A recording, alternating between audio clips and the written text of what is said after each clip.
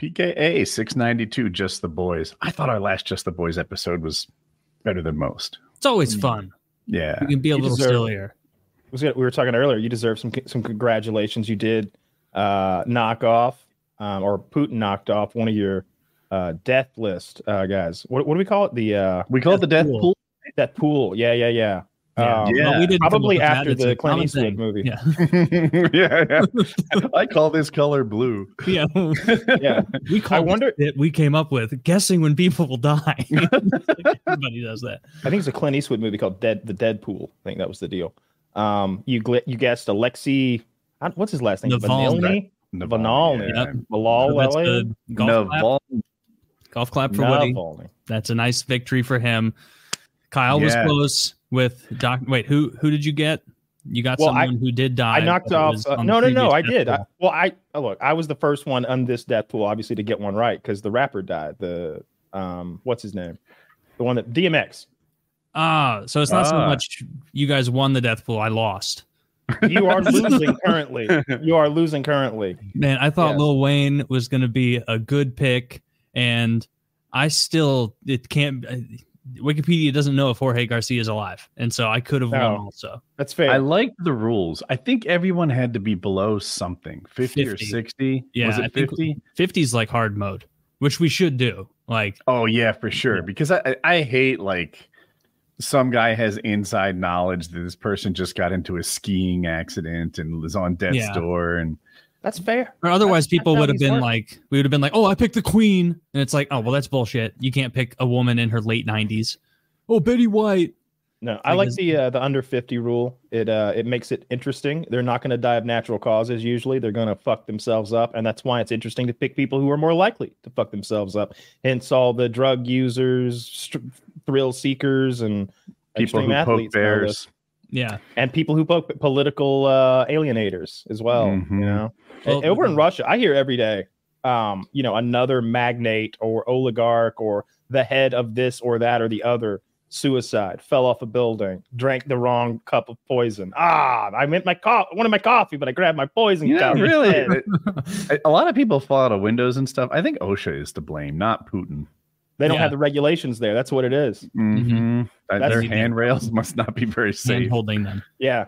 That would be a funny political ad. Like Russia just doesn't have the standards. Left and right. Politicians are falling out of buildings, off rooftops, down canyons, into rivers. Is there like a list? A list of actually locking themselves on their balcony and freezing to death in the middle of summer. Like all sorts of weird ways people die. It's like that one guy who like hung himself and shot himself twice. It's like, oh, I don't know about this one, guys. Did that really happen? Yeah, I think it did. Yeah. Was that a politics thing? I think there was a conspiracy afoot. He was a witness or someone who was a whistleblower of some kind, if I remember correctly. Like there was reason to take him out, and then they found him hung and shot twice. The shooting twice thing, from what I understand, isn't crazy uncommon. Sometimes people wound themselves and are still there enough to pull the trigger again. But the hanging thing, I don't know. The whole thing seems weird to me. Are we talking about Epstein or something else? Oh, something else. The guy who hung himself and shot himself twice. That was just like, there's just too much going on. You know what I mean? I don't think he was at home either. I think he was like in out on the side of the road somewhere. It's like, I think somebody did this to you, brother. There's a whole article, Suspicious Deaths of Russian Business People, 2022 to 2024. So there must be a lot more. Well, they just had a free and clear election over there. I saw Putin got roughly 90% of the total vote. The other three competitors roundly got about 3.25% each, something like that. A big winner. It's my understanding, that if the elections were free and fair, Putin would still win. I think so. I would guess so. See, I'm not disagreeing with that idea, but I would be curious about how that data is procured. You know what I mean? Imagine a guy coming to you and say, "Tell me, comrade, if you were allowed to vote how you wish, who would you vote for then?" Vladimir Putin. I thought so. I knew. Good guy. I saw you, Igor. I think good guy, Igor. Good guy, Igor. No freedom for him. Do not need. Well, he's the only like that's what's going down. Speak. So who knows? Maybe there's a lot of just no charisma hacks going up against him. It's like, like Mort from Family Guy. It's like, oh, I just want to be the president of Russia, and they're like, oh, this guy sucks. Well, I think this article of the dead Russian business people, some of them is like, oh, this guy's 42. He fell 12 stories out of his apartment window, and it's like interesting. And then they'll throw one in here. Grigory Klinshov, age 92, found dead in his apartment. I think I've cracked the case on this one. 92, like that's a victory lap age. Like, no, you can't clearly be right. You can't be dead in your 90s and like make a conspiracy around it. That's insane. Unless like, imagine if 3 90-year-old guys kick it the same day and they're all working for the same petrochemical place or something, though. I don't know. Putin seems so murderous. And what's interesting to me is that he has the squad to do it, because I know that we don't. And here's how I know we don't have that like presidential kill squad, because Donald Trump didn't kill a lot of people. We didn't see Rosie O'Donnell didn't get like taken out by SEAL. The argument I'm hearing is our kill squad's great. If Rosie O'Donnell had been hit by an AC-130 one night, I'd have been like, oh shit, he's got the trigger. He knows how to use it. But the Clintons hired all the good ones, and now Trump's on fucking Fiverr. You should have never put the murder Rosie O'Donnell button next to the Coca-Cola button on his desk. That was a terrible user interface. I will take care of this for $25 for you. Some Indian guy. Button. Yeah. I don't think that we have that. I don't think that there's. I believed that as a kid. I remember as a kid maybe watching like X-Files or something and being like, why doesn't the president just like go to that guy in the suit and be like, go kill this dude for me? He's talking shit. Because he'd have to do it, right? But I think he'd go report you right away. I think he'd go to like somebody and be like, the president just asked me to commit a murder. I just wanted to know, am I supposed to do those, or do we rest? Dude, are you kidding? If the president asks you to commit a murder on his behalf, you think going to someone else and spilling the they're going to go tell the president. The president just you think you're the first guy that got asked? No, I mean, he's done this before. Clearly, if I'm the second guy, then what happened to the first guy? I need to know. He clearly said no too. Or he died on the test. Maybe what if it's a test though? What if the president wants to see if you're like going to be his number one guy? Yeah, his top guy. But he values that like decent people, and he wouldn't want someone who would kill someone on his orders. And he's waiting for you to say no, sir. That I won't do. And then he's going to pat you on the back. Yeah, that's like that test where at the top it says, "Don't fill out any of the bubbles. Sign and turn in now." Every single exam I got in college, I must have flipped to the end because like something memed that into my head that would be something that would happen at some point, where they'd be like, you're in some logic, 101 course, and it's like a bunch of specific questions, and at the end it's like, you lose a point for every question answered because you didn't read my ethereal retarded mind when I gave the test. And it turns out that they wanted me to fill out all the tests. Yeah, I've never seen one of those. Of all shocks. When I walked up there proudly and slapped that food science test down almost entirely blank, he gave me an F. He called my food science? Yeah, that was that class that was just it was supposed to be a joke. It was like my first class freshman year of college. Me and all my friends in the dorm were bad influences on one another. And in fairness, the teacher wore a bolo tie every day and was a fucking goofball. He was funny, but he was a goofball. Oh, go ahead. I was just going to say, I think I'd be good at running the educational system of this country. I feel like I'd be the guy, the one you'd want to call upon to make that happen. Because when I hear food science, I just think that's a wasted elective. Like that. Really? Most of them. I feel like most of the electives, the only history they teach in high school. Like in high school, did they teach you anything beyond like the basics of American history and World War II?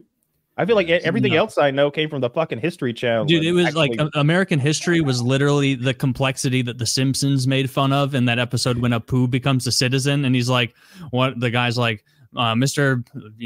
Whatever, what caused the Civil War? And he's like, oh, that is a very specific question and interesting because it was very multifaceted and different. He's like, just say slavery. He's like, slavery it is then. And then they go on and he becomes a citizen. That's what they taught us the Civil War was about. There was a little time in the 80s when the motivation for the Civil War was taught to be that the South was trading with Europe. and the North wanted the South to trade with them kind of exclusively. And that's what the war was about. That's not what the war was about. Like, literally, states are pulling out of the Union saying, we want to own black people. And my school system bent over backwards to like remove that part from the motivation. Silly. Yeah, like that's what the history was like. Much that we once knew has been lost. Yeah, that's true. That's a little bit of knowledge that we lost there. They erased the truth from Woody schools. They did. Or maybe they implanted the truth. Ooh, little X-Files. Maybe there was no Civil War. You ever think of that? No, never. Do you know a single Civil War veteran? Do you know anybody who was a slave or owned a slave? I'm not sure any of that happened. I don't know any slave owners. Yeah, it's just this story that for some reason, all of a sudden, the northern states have some sort of like something over on the southern ones, and you were bad. Those are the racist states. No, I think it's a big ploy, big Democratic ploy. Yep. Those dastardly Democrats came in there. Well, what did you get taught? Did they just say slavery for you? Well, Mr. Mackinson, Georgia. Mr. Mackinson showed us a video the title of the video was "The Civil War Was Not About Slavery." That was the name of the cassette that he put into the VCR and wheeled that little TV out for us. He was also a member of the Sons of the Confederate Veterans, who came and put on a performance for us one afternoon. We all got to go out in the field behind the high school and sit Indian style out there in the grass and watch them put on their Confederate uniforms and march about, wave their flags and such. And was it realistic? Did they get their asses kicked? I believe the South won. Didn't the South win more battles? Yeah, the South won a lot more battles. But it wasn't realistic. They won the battle. It's so funny how people like every war is. There wasn't a battle. The winner is like, yes, I win in a Titan, and like usually it's pretty close. But no, I wouldn't say there was any propaganda hammered home. Like there was just that one day where we watched that cassette, and then that other day where we watched them go up out there and bandy about in their uniforms and such. The only reenactment I've ever seen, which is when you've got the North versus the South, and they're shooting the blanks. The South did not win more battles. I Googled it. Was it Wings House? Yeah, of course. The Northern website would say that. You guys, Google. I don't trust this Missouri, Georgia little factoid. I'm going to check this out. I'm fact checking this. What is that? When the North is allowed to count the battles, suddenly the numbers are skewed. I'm like, how did they win more battles and lose? Which can happen. I think that's what I'm told about Vietnam. But I think that's what we did in the American Revolution. I think didn't Washington lose at least as many as he won? His thing was we lost retreater. A lot. But we won the bigger battles, right? Washington kept retreating battle after battle, but he did a good job of it. He'd save his cannons. He'd keep his men alive, and he'd live to fight another day. That's the problem. The South was a regular season team. The playoffs came around, and the big battles, when they mattered, the North won. Gettysburg. So Gettysburg. That's a big one. They always ask, what would you do if you had a time machine? Go to Gettysburg. You'd flip that. You'd bring a machine gun. Oh, I just want to watch. What are you talking about? Crazy? No. I wouldn't want the South to win. That would be terrible. If the South had won the Civil War, it would be awful. The whole like what happens during World War II then? You know what I mean? Unless the South there'd be two what they did then.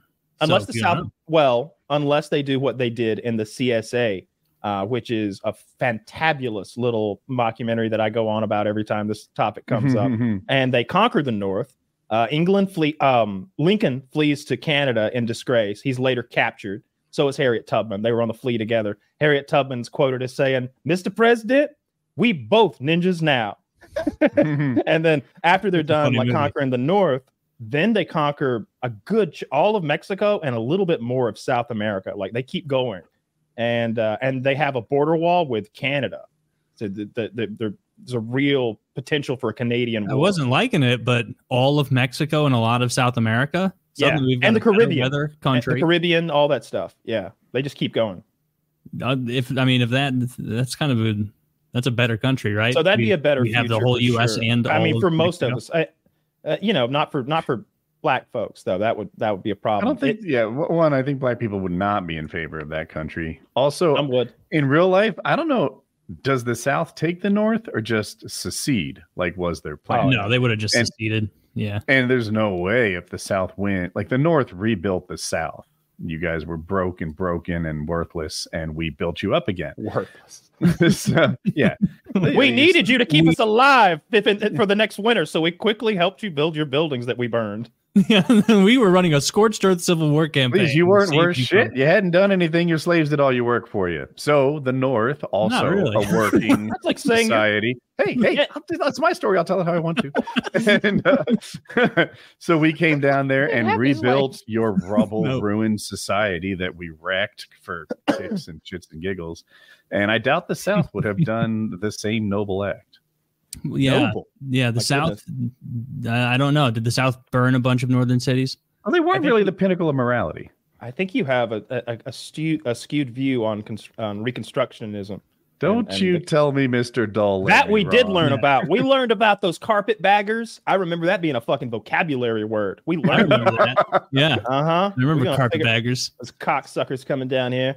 No, we were in the middle though. Missouri we were waiting it out. We were seeing who was going to win. Both sides. We played both sides, so we always come out on top. The MAC of states. I must be mixing up Missouri with another. But yeah, when I drove to Wing's house, it was like split Mason-Dixon line. It was so weird. There was a Civil War battle happening 5 minutes from his house, like in a field. Like they were rolling up on each other, North versus South, shooting black powder and cannons. Damn. Man, any sort of cannon war. After seeing that Shogun clip and then going on YouTube and watching some of those chain shots, turns out a lot of the examples they have of those like ball and chain, like swinging shots, I guess that was huge in naval battles because they aimed at masts and you could just rip a mast down. And then once the ship has no mast, it's like, all right, you guys got to either surrender and give us your shit or we're just going to win. Like we're gonna steal up, we're gonna kill you. And we'll swing back around in 2 weeks when you're hungry. Yeah, and so a naval battle would have been hell, especially with those cannons. You ever seen the end of Master and Commander? Yeah. Yes. That's a sick scene. He's walking down those stairs, everything's blowing up.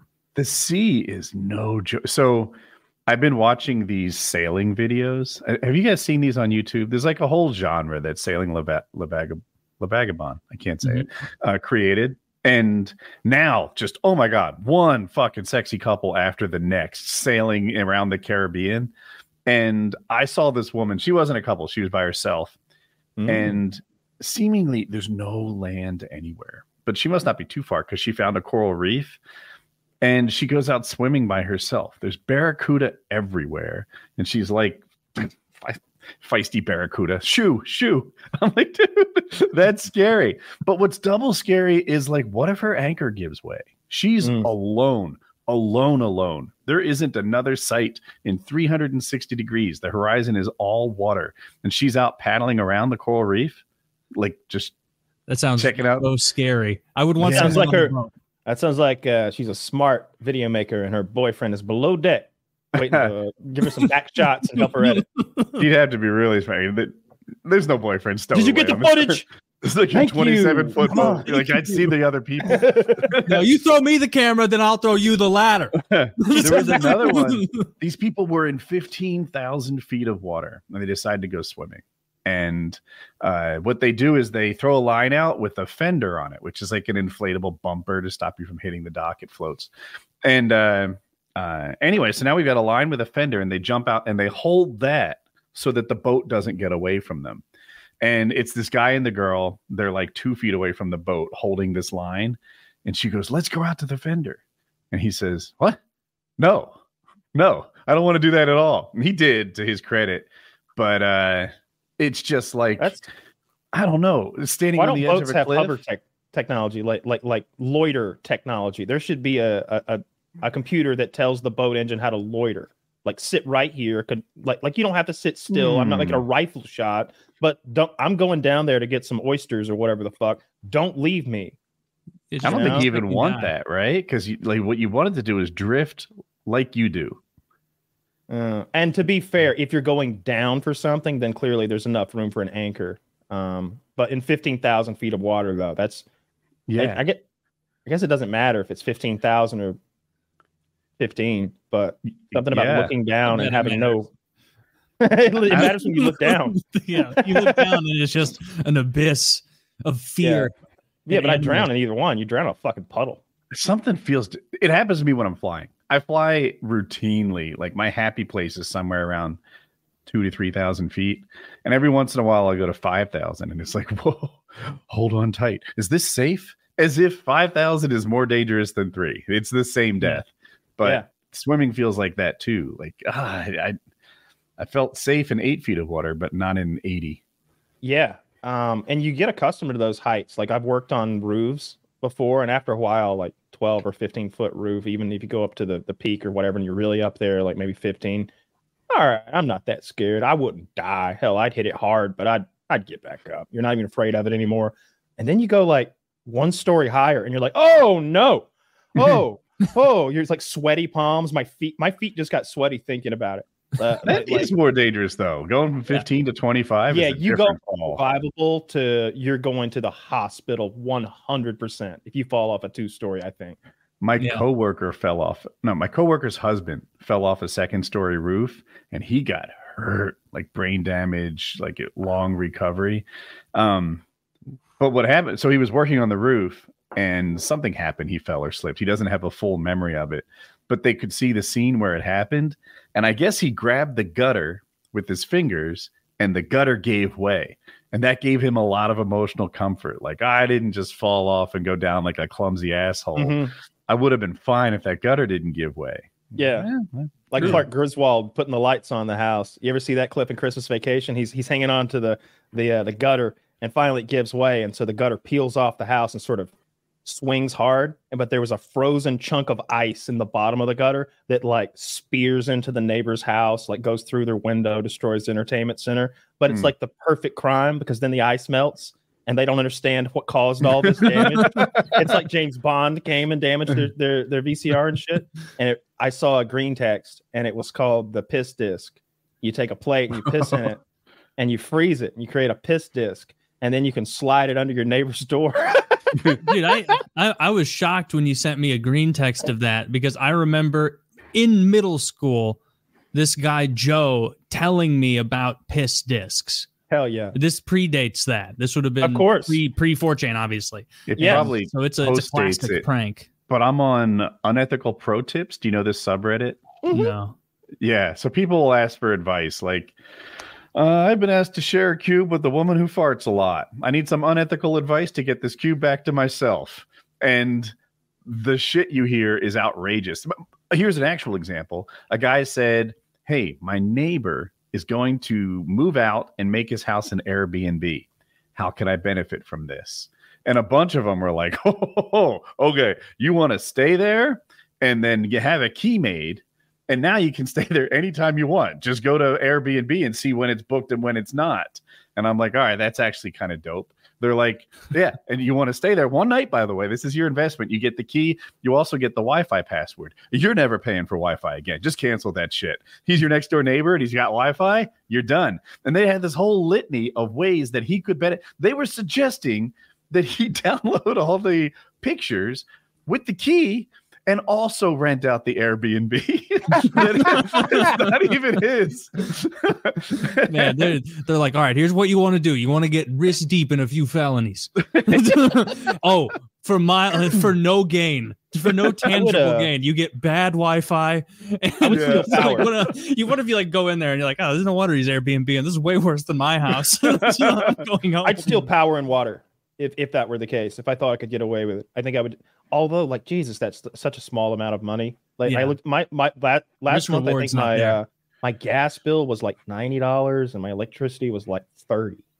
Like what kind of scheme are we running here where we're profiting $30 a month stealing electricity? Yeah, probably and the amount of time you're spending, and you probably get stressed out at some point. So now you have anxiety over committing a litany of crimes. I hope that cord doesn't overheat in the night. Yeah. What, did I leave something in his house? He's gonna find me. And if they got cameras, I know Airbnb doesn't allow cameras indoors now. It's a new policy, but they ever were to catch you, it'd be so humiliating. Yeah. How would Airbnb, like, they're not sending anybody to inspect your house? I guess you turn. So the way it works, the way I've stayed at a ton of Airbnbs, and without fail, the way it works is the person has a cleaning company that goes in and gets the place spruced up 8-10 hours before a person's going to stay. And sometimes you just wouldn't have enough. You'd have to have some sort of bot checking that thing and notifying you that someone is going to stay there to have any chance of getting out of there. And then, like I said, the cleaning people are on their way. You couldn't stay there. There's no way. Yeah. You get caught. But what if you live next door? Which Even is then, like the most purposeless thing ever. Yeah, like what are you vacationing next door? Like what are you doing? Yeah. Like the only way to really benefit is like, I don't know, put a tag on their front door to like stop lawn service and be like, actually cut the other house. Like, or maybe like if you're already a criminal, like let's say you're a drug dealer, a real drug dealer. A very low level shithead criminal. Maybe you sell your drugs out of the next door neighbor's house, and then if anything ever does go wrong, you're just going out the back door into your back door to where your drugs are actually kept. But you only Ma'am, do you recognize this man on camera? Yeah, that's my neighbor. I see him all the time. Hey, see, there he is peering through the blinds. He's opened it far too wide. He's that one holding the crack pipe. I used to have a key. I used to work at a hotel. And as such, I had the master key that opened every door. This is back when you used metal keys. That's fun. Yeah. And I didn't have any way, or at least a good way, to know if the room was taken or not. But I would just sort of roll the dice sometimes. Like, well, it's 9:30 p.m. and no one's checked in. Probably good. They're pretty good that they're not coming at like 10 at night. Yeah. So that job is really fun initially. So you go in there and lay down on the floor? If I wanted to just like chill, I use the model room typically and just like do nothing because I was allowed. You wouldn't need to use a regular room. But if I wanted to like bang my girlfriend, I would use a regular room that no one would walk into. Oh, how nefarious. Well, I'd have a better spot. I mean, that's the best spot imaginable when you don't have a spot. It's like, actually, I own a hotel. You hold the master key up. Like, and you're 17, so she believes it. Like, what? Do you think I stumbled upon this monocle? I preferred really dumb girls. Yeah. You ever read Richie Rich, the comic? Yes. So like when you're working at the hotel, is it like you first get the master key and you're like, wow, I can look at any room, and then after like 3 you're like, okay, no, this is just work. Yeah. Oh my, it was the worst. I wasn't paid very well, and they wanted me to do jobs that were hard. So I would always like, here's the deal. I was hired to give pillows and like plunge a toilet now and then, just be on call at nighttime. Mm-hmm. And then they'd be like, you know what? I want all the carpets in all the hallways steam cleaned. I'll get that guy who's here overnight to do it. And I'd do it for like 15, 20 minutes. Tell them like, I'm doing my best. It's not coming that clean. I'll get back to it. Damn. That was it. Because I'm like, you pay me like a fucking pillow runner, you get a pillow runner. That's it. Yeah. Steam cleaning floors is not done for $5 an hour. Yeah. No. Well, it was the 80s. Yeah, no, it wasn't. But it was. Are you cleaning floors now? Is this a side hustle? No, I want to say, it might have been 89, but it could. I want to say it was like 1990. Yeah, but you're not far off. Yeah, I can't remember. I just had a brain blank. I was listening to something about Trump or someone, and there was something about $85 million, but it was like 1990s money. I wish I could remember what it was. I was following Trump a little bit today. It looks like they're gonna start taking his properties. Okay, it does look that way. I agree. I based on absolutely nothing except a lack of consequences for his first 72 years. I think something will come through. Somebody will bail him out, or the courts will change the rules, be like, all right, they'll rustle his hair a little bit and tell him 50 million's fined as a bond. I don't know. I think the longer all this stuff continues, the better it is for him come election season. Like the longer that he can sell that, like, hey, look at me, I'm being victimized. These lying judges, these press, they're coming after me. They're going to come after you too. You think if they can't get you, if they're going to get me, like he can play that, and that will be like red meat to his base. Like it's just, I think this whole thing was a bad tactical move leading up to the election. I saw you can always see that like the left or the right, they'll kind of put their heads together and be like, all right, this is what we're going to say this week. We're going to say that Melania is MIA. We're going to call her like a missing first lady. We're going to say that she's like a Nazi too. Let's just slip that in. That's why she's missing. And then, but then like this week, there she is with him, like in front of the press, and they're like, "What do you think about the $450 million?" And he's like, "Oh, we built a great company, got a lot of great assets, but now they want the cash. They're trying to take my cash, and they don't want me to campaign with that cash." And I'm watching Melania the whole time because her normal face is smiling like a model, do my model smile. And then, but when we go to that, she knows to go to frown, serious face, and nod when he makes points. It was great. I was glad to see that she's a part of the team again, because at times she's clearly, I'm sure it's been hard for her social life.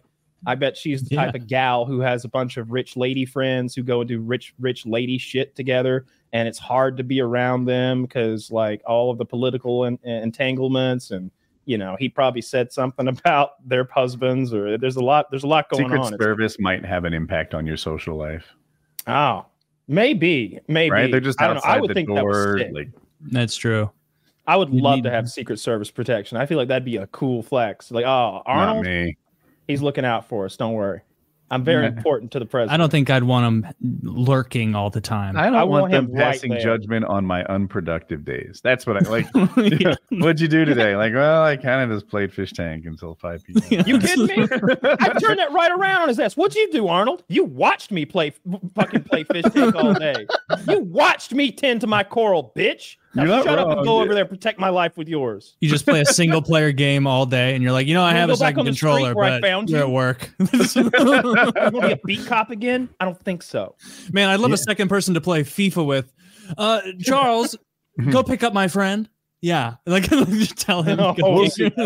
I'm really curious about the political impact of these trials that Taylor was talking about it.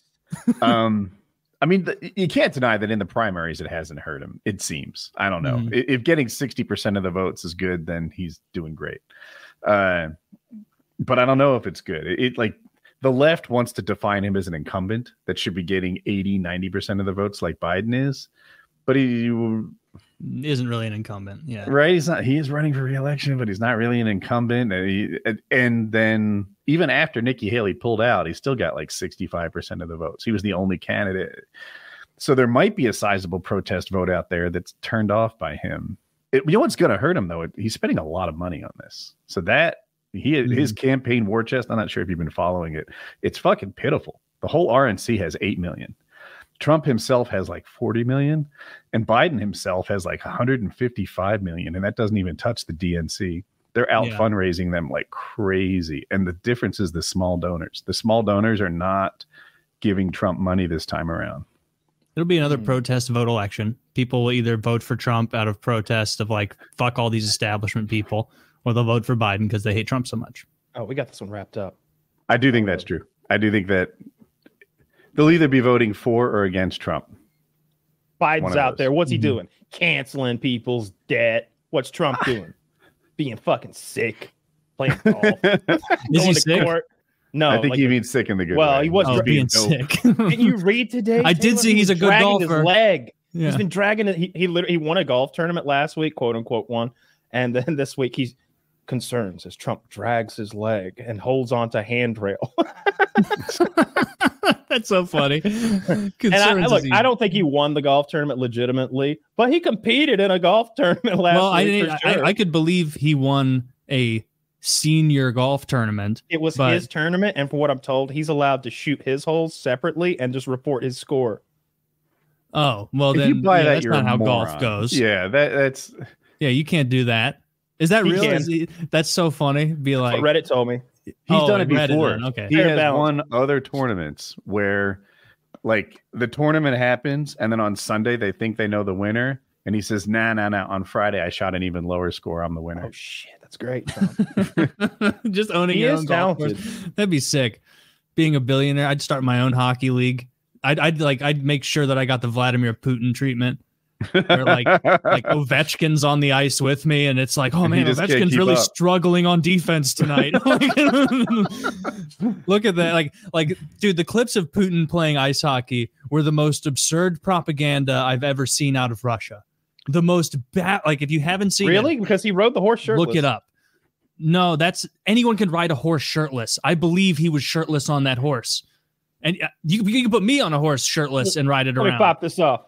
But if you have any familiarity with the game of hockey at all, and you see the way that he stick handles like back and forth, it is learn to play. Like there are 11-year-olds better. Here. Fuck you too, Taylor. No, you would have beat him. You would, dude. A simple poke check. I used to be able to play. And hockey granted, I'm thinking he's like 70 at the time, but even so, like it was. If you've ever seen like kids play at the All-Star game in the NHL, where like Brent Burns will like bring his son or something, and then they'll be like, "All right, little Timmy Burns, go take a breakaway on Carey Price, one of the best goalies of all time," and it's like, "Oh, Carey Price like dives out of the way, lets the goal in." Like that's. You could see the panic in the eyes of the Russian goalie who's like, I'm going to have to anticipate where he will shoot, and it is unironically harder than with NHL player because there's no predicting this. And like you just like scoot back and out of the way, like not even a dive. You don't want to accidentally make that save, man. I saw a hockey clip and I didn't know what to think about it. So here's what happens. One hockey player hits the other one pretty hard, sends him into the boards. But on the outside, the player who did the hit, his mascot, the guy wearing that silly suit, is on the outside holding the glass in, so the hit's extra hard, so the glass doesn't flex, and they hurt the guy. Really? And you can see, and you can see like once the guy goes down, the mascot began like, yeah.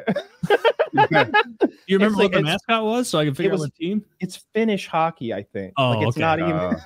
Yeah, those boards are intentionally flexible and they move a lot. And Taylor might know more about the specifics of this, but they went to a system where the boards were maybe they removed the supports from in between each piece of glass. So now each piece of glass had to be strong enough to do it on its own, and players were getting hurt because they didn't flex. So they went back to supporting the board so they could use weaker boards. Does that sound right, Taylor? Yeah, something like that. I don't know. I want springs. I want springs or some sort of foam trapped between two walls. NASCAR has great walls. I just found the clip. It's on the hockey Reddit. Yeah, Finnish Hockey League. That's pretty scummy of the mascot because it's already someone's got to train pretty. It's not like a wrestling bounce where you're like, oh, like you don't bounce off it like that. Like it still hurts to get hit into the board. I can just imagine they're like shake and bake, but in Finnish. That's pretty hardcore for Finnish hockey. I've never heard of that before. Yeah, it was so coordinated. It was pretty funny. Really? Yeah, they don't play as hard as the Canadians play the hardest brand of hockey, and then probably Americans up there too. Russians. I'm surprised Europeans, there's no like South Americans playing a hardcore version of street hockey or something in their tropical climate.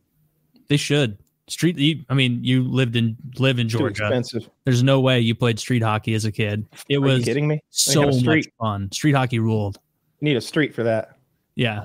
Oh, I guess that's true. Gravel is a terrible way to play street hockey. Yeah. Not good. Looking back, it's like, why were y'all getting me those bicycles for Christmas? Where did you think I was going to pedal it? like I remember I'd get like every other Christmas I would ask for a bicycle because that's just what you asked for as a kid, I guess. And there it would sit as it rusted because where am I going to fucking go? Like pedaling it through waist deep, like wheat through the fields, like through the corn rows, sinking in down like gravel roads. A quarter of every hockey game as a kid was my cousin did burn himself really badly, and it scared me. Like he fell, and the exhaust pipe fell on his calf and gave him this really nasty blister, like the size of your palm, and it really freaked me out. So I would ride the ATVs, but I never wanted to fuck with that dirt bike after I saw that. Of course, he had no gear. Yeah, I was gonna say I've had an exhaust burn my protective gear before, but I've never been burnt. Shorts. You know, it's fucking shorts and maybe not even shoes. I'm really good about wearing equipment, but it is a pain in the ass. Like it is. I mean, if you're dirt biking, it's not a pain. Like you really want that gear. But if you're like picking up a prescription and you're going to change your whole outfit for it. Yeah. It's a pain in the ass. Yeah, I could see just hopping on the thing and zipping somewhere. But then, dude, today, I swear to God, today when I woke up, I scrolled through Reddit and there was a motorcycle victim. Gory as fuck. Like his top half had been turned around the other way and he was in two pieces basically, but not quite yet. and it was like, oh my God, what did he hit? What hit him? I rode about a month ago was the last time I rode. I think I'm going to sell it. I'm riding it less and less, and I keep getting scared of being torn in half. I think that's a good move. It wouldn't be the worst. Like if I would just look back on your whole motorcycle experience and call it a win. Like you rode it, you enjoyed it for a while. I even crashed it. Your interest shifted, and you never got hurt the whole time. Yeah, no, never got a better outcome than a lot of people get. It's more than like I bet a majority of motorcyclists at some point get like at least a minor injury, right? I wouldn't think so. I would think. I mean, I've got a couple of them already. I can't throw stones. Yeah, but you do crazy riding. Like what you do, like the hours that you put in. I think most people ride their bikes like I do. Like, at first I probably rode it twice a week, and then twice a month, and now maybe once a month. Like you go on those crazy treks and trips that amount to more motorcycle riding than most owners ever do in like a couple week period of time. I feel like the hours and hours on end during a day. Nobody does that shit. Yeah. And some of the miles are, I feel like they're undercounted. Like a mile going on Highway 40 or Interstate 40 is one thing. A mile with a whole thing was like dirt, gravel, and mud should count as 8 miles. Mm-hmm. Yeah. But it's hours at that point. It's more like a tractor. Mm-hmm. Are you going to get into tractors now? Maybe trains? What's your next thing? Well, are you out of the locomotion game? I was never into tractors. Do it. You know, I grew up with tractors, like operating backhoes and all sorts of tractors. So I never saw the appeal to that, that people would want that as some kind of a fucking hobby. That's like wanting to be a janitor or something. But no, not trains. Not trains. The trains are so lame. I think I'd rather get into tractors than trains. Trains are dope. I don't want to cast any stones because I don't think you own any trains yet. But I'm so I'm gonna get my hits in now before you're a train owner. You know what I mean? I like later on you might buy some trains and I'd have to zip it up. But man, them trains are fucking lame as shit. All right. Even the giant tracks where like they have where it's like, oh, look, it's a model of the Swiss Alps. Buddy, unless you went down to a closed down mall and got the one that they let toddlers ride around in circles in the Santa's Village, then I'm not interested. You better have a real steam powered locomotive before I'll show any interest. If you're not shoveling coal, you've got a toy and not a cool one. Okay. What if it's a toy that burns coal? That'd be a little bit neater if you had a tiny little shovel of tiny little coal. And you made a tiny little slave shovel it. I'd be into all that, I guess. But no, I don't want the track in my garage or my basement or my dining room. Would you commit to put it around your living room and kitchen? I mean, you have to, right? Those drinks aren't going to deliver themselves. Now that's a different story. Oh, I remember seeing that just had like a childhood memory going back to when I was 4. My mom would take me into this place and they had a train that ran the perimeter of the walls, like up high, round and round. No trains, no fucking trains. They're so lame, dude. I think of Bobby Bagliari and Sopranos with his stupid little conductor hat. Okay, cool. He's got the overalls with the stripes on him. The hat off. The hat was really what was ruining him. That thing was like $8,000. That train that he was buying. Yeah, I know, but like he wouldn't have looked like such a goober if he wasn't wearing the overalls and the hat. And if I'm really into trains, you know what? I'll just say it. I thought that was kind of neat. Man, yeah, you know, we saw it happen, and I saw him playing with it, and I'm like, that does kind of look like fun. You're like stressed out because you have to kill people all day, and you're getting yelled at by Italians, and then you just get to go and relax with your trains. Early in my career, I had a coworker who was into trains. This is back when I was an accountant, and this guy, I mean, he's already cool, right? He's a certified public accountant, and he built trains, and he was totally into it. So what he'd do is he'd like the trains where he lived in like Pennsylvania, New Jersey, he'd take pictures of it. And then he would recreate a mountainside, and he'd even repaint the graffiti that was next to the train tracks. So he'd have an accurate representation of like some SEPTA line outside Philadelphia. And when I saw pictures of it, like I saw pictures, and he'd have the photograph he used to create the scene in the scene. And I was like, fuck, like you really, that's it. That's it. You nailed it. Like you've captured our local train system in your basement. And I thought it was neat. Yeah, I think it may not even be the train part that's as appealing to me. I like the model part. I don't know if that makes it better or worse, but like the mimicry and like he's got like fake snow on top of the trees. Like it really looks like a scenery that he made. I like the mechanics. I want you to lift my locomotive and think, oh, I see through you. This is curiously heavy. Are you telling me it really burns coal? Like, yeah, there's a steam engine in there. I want you to get into trains, Kyle.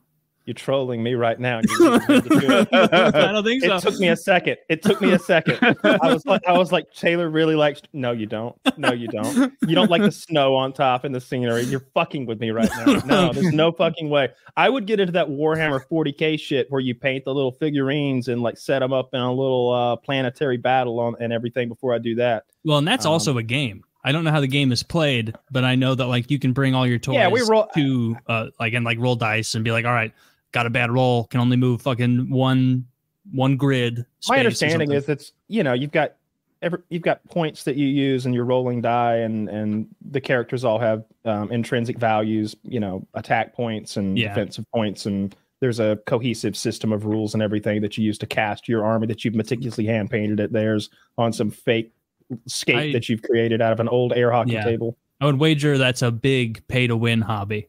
Do you have an old air hockey table? No, I'm not doing any of that. No, I don't like air hockey. You gotta. I mean, you're super into Warhammer. Like, no, I'm never painting and everything. I already said I'm not getting into that shit and painting the little characters and everything. That's the bridge too far for me. That's too fucking lame. Plus, I don't have the artistic talent. Maybe if I thought that I could, because I'd end up having to buy them, and they're stupid expensive to pay someone to hand paint each one. It's not something. And aren't they just plastic? Like they're not even metal. They're just plastic pieces. That's right? my understanding. Yeah, that kind of takes away from it. I could be wrong. Not feeling like if you bought a dragon that was really heavy and metal, that'd be kind of neat. But if it's just like $60 for a squad of Space Marines and it's 8 of them and they're all plastic, it's like, oh, I've been had. Yeah, and I don't know how paint's that shit expensive works. Probably. I know. Doesn't the main what's that dude's name? The Superman actor who's into Warhammer? Henry Cavill. Isn't that the version of Warhammer he's into? Like he does the tabletop. He does tabletop. Yes, he plays tabletop. He has multiple. I'm sure he's a millionaire many times over, and he has connections. I'm sure he has all the armies or many armies. He's talked about. I've heard him speak about it, and he knows more about it than I do, which is frankly saying something at this point because I spend a couple hours a day just listening to lore about it, and I have for a couple years now. But he's super into it, which gives me a lot of faith for him running Amazon show. Has he run any other shows? No, I don't think so. I think he was trying to help. I don't know, but I know he was trying to help out on The Witcher, which is what got him into trouble. Yeah, it's tricky. Like when you're the actor and you're just like criticizing the showrunners and the script, even if you're right, that's not your job. But now it is his job, and I hope he does a great job. I would love to like something. I'm doubtful. It seems really ambitious for a first-time showrunner. So without getting too nitty-gritty into what Warhammer is and what Warhammer 40K is, I don't know what the show's going to be, and there's no way of knowing what the show will be because it could be the great big overarching plot.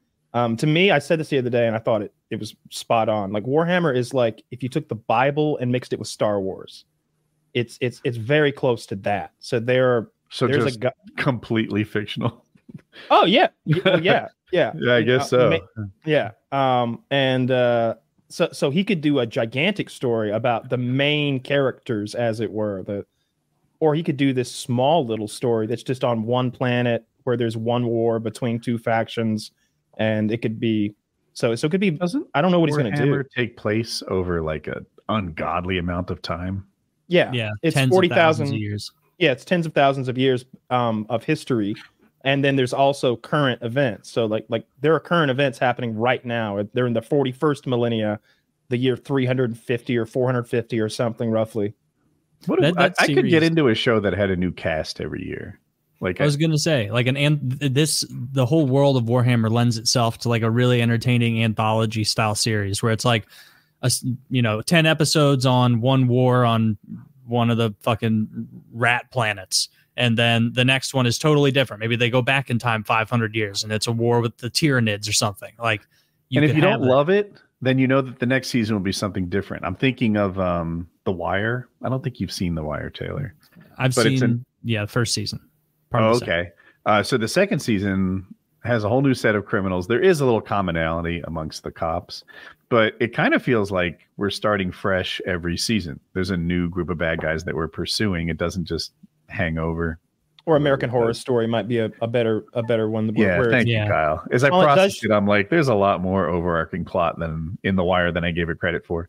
But you know, if it went from Game of Thrones to House of Dragon to something else, season by season by season, where it's the same universe but a whole different cast, try that. To me, the better story. So there are stories about like the Emperor and his 20 sons, which is basically God and his 20 angels, half of which turned evil and half of which stayed loyal, roughly. There's stories that focus directly on them, but they're so godlike and powerful that it's silly almost. Like I almost want them to do one. Remember the book that you read that I sent you about the Krieg? The Krieg are this super warrior planet. All they do is make babies to go fight, and they have this. They want to die for the Emperor because their planet rebelled hundreds of years ago, and so now all a Kriegsman wants to do is die for his Emperor in battle. Who almost throw themselves into the most dangerous part of the most. That's what their request when they finally came back after their war had ended. Then the people who rebelled against the Emperor had been all killed, and the planet had been poisoned in the process. They send a message to like Earth, and they're like, "Hey, we got it now. We're loyal to the Emperor. We're sending you some ungodly amount of. We have 1,600 regiments ready to fight. We only have one request: that we be sent to the worst engagements, the most dangerous battles, wherever the Emperor will throw us into the heat of combat. We pray this." And they're like, "Oh shit, okay." And so now they're like the most hardcore of hardcore soldiers in the 40K unit. Like as far as humans are, they're just regular people. There's nothing special about these guys other than the fact that they never take their gas masks off ever, which is pretty hardcore. And they kill people with shovels, which is neat too. Yeah. Do they need the gas masks to breathe? On their planet. Their planet is poisoned, so they just never take it off. And so they often operate on poisonous planets. Their horses have gas masks too. They ride horses that are like genetically engineered super horses that also never take their gas masks off. They're super hardcore. It's a fun story. Yeah. Something like that would be a good show. But, can they be beaten? Does anyone beat them? Yeah, they get into these like engagements where they'll lose like millions and millions of their men, and these artillery engagements that last decades on planets, but they'll just grind the enemy down. The main thing that humanity has going for them, besides the super soldiers, is there's just so many of us. We have these hive planets with like 1 trillion people on them. Like one city will be many billions and billions of people just built higher and higher, where we just breed people to go fight. Horrible I watch those Krieg lab YouTube videos like you do, where humans are always like top of the food chain, and when they're not top of the food chain, they still are. Like, we retrofitted cannons to like merchant ships, and we have this pirate navy, but we're so clever, we still win all our fights. And it's like, I'd like the humans to suffer a little bit. Why are we always the heroes that step forward? The 3 body problems coming out. That's true. It's like when I play NHL season mode and I go 82-0. There's no, and then I go 16-0 in the playoffs, 10th Stanley Cup in a row. No one on my team is even like the names are totally made up, like meant to be like a Finnish sounding dude. There's no satisfaction there anymore. Once I've gotten Vladimir Tarasenko to 1,200 career goals. Kyle, I forget if you told the story of the ones who run on PKN or PKA. A little bit of it. Do you remember? If it's PKN, I assume most people haven't heard it. That's probably PKN. Okay. I don't recall exactly though. Anyway, the humans are this race that everybody laughs at, and people choose this motto. And it's like, we're the ones who crush, we're the ones who smash, we're the ones who are brave. And the humans said, we are the ones who run. And everyone, also, they did a lot to avoid war because they were just sort of peace-minded by default. But when pushed, they attacked back and won, and then they go to the next planet. They win there and there and there and there, and just start wiping out this other race. They take out all their leadership. Their leadership goes to this planet where you can't go. There's like an ion field or something, and they go there anyway. and it's a woman, and she just chases this guy and chases him and chases him and chases him. And eventually when she catches him, he's like a deer who has run too far, and she captures him, and they invent technology that gets her off the planet.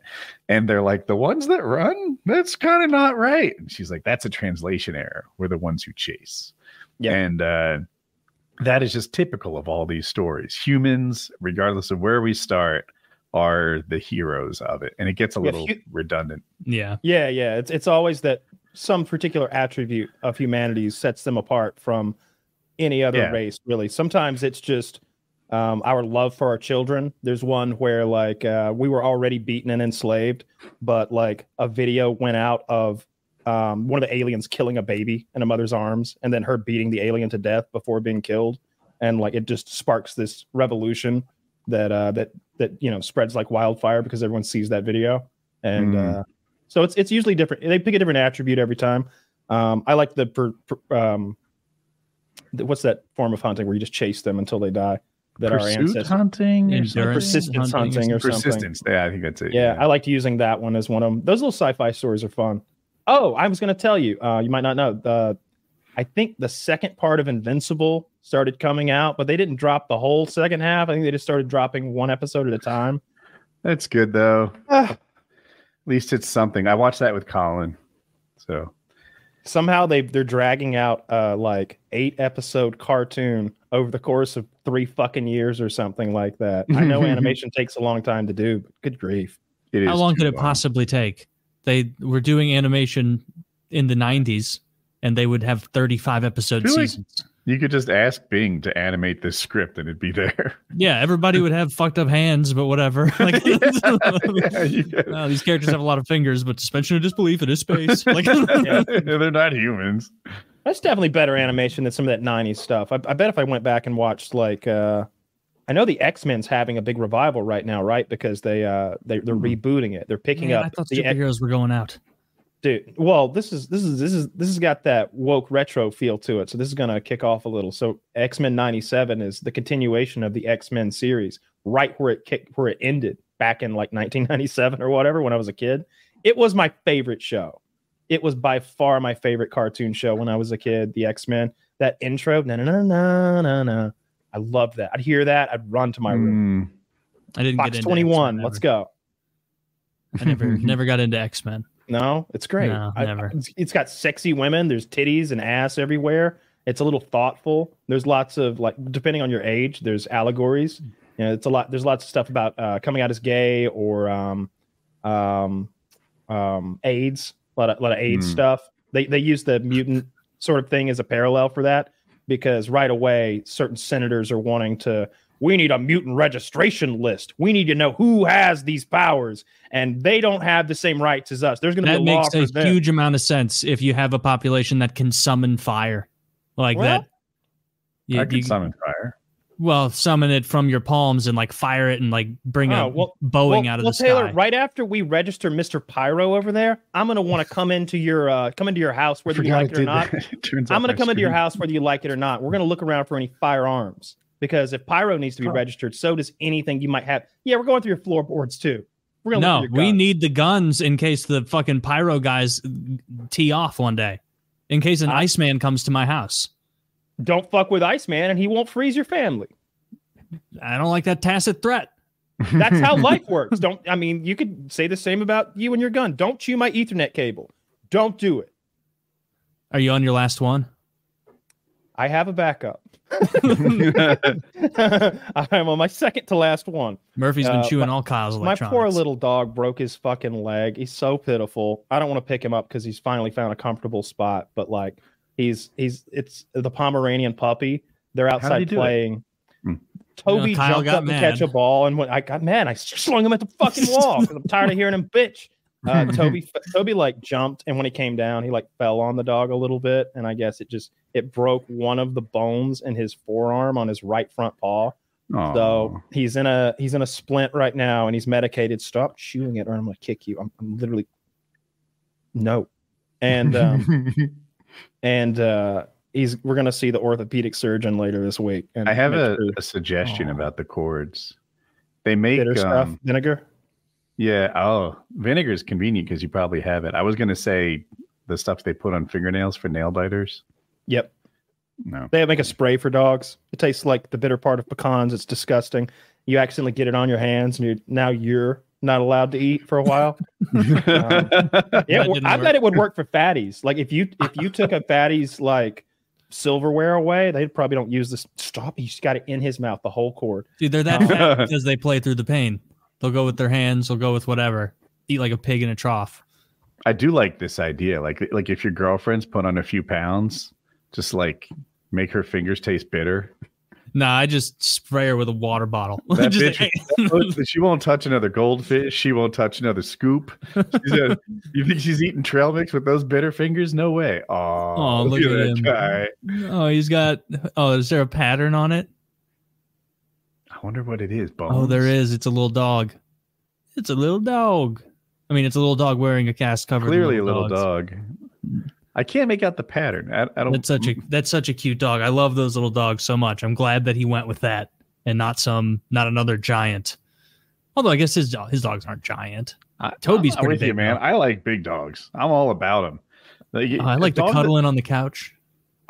Dude, cuddling when the dog weighs 140 and lays on you, get your fucking weighted blanket out of here, fucking kiwi. This is where it's at. When he goes and takes his man-sized shit in your yard. Like that's just, oh my God. We're on the driveway. That's what I wouldn't like. I would not like just being able to see my dog shit from like 100 yards. It's plausible deniability. That's Ender's, baby. That's Ender's. It's like, yeah, well, Ender needs to fix his dog. Did Ender have corn too? What do you? Oh. Yeah, he's 7 feet tall. He reached up. He ate it. He's got Ender eats what he wants. Reach. What's on his cast? Was that little dogs? Yeah. I genuinely have no idea. Wow. The first cast they put on there, I went to the emergency vet the other night, and the first cast they took like one piece of cast material that was a light color, like a light pink, and they cut it into a heart. And they glued it onto his cast. And then they took another piece that was slightly smaller, that was a darker red, cut into a heart and glued it onto the first heart. And I was like, $960 for this? One heart? Yeah, you may as well have broken both his legs. The dog didn't cost that much. No, dude, there's nothing more expensive than a cheap dog for $950. Yeah. I mean, it probably the real savings is on the third and fourth broken leg. Did I tell you about my daughter's rat? Yeah, you mentioned she has one a while back. All right, so this is maybe 3 weeks ago. Can't be trusted. The rat's wheezing. Now, she's a good like animal keeper. She really likes it, and the rat's wheezing. So she takes it to the vet, and he's like, and she ended up at the emergency vet. And they take the rat and they're like, oh, this wheezing is noteworthy. Like, this is an issue. And they have all these tests they run. It's like $5,000. Oh, right. Meanwhile, a rat's like $30, but she likes this old rat that she's had for years. Fuck. Moving to the end of the story, she gets one test run, like on the thing that was either the cheapest test, but like she thought it had the right like risk reward ratio.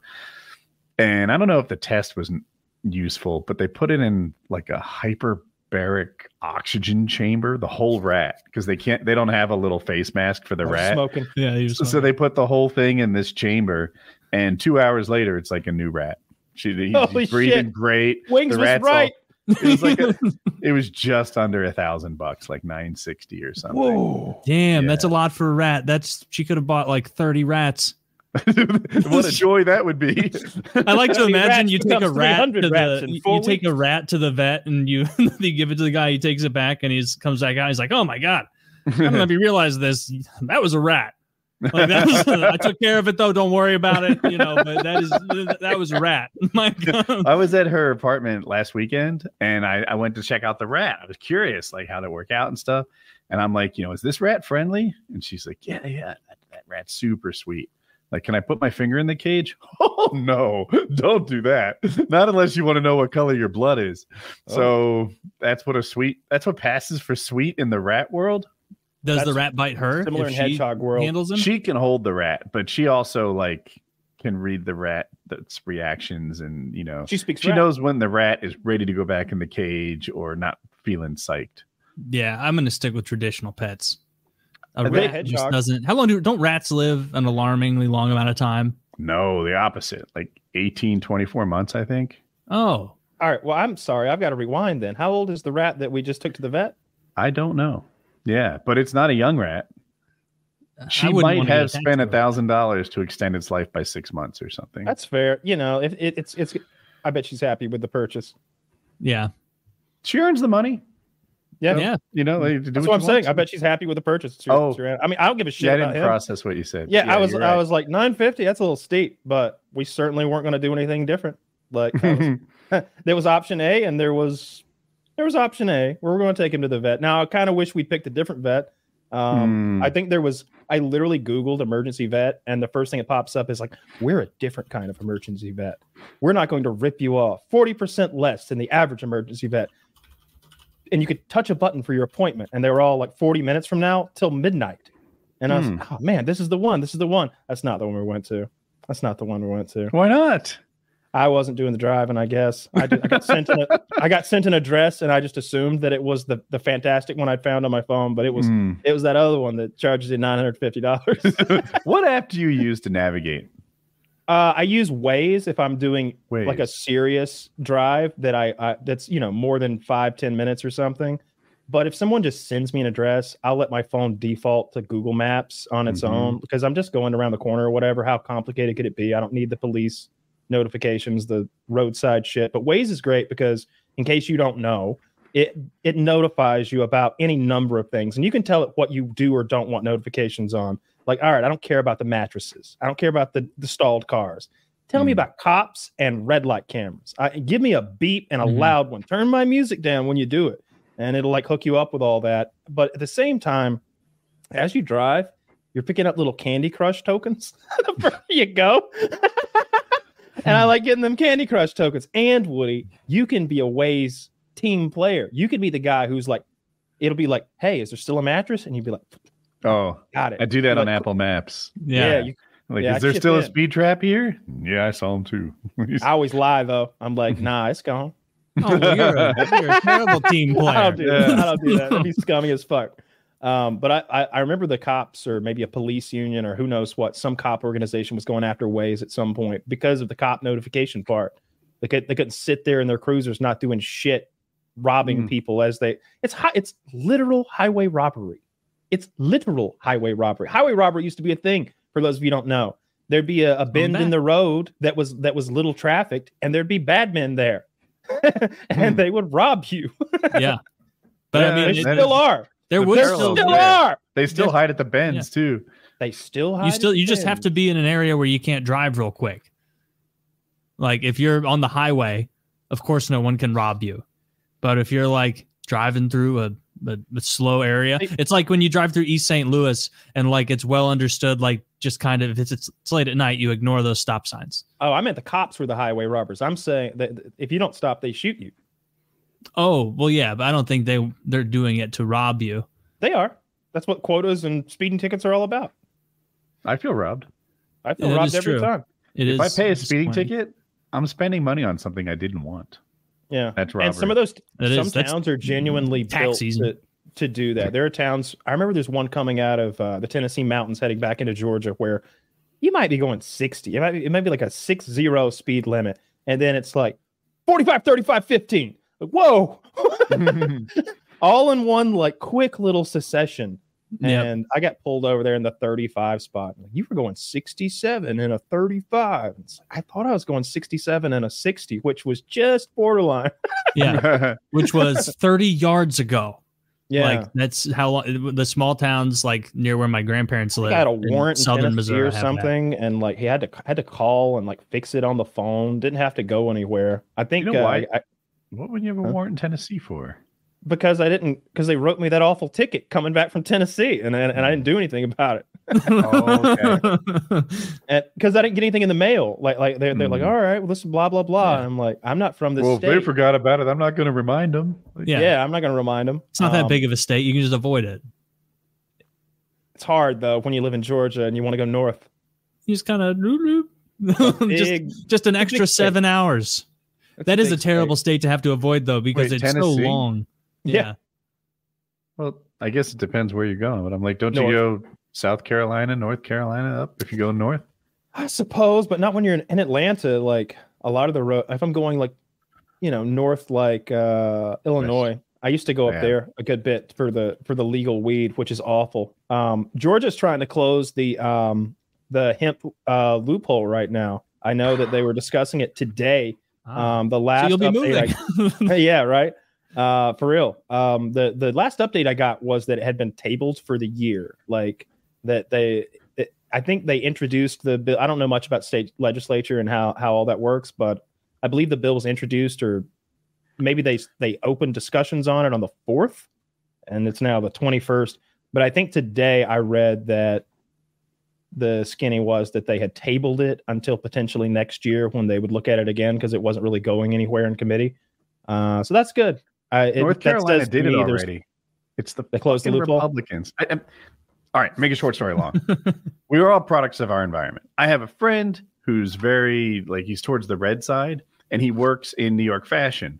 And I'm convinced if you were to switch us, I'd be the guy who's just absolutely fed up with these fucking cry bully liberals and, pushing around. They all have the power in this fashion industry, and he just needs to sort of shut up and do a good job to get along. Cool. I'm in North Carolina. On the other hand, porn is outlawed in my state. Weed's outlawed in my state. Measuring climate change is outlawed in my state. And Republicans are getting fewer votes, mostly. I mean, I say that because our governor's Democrat. But the gerrymandered state stuff is out of this world. It's like 12-3 or something like that. Even though the votes are 50-50, they've gerrymandered it terribly. And I bet, it just came up into my head because Kyle's like, oh, they're going to outlaw weed. Like, yeah, we're a step ahead of you. This is what happens when Republicans get all the power. They just not in Missouri. We got good guns. We got legal weed. Yeah, touche. Yeah. You guys, we're just the most based state. Sorry. I'm looking at some North Carolina laws, and what I wanted. I wanted the ones like you just mentioned. That it's like, man, we have that. But I got the silly one. You can go jail for using the small font. If you sing off key, you're breaking the law. Marriage. And when a person's no, they don't see that fucking song parody I put out on Overgrown. No swearing in front of dead bodies. This hasn't been enforced in over a century, but the video at hand is so using a fake hotel is against the law. What's that one again? Using a fake name while checking into a hotel is a crime. So is having premarital sex in a hotel. Can't do that either. Why do they keep those around? I guess that you just don't get around to change. There are no happy hour specials in North Carolina. Like, for those of you who don't know. What? You don't get discounted apps? You can, no. It can only apply to food. They cannot discount drinks at 5 p.m. Oh, that's fascism. We get discounted apps and drinks during happy hour. Here's something interesting. In Huntersville, North Carolina, it's illegal to sniff glue. I think it's illegal to sniff glue every fucking where. What do you mean? They can keep you from sniffing glue? Are you kidding me? It's definitely a crime to sniff glue. Really? Right? I thought it was just kind of like frowned upon. Like, what the fuck is wrong with that guy? Hang on a sec. I'm not sure. Is there a crime against sniffing glue? Now, I know gas? You can't. Yeah, it'd be like you can't drive. See, I'm always seeing people driving and sniffing glue. You can't do that. You got to do it in the safety of your own home. Or whippets. You ever see the lady gets pulled over and she's got, no joke, so many whippets in her passenger floorboard that you can't see the carpet? You sent me that video. It's nothing but whippet. And they look like whippets. Does glue still get you high? Certain glues will, like airplane glue, like the kind of glue that you would use for projects, the really good stuff, crafting glues. The CA Elmer's glue. Right? Okay. Is that CA glue? What is the name? I forget the full name of it. I probably couldn't pronounce it.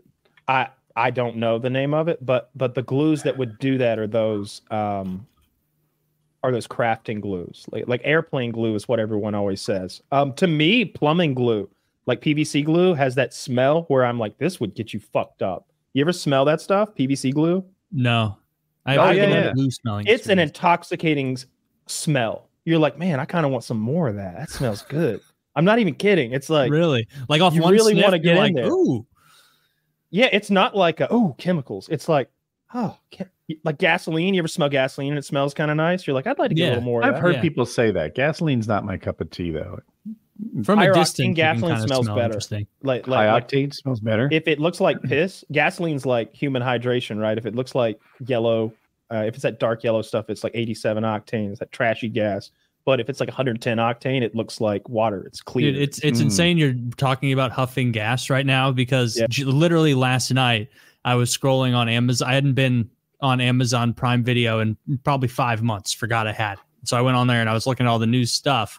And there's a Philip Seymour Hoffman movie. And so I searched on there Philip Seymour Hoffman because I love him. He was great. One of my favorite actors. And one of the suggested movies they have on there is about him huffing gasoline in the movie called Love, Liza. Like I was like looking at the movies they had and then I would search it. Have you seen that? No. A movie about him huffing gas? I didn't end up watching it. I'll watch it because I love Philip Seymour Hoffman, but blew my mind. I only read fucking half the Wikipedia article, but I just watched him the other day. Wild, the whole movie. I found out my girlfriend had never seen a Mission Impossible movie, not a single one. And I wanted to show her one because I think they're very good. I like legitimately, they're very good action movies. And I didn't want to start with the first one because it's so old. And the second one has directed by John Woo. So there's like slow motion and dubs. I've only seen the first one. The third one has Philip Seymour Hoffman as the villain. And he didn't know it was a Mission Impossible movie. He thought he should be a monster. And he should be like a fucking horror villain. And he is so scary and upsetting. Like Tom Cruise catches him and like whoops his ass, gasses him, copies his face, makes him look like a fool, fakes his death. Now they got him. Now Tom Cruise is in his plane with Philip Seymour Hoffman tied up. And he's like, got you now, Philip C. And he's like, what are you doing? What are you doing? I'm going to find her. Whoever it is. You got a wife? You got a girl? I'll find her. Whoever you love. And I'm going to hurt her. And I'm going to make you watch. And there's not going to be anything you can do. And I'm going to hurt her bad. That's what's coming. Just like, and he means it. Yeah. He means it because he does get her. He's so scary in that movie. He is like those Mission Impossible movies always have decent villains, but Philip Seymour Hoffman is legitimately one of those actors that you really wish there was more of. And even the small roles like Punch Drunk Love, he's the bad guy in that. I haven't seen that one. Adam Sandler does some new stuff. Yeah, maybe there's a couple in the archive. Like Tupac. Like Tupac. Dude, imagine if actors were like Tupac, where like all of a sudden there'd just be a new Philip Seymour Hoffman movie. That'd be great. Coming this Christmas, Uncle Buck 2. Is John Candy's back for Uncle Buck 2? That's what they lead that technology off with. Uncle Buck 2. Yeah, that's what are the best Philip Seymour Hoffman movies? This is a good question for you, Kyle. Oh, I liked it's because I love that guy, and I haven't seen. He has one with Joaquin Phoenix. Oh, that's where there's a cult. The Master. I've seen that, and it's very good. Yeah, I thought that was the first time that was when I took note of him as like a really, really serious good actor. I guess it takes me I have to see somebody a few times before I even remember who they are or recognize their face, I guess. He pulled me in on Charlie Wilson's War. That's good too. I haven't seen that.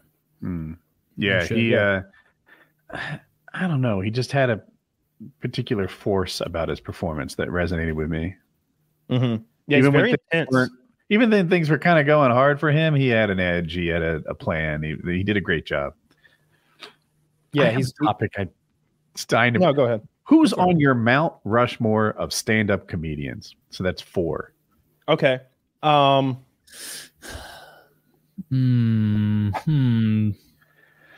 think Louis C.K.'s got to be on there. He didn't make my cut, but he made one of the. He got removed. Louis C.K., Norm Macdonald.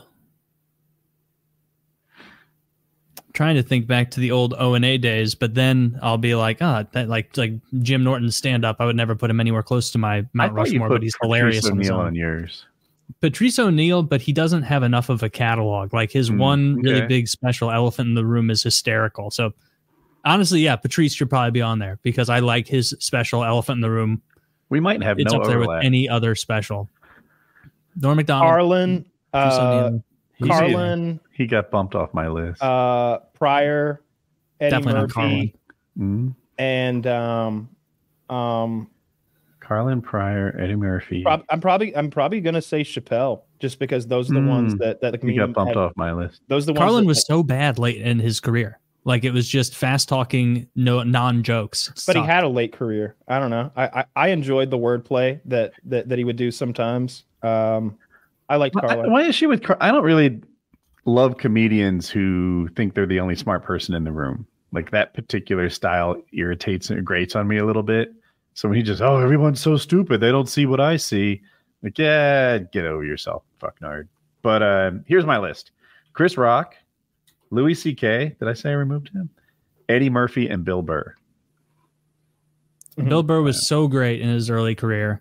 It's just the last couple I've seen from him wasn't in the style that I enjoyed from his earlier career. That's what Carlin did to me. I felt like, you know how when an athlete stays too long, sometimes their legacy is hurt. Mm-hmm. You know, even though it's their years in their like upper 30s, it still drags down your opinion of them entirely.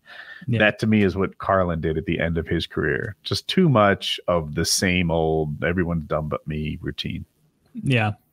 Yeah. It's like the last Carlin specials are just like 8 minutes of him like rattling off a memorized diatribe. And it's like, is a punchline coming? Like is because you're just like listing dates you memorized and like feigning shock that other people didn't also memorize your opening monologue.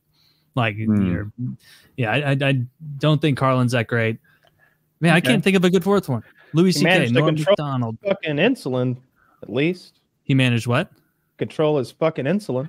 Okay, well, if Patrice O'Neal wouldn't have gone into diabetic coma and died, he'd still be hilarious. Oh, actually, was he crossing the street and got hit by diabetic coma? I hate when that happens. He was. Yeah, that's what happened. That is what happened. Yes, Kyle. Did the diabetic coma fall off the top shelf because somebody stacked it poorly?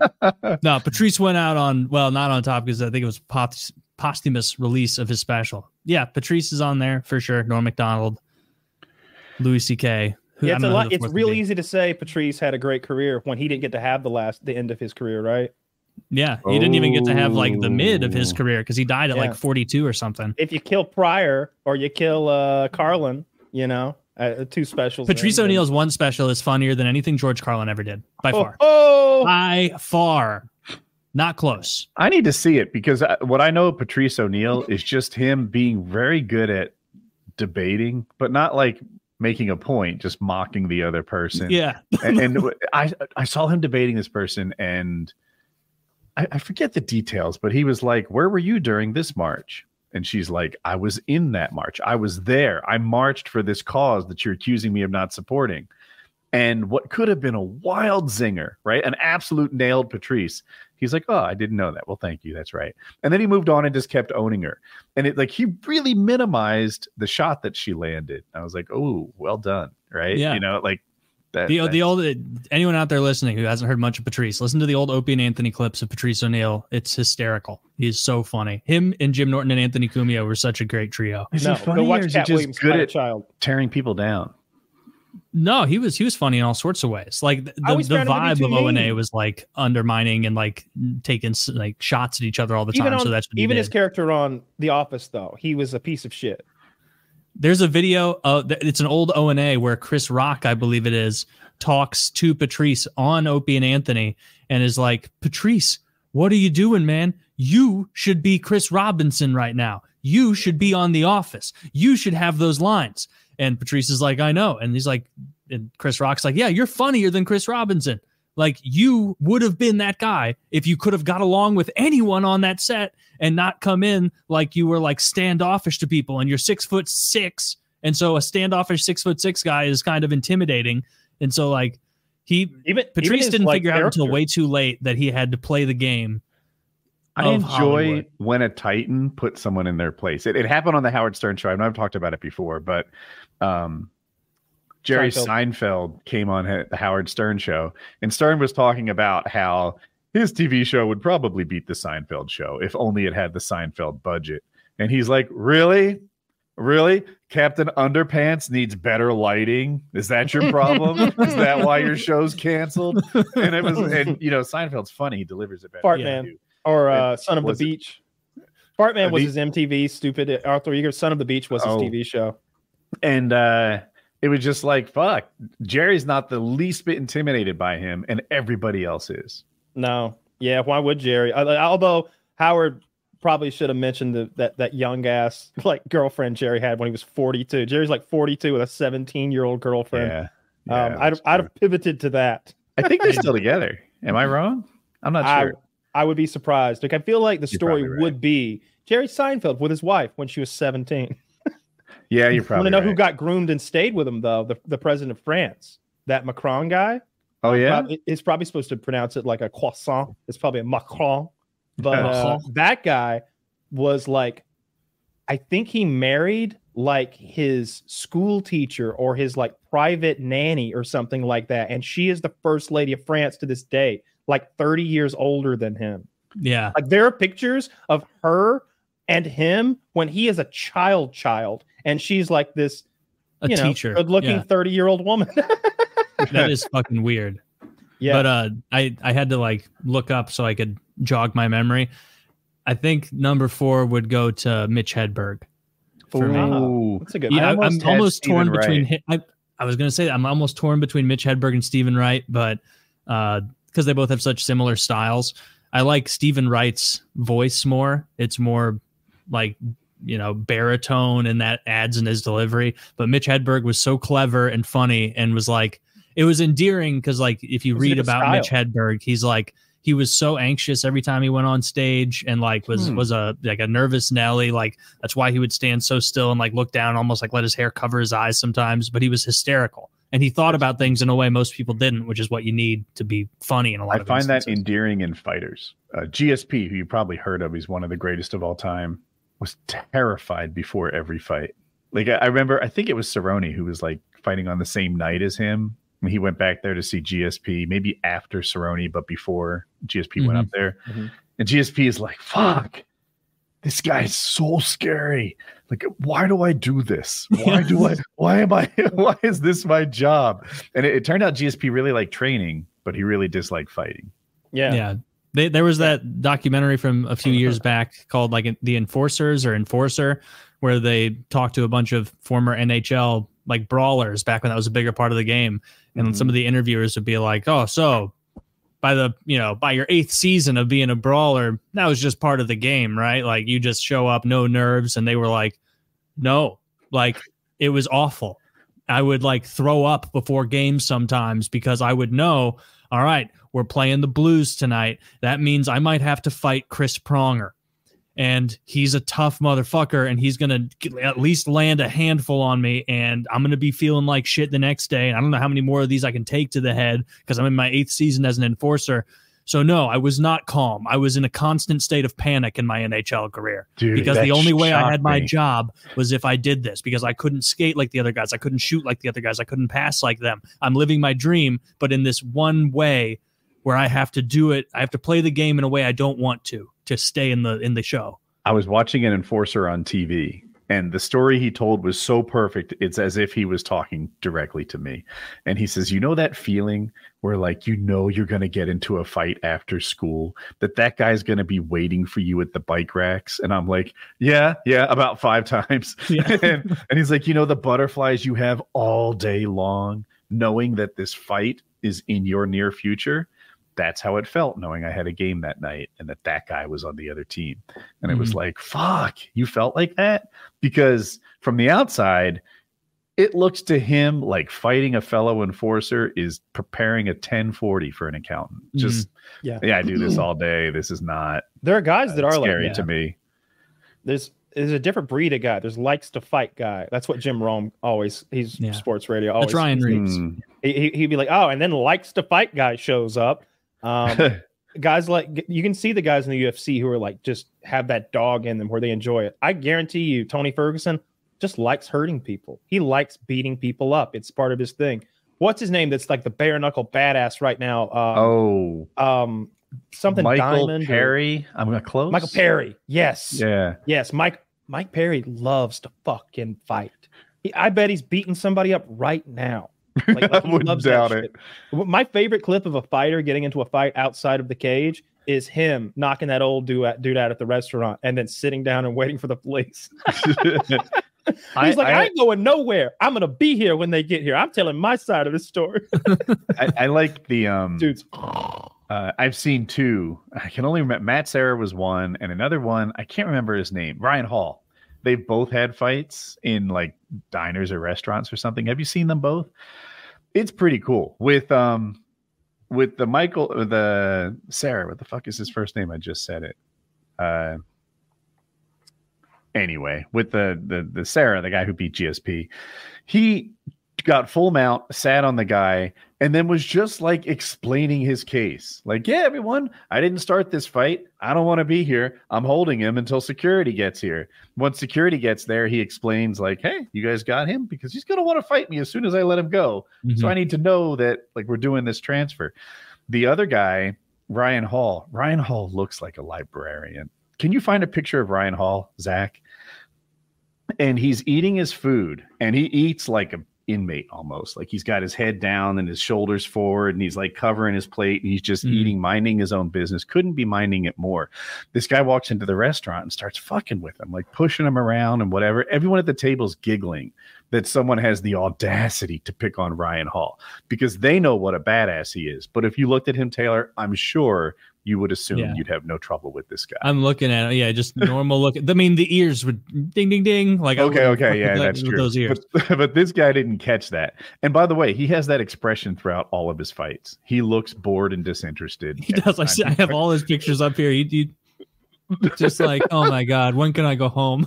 Yeah, he's never excited. And anyway, he quickly took mount. And while he was taking mount, the guy losing was complaining that the guy's being an asshole, and his friend is telling the drunk guy underneath him, "You're being the asshole. He's being nice to you right now. He could do anything he wants to you, and he's choosing to peacefully restrain you." It's a great video. It's cool. I like it. Those are the things I like when people have the superpower and they use it responsibly. Not Mike Perry knocking the fuck out this 72-year-old man who thinks he's doing the right thing. Yeah. I think we watched that. Was that at the bar? Yes, but I didn't see what led up to it. Like why this guy was trying to get Mike Perry out or whatever. I don't know what his motivation was for hitting him. But even so, like you can't do that. Exactly. It's really inappropriate. Yeah. You could beat them to death.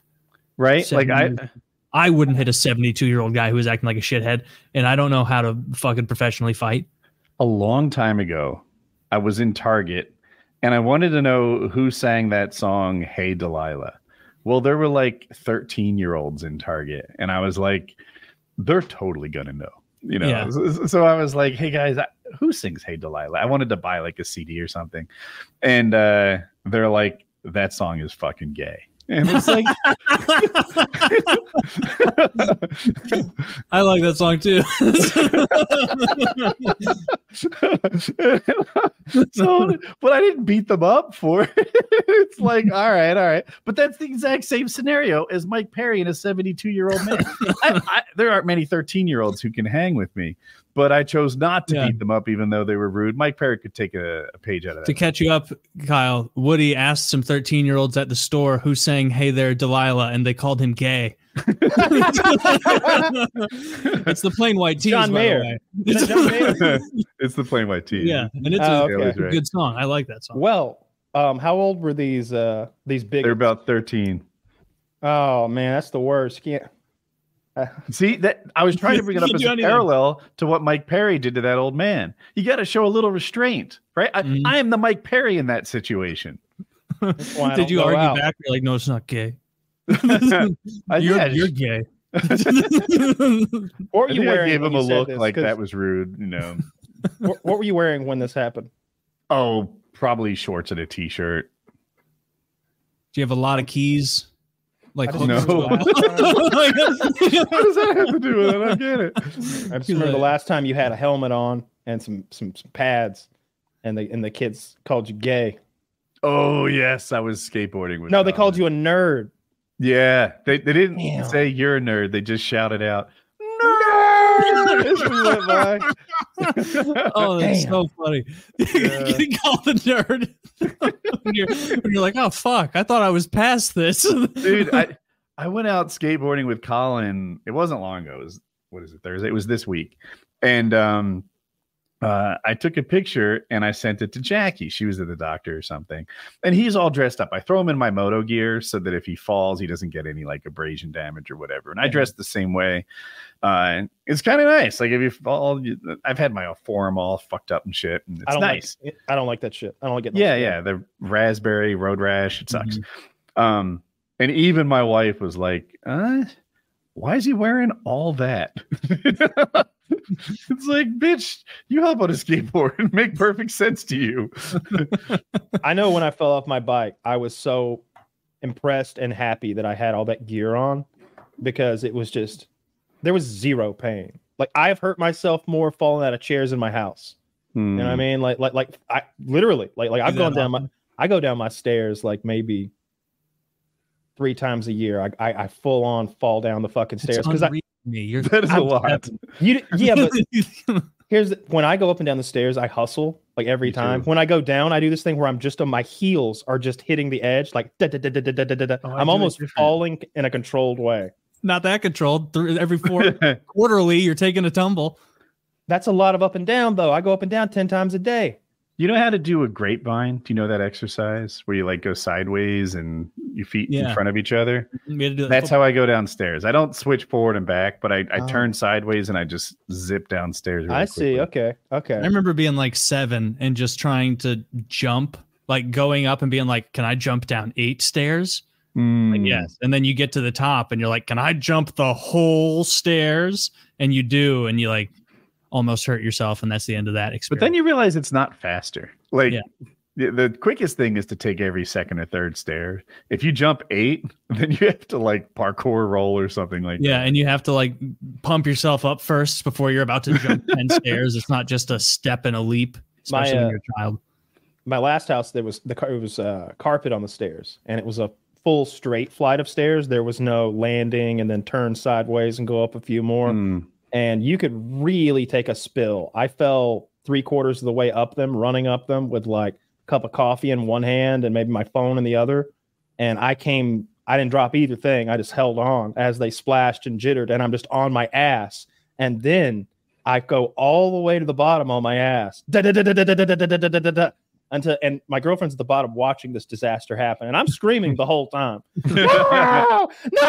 I hit the bottom. She's like, "Are you okay?" My coffee. Because our white walls are just covered in coffee. The carpet's covered in coffee the whole way down. And then I did the exact same shit here in this new house the other day. It is down like 8 or 10 stairs and then landing and then turn and go down the other way. And I was running down them in the dark. And in one hand, I had like a small plate that I had like toast on. And the other, I had a half empty cup of coffee. Don't want to just throw those things in the air and catch yourself. So I just ate shit. Elbows and knees clattering down to the bottom. I broke the fucking support beams that go in between that little. You broke the tiny little dowels. Those tiny little dowels that go up and down for like keep kids from falling off. I guess I broke a couple of those with my knee on the way. It's real disaster. Is that your first big tumble of 2024? No. So you're on pace for a good year. I fell in the yard a while back. I go down a lot because I hustle when I run around the house. And that's such a funny cover for falling. I hustle. Yeah. I need that Diet Dr. Pepper right just now. I don't like to keep people waiting, and I like to, it's a little bit of exercise. We're gonna hustle up and down these stairs. We're not gonna crawl up and down them. So sometimes I just use my arms. That's safer. You don't fall like that. Wait, how do you get up the stairs using just your arms? So you're seeing like a 6-year-old like bear crawl. I pretend like I've become like I've been shot in the spine, and I'm basically like Joe from Family Guy, and so I just drag my legs limply behind me. It's really hard. Have you ever done that? Trying to pretend like probably when I was a kid. I do it all. I like to do it as like an exercise. Like I climb a ladder without your legs. That one's interesting. That seems like a bad idea. Did you guys used to slide down your stairs? Yeah, in a clothes hamper basket. I didn't do that. I think I tried that once and took a tumble or something like that. That's a hard thing to pull off. I used to do it in my clothes. And then at one point, so here's the deal. If you slide down head first, That's okay, but you only want to go so fast because you stop with your face. If you slide down feet first, then your shirt pulls up. And somewhere around 8 years old or something, my mom got me a onesie, and that's the ticket. That's the ticket. You can go feet first as fast as you want with a onesie. That thing doesn't slide up. It's a onesie. I used a comforter, footy pajamas, like a sled onesies. Yeah. As a kid, I had this sort of superpower where if adult told me I could do a thing, then I would do it with no fear. Like none whatsoever. Like I just believed them so much that my own little mind would just take a back seat. I remember once we were standing on this very steep embankment that just had done a bunch of the tractors had just put in where the chicken houses were, and we're on the top of this steep embankment, and I'm like, "Can I run down that?" And my dad goes, "Sure." I'm like 5, and I just start sprinting and immediately fall head first and tumble down the embankment and have to be retrieved. Like I'm stuck down there. And he's like, "What are you doing?" I'm like, "You said I could." So when I was 4, he took the laundry basket and was like, "Why don't you ride that down the stairs? You'll be fine." And so we would ride the laundry basket down the stairs. It would go so fast, and when you hit the bottom, it just stops, and you get catapulted out and roll into the wall. If you're you sound like someone who made it to the bottom before that happened. I think I was 4, the second or third step. Yeah, you're often tossed prior to that. I think I was light enough at 4 that a laundry basket was a pretty good sled. I think my sister would get in there with me. I think we'd go double down that fucking staircase. I think there's pictures of it. I guess you didn't have any real sledding because you didn't have snow. Fuck no, we didn't have real sledding. Everything we did to play on was like some sort of ATV or golf cart. We always had a golf cart to goof around and fuck about on. We'd pretend like we were running a drive-through window. Like one of us would serve the fake food and the other would drive up to the window or whatever. Like that's what we did as a kid. We fucked around in the woods and drove and hurt ourselves. There was nothing to do on a bicycle. There was no mall. There was golf carts are cool though. I didn't have one until I was an adult. I like it a lot. Did you guys ever fuck around with those? Or maybe this is, who knows when this technology came out? Maybe it was only for me. Do you know those like turtles where like you'd sit on this seat and it had handles and you pumped the handles like this and it propelled it forward kind of quickly? And we've got one in the garage. Turtle. Yeah. I had a blast on those things. Zach, bring up a turtle from 1995. Ours isn't a turtle though. It's red and it has, I don't know, it looks more like a bicycle kind of. I did not have a turtle. It is 1995. I would have been 9 years old. I got a gun that year for Christmas. Well, it was this thing, something like that. I didn't have one this nice, but you sat on it and then you like moved yourself. Kind of depending on how fast you moved it back and forth, you can go faster and faster. And we had an unfinished basement where we play hockey, and we do that down there as well. Do races. The flying turtle. Look at that kid. He's moving so fast. There's like a blur behind him. Yeah. Oh damn. See, that kid's not even leaning forward. They guarantee they don't have speed. Oh, look at the enhanced model. The original Roller Racer Junior flying turtle with sit skate kid powered, no motor, no pedals, no batteries, powered by zigzag motion. Well, zigzag turbo. motion. It's got flames on it. Man, this is only handlebars. I could tool around my neighborhood. You can get one. You can buy a whole set. You want to get all the kids one row, right? Like that's how you do it as an adult. You're like, hey kids, so what I got? Some knee pads and turtles. Dude, my neighbors have like a 31-year-old son. Perfect. That would be so funny if I bought 2 and I went over there and knocked. And I'm like, can Jason come out and play? Have your helmet on when you do it. Helmet on. I have knee pads, elbow pads, all comically small. I'm in little shorts. I have light up sneakers on. You also inexplicably have floaties on because you can't swim. Yeah, I called my dad and he lives in Florida now. He said, "Stop calling me about this." He said, "I can play." No, I never had it. See, if I'd lived in a cul-de-sac, there'd been all sorts of little sidewalk games, but we didn't have any of that shit. We couldn't even use sidewalk chalk. We'd have a sidewalk to draw on. No street hockey. No sidewalk chalk. No, we did make pipe bombs in the garage though, so that made up for it. Dude, like a quarter of all street hockey time was someone being like car, and then you'd have to like move while the car drove by, and then also someone would rip it way too hard, like those yellow plastic pucks, and then either like hit a car or break a window, and then it was like like a scatter at the end of a music video where all the dancers quickly exit the screen. It's like, Max, actually, I think we should go play NFL Blitz. Let's go. Like, I was just thinking how pissed I'd be as an adult to look out my window, like, and you kids are out there fucking hitting pucks at each other and skating around or whatever you're doing anything really around cars in my windows. Yeah, I wouldn't like that at all. I didn't like my last place where those little kids would play out there. They'd be up in my driveway using it as a ramp. Get the fuck out of here. Oh no, we would play like in the cul-de-sac. Like, unless we were at one of our houses and like it happened to have a flat driveway where there was enough room, but that's not enough space to like play 3v3 really. Like, you kind of need the road there. That's why it's street hockey. And then very often they're like those rocks, like you're trying to get a little bit of speed and then a rock gets lodged between two of your wheels and then you just catch an edge, get all scraped up. Oh, I definitely sweep the street first. Everything I know about street hockey, though, comes from watching Trailer Park Boys. They sucked at it. They were playing with like cans, and like half of them didn't have skates on.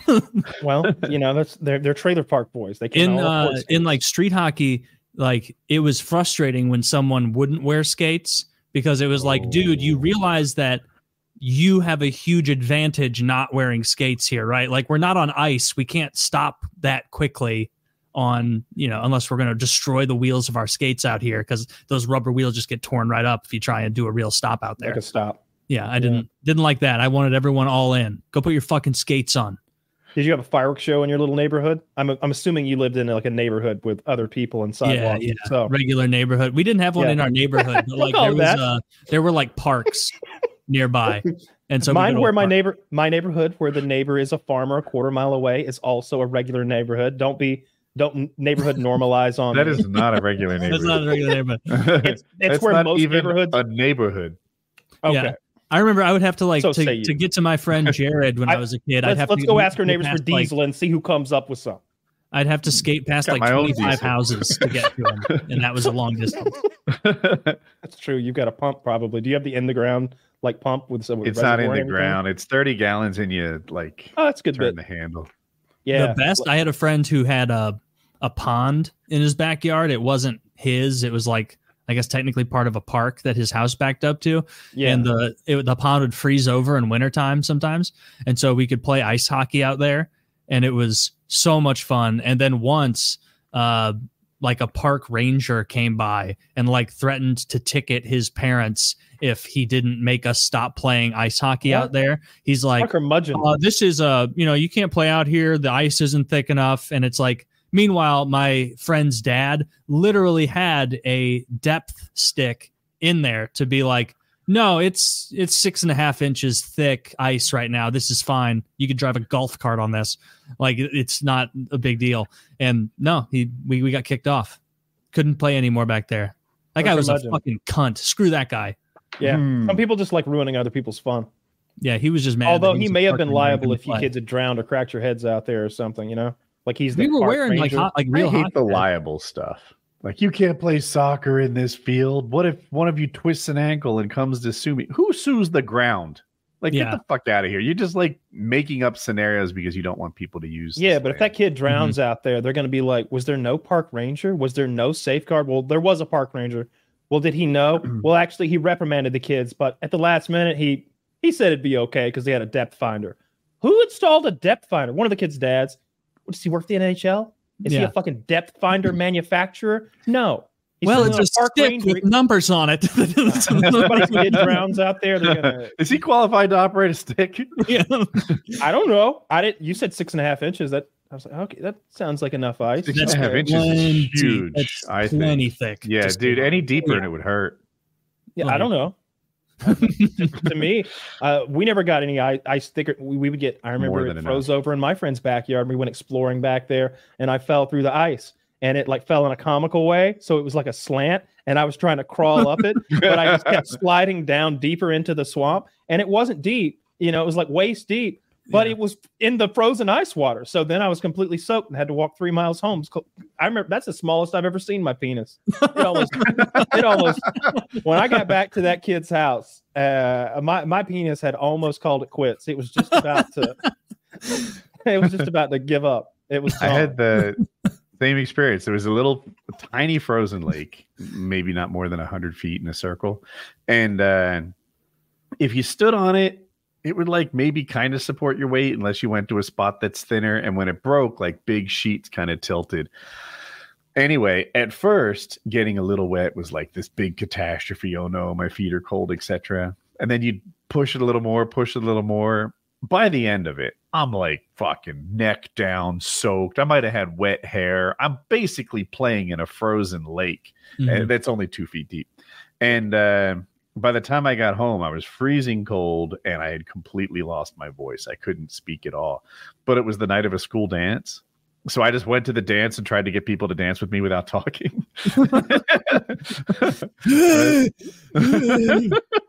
Dance. Chattering. Your teeth chattering. But I actually got a girl to dance. I got a girlfriend that danced. Hell yeah. She's like, he's the strong, silent type. So I was in 5th grade. And she was in 6th grade. I didn't know that. And it was the dance. And I picked her up and we danced. And we danced again and again and again. I got her to be my girlfriend. And then, like, I don't know, the next weekend or something, I go walk to her house to hang out with her. And once I saw her in proper lighting, I was like, oh no. she's not pretty at all. How do I get out of this? Oh, poor no gal. Wonder she responded to sign language. Yeah, no wonder she took whatever she could get. 5th grader with no voice. She was lonely. That's sad. That's real sad. Wonder what she's doing tonight. Probably nothing. I wonder. Probably nothing at all. Probably lonely. Petting her cat. She's got a wall of pictures of Woody. Yeah. Looking back at what she missed. She's got the card she made for Woody that she was about to hand to him that day he came over and was like, it's just. Oh, did you guys have Valentine's Day at your school? Oh yes. Yeah. I think Jesus. I don't remember anyone. Like, I know from the Simpsons, like Ralph not getting any Valentines and all that. Choose you. And so, yeah, I choose you. It's a sad episode, but I don't remember anybody like actually never getting one at my school, even as young kids. Did that happen? Everybody, it was sort of mandatory. You sort of, the way we did it is everybody gave everybody one. Dude, I wish I lived in that world where participation awards existed, because when I was in Valentine's, and this is like 4th grade, at the beginning of every class, we would like journal, right? And it's Valentine's Day, and she asks us to write about Valentine's Day. And I should have anticipated this risk, but they would call on someone to read their journal entry. But there's 30 kids, right? So it's not like it's going to be you. Yeah. Except when it is. So she asked us to journal, and I am just diligently writing about how much Valentine's Day hurts, how nobody likes me, how I got no Valentines, how I like this person and I gave her a Valentine, but she didn't even want it. And like I've got paragraphs as a 4th grader on how much Valentine's Day hurts. And she must have seen me writing diligently. She's like, Woody, I want to hear yours. And I refused to read it out loud. She didn't give up after like 1 or 2. Like, she's like, no, I want you to read it. I was like, no. And she's like, I really want you. I want to hear it. Let's hear yours. And I'm like, no, I don't want to. It's personal. This is my journal. She insisted again. I start crying in front of the class about not wanting to read my Valentine's Day journal. Yeah. Holy shit, this is a bad day. As a person with even fucking mediocre social skills, what was this teacher thinking? Yeah. This is a 9-year-old who's crying about Valentine, and you're insisting that he reads his personal feelings? Read the room, cunt. That is so bitchy of her. She was like, she just got broken up with by her boyfriend, and she's like, yeah, I saw what you were writing about, Woody. You're so right. Love will never come for any of us. Holy we'll all be alone forever. Yeah, damn. You know what it was, Woody? You had actually gotten a bunch of Valentines, and that teacher had torn them up.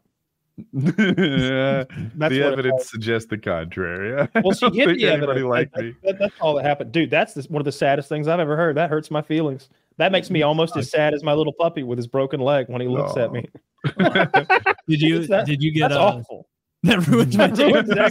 Poor Zach. That's Zach was having a terrible day already. This is so much worse. Did you get lots of Valentines? So you got, or did your Valentines have candy on them or no? Yeah, we got candy along with it.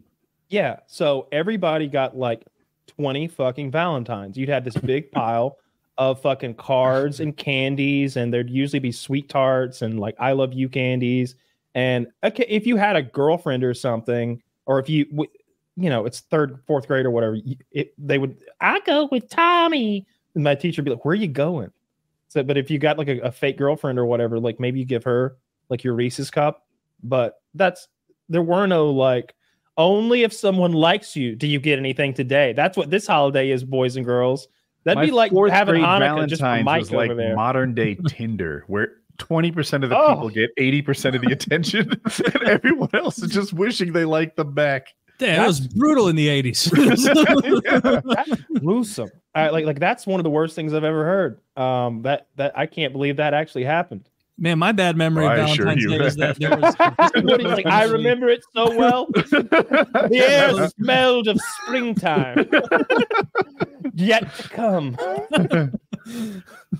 Springtime would never arrive on my love life. Not in fourth grade. You know what? I had the same memory of the same teacher. We were learning about what it took to make a sentence. Like, I think you just need a noun and a verb. Is that it?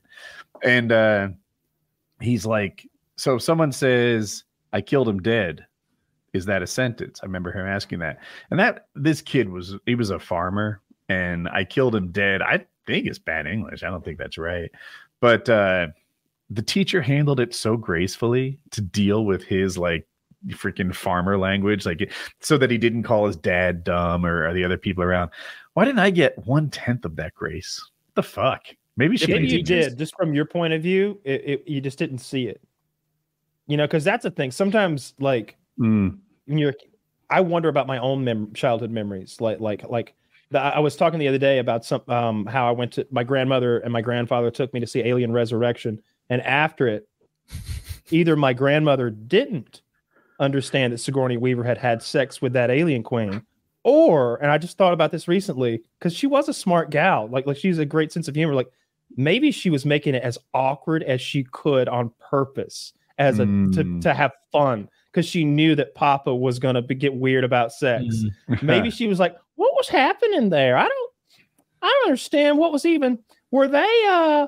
Was her and the alien? Were they? Like making it? And I remember just me being like 9 or 10 or 11 or being like, yes, sex." X. They were fucking, Grandma. Obviously, if you're familiar, I'm here. As a kid, I remember thinking, like, how does Grandma not know about sex? And I do, because I would have been 11. It's like, I'm 11. She's 60. How does she not fucking know? But maybe she was just like making it awkward as she could on him as a joke. Maybe that was their sense of humor, and I was too much of a kid to know it.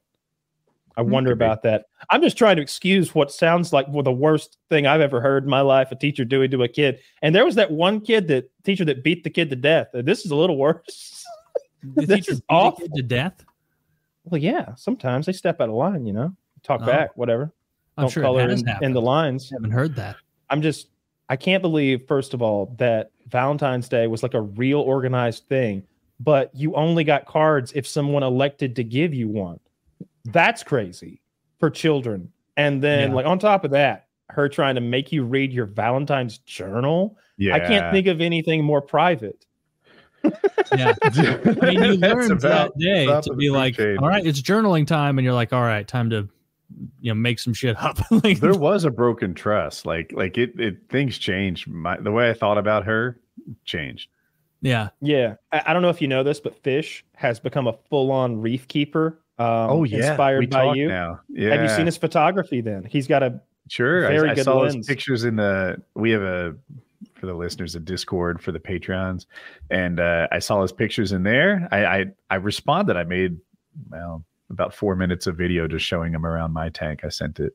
Yeah, it's really cool photography. All of those little corals look they're like glow in the dark.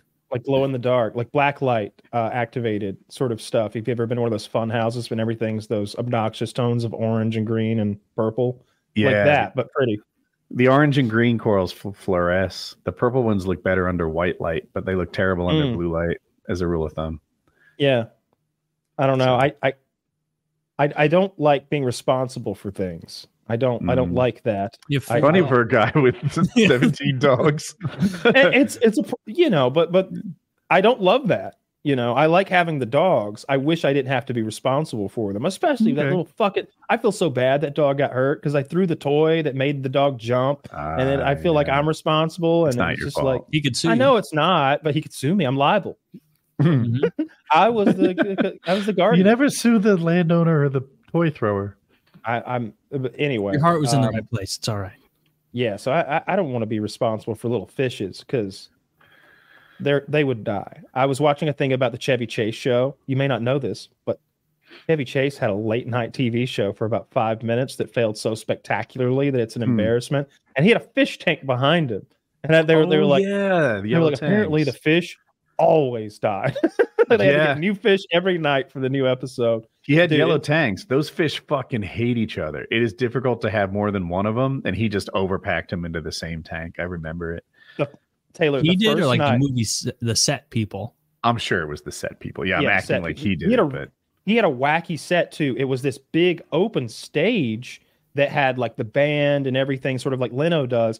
But then there was a clamshell sort of thing that like closed in on him and his desk and the couch for this more private sort of interview style thing.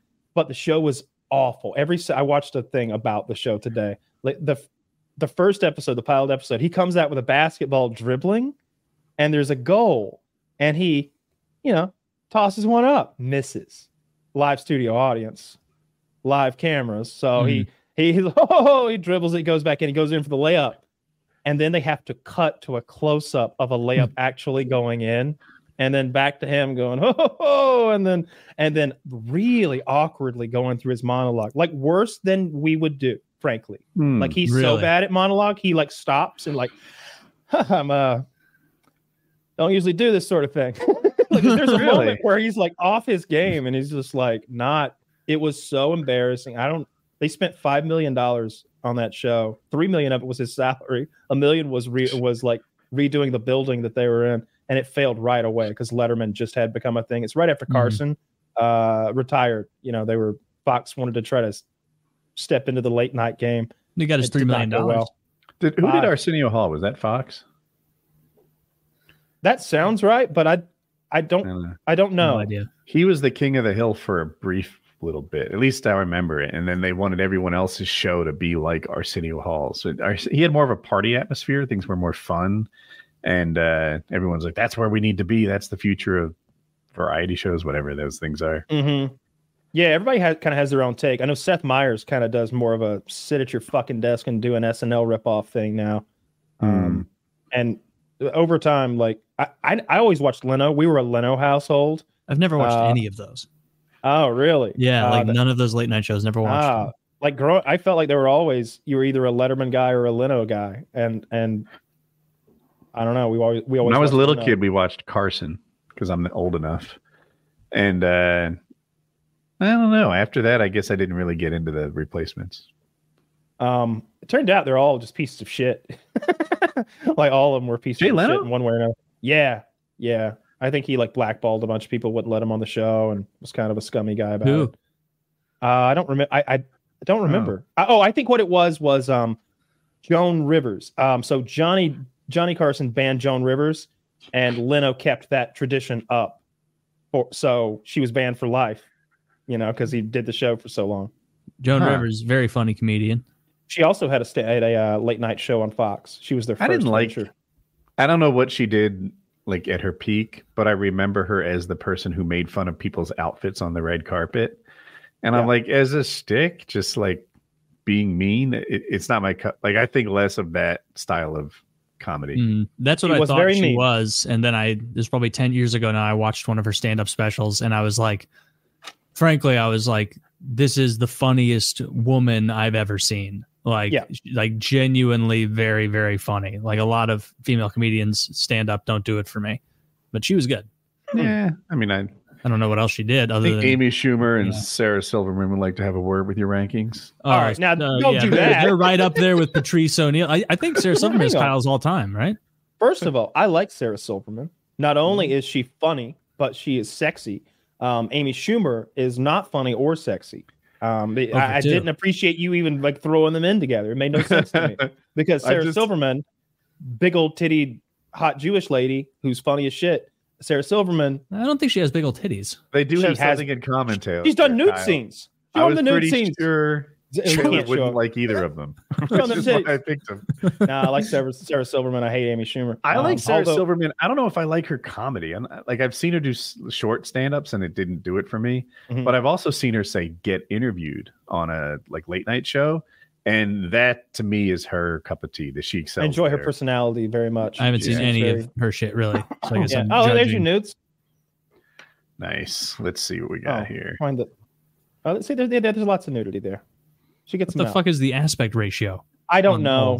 I don't know. It looks like these are Zach's personal creep shots.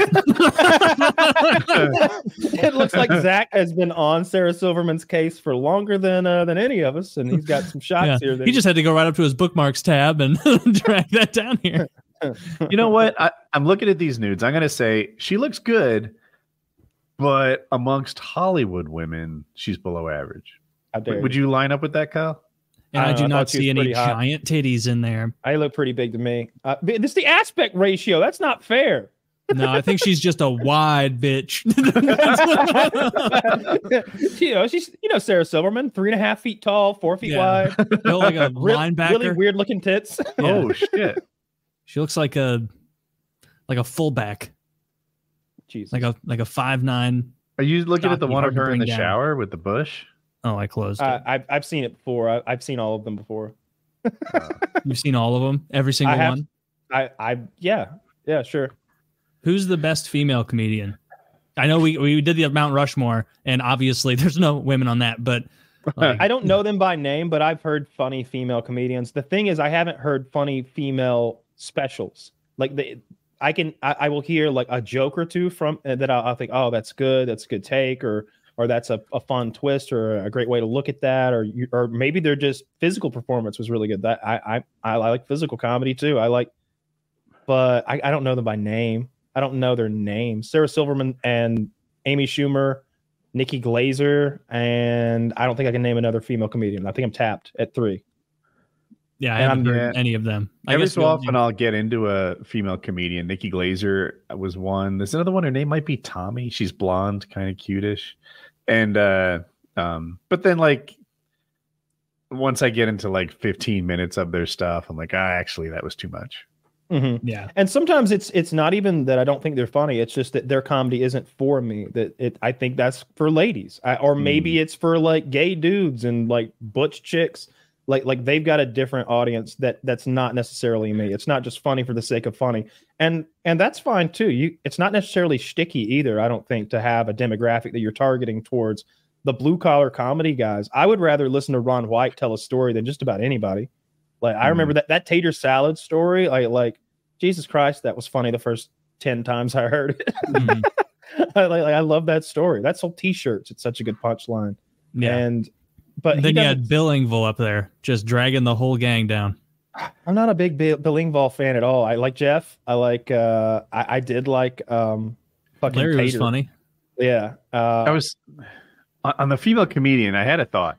Hutch came on this show last week and he talked about audience capture. So what happens is you go on your show, you're just you spout a talking point. It doesn't matter right wing, left wing, or whatever, and your audience responds to it. And then it's ooh, these guys like it when I shit on Obama or Trump. Pick yours.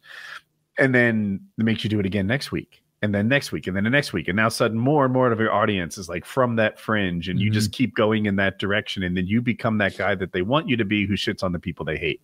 Mm-hmm. That's audience capture. I think that happens with female comedians and their dating life.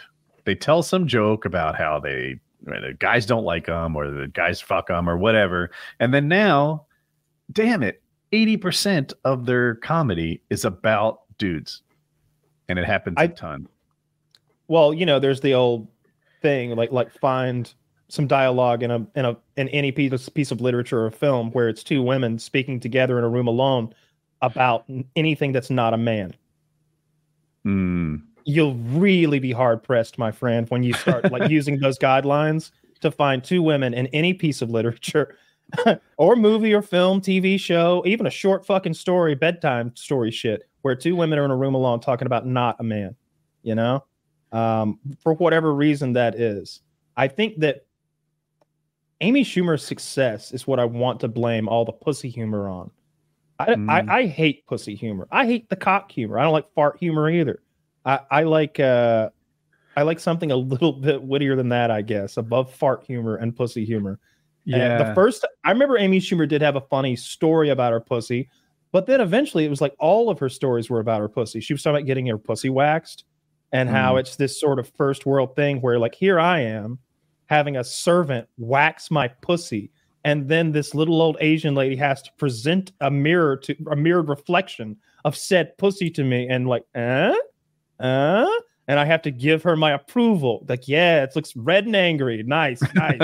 And that's a good story. I like that. That had me cracking up. I remember specifically where I was when I heard that joke. I was on vacation in Savannah, and I thought that was good, and I thought she was good. And then right after that, I watched her movie, which had John Cena in it and a few other people. I think it's just about her getting fucked a lot. But John Cena plays one of her dates, and he steals the whole show.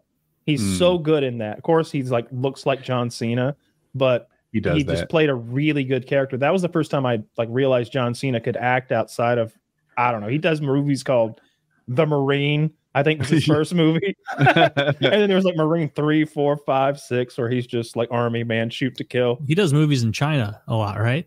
Like, isn't he really popular in China? Is that right? He speaks the language. I know that. I think it's the WWE stuff that maybe I think he's popular from WWE in China, and maybe he does commercials and has, opportunities there because of that. Zach said the WWE pays their, I'll call them fighters, to learn other languages. That's interesting. He learned it to make more money. How much money does John Cena need? It seems like he's got a lot of it. He's got. I don't think he had that much when he was learning that. I don't know if he's got a lot of it. You know, hasn't he been the biggest professional wrestler for like over a decade? I don't know but he's the only one I've heard of. I don't know what they get paid, first of all. But I will say this, his show got picked up for a second season finally. That thing happened 4 years ago, and they're like, all right, this summer we're going to start filming the next season. Are we talking about Peacemaker? Yeah. Oh, damn.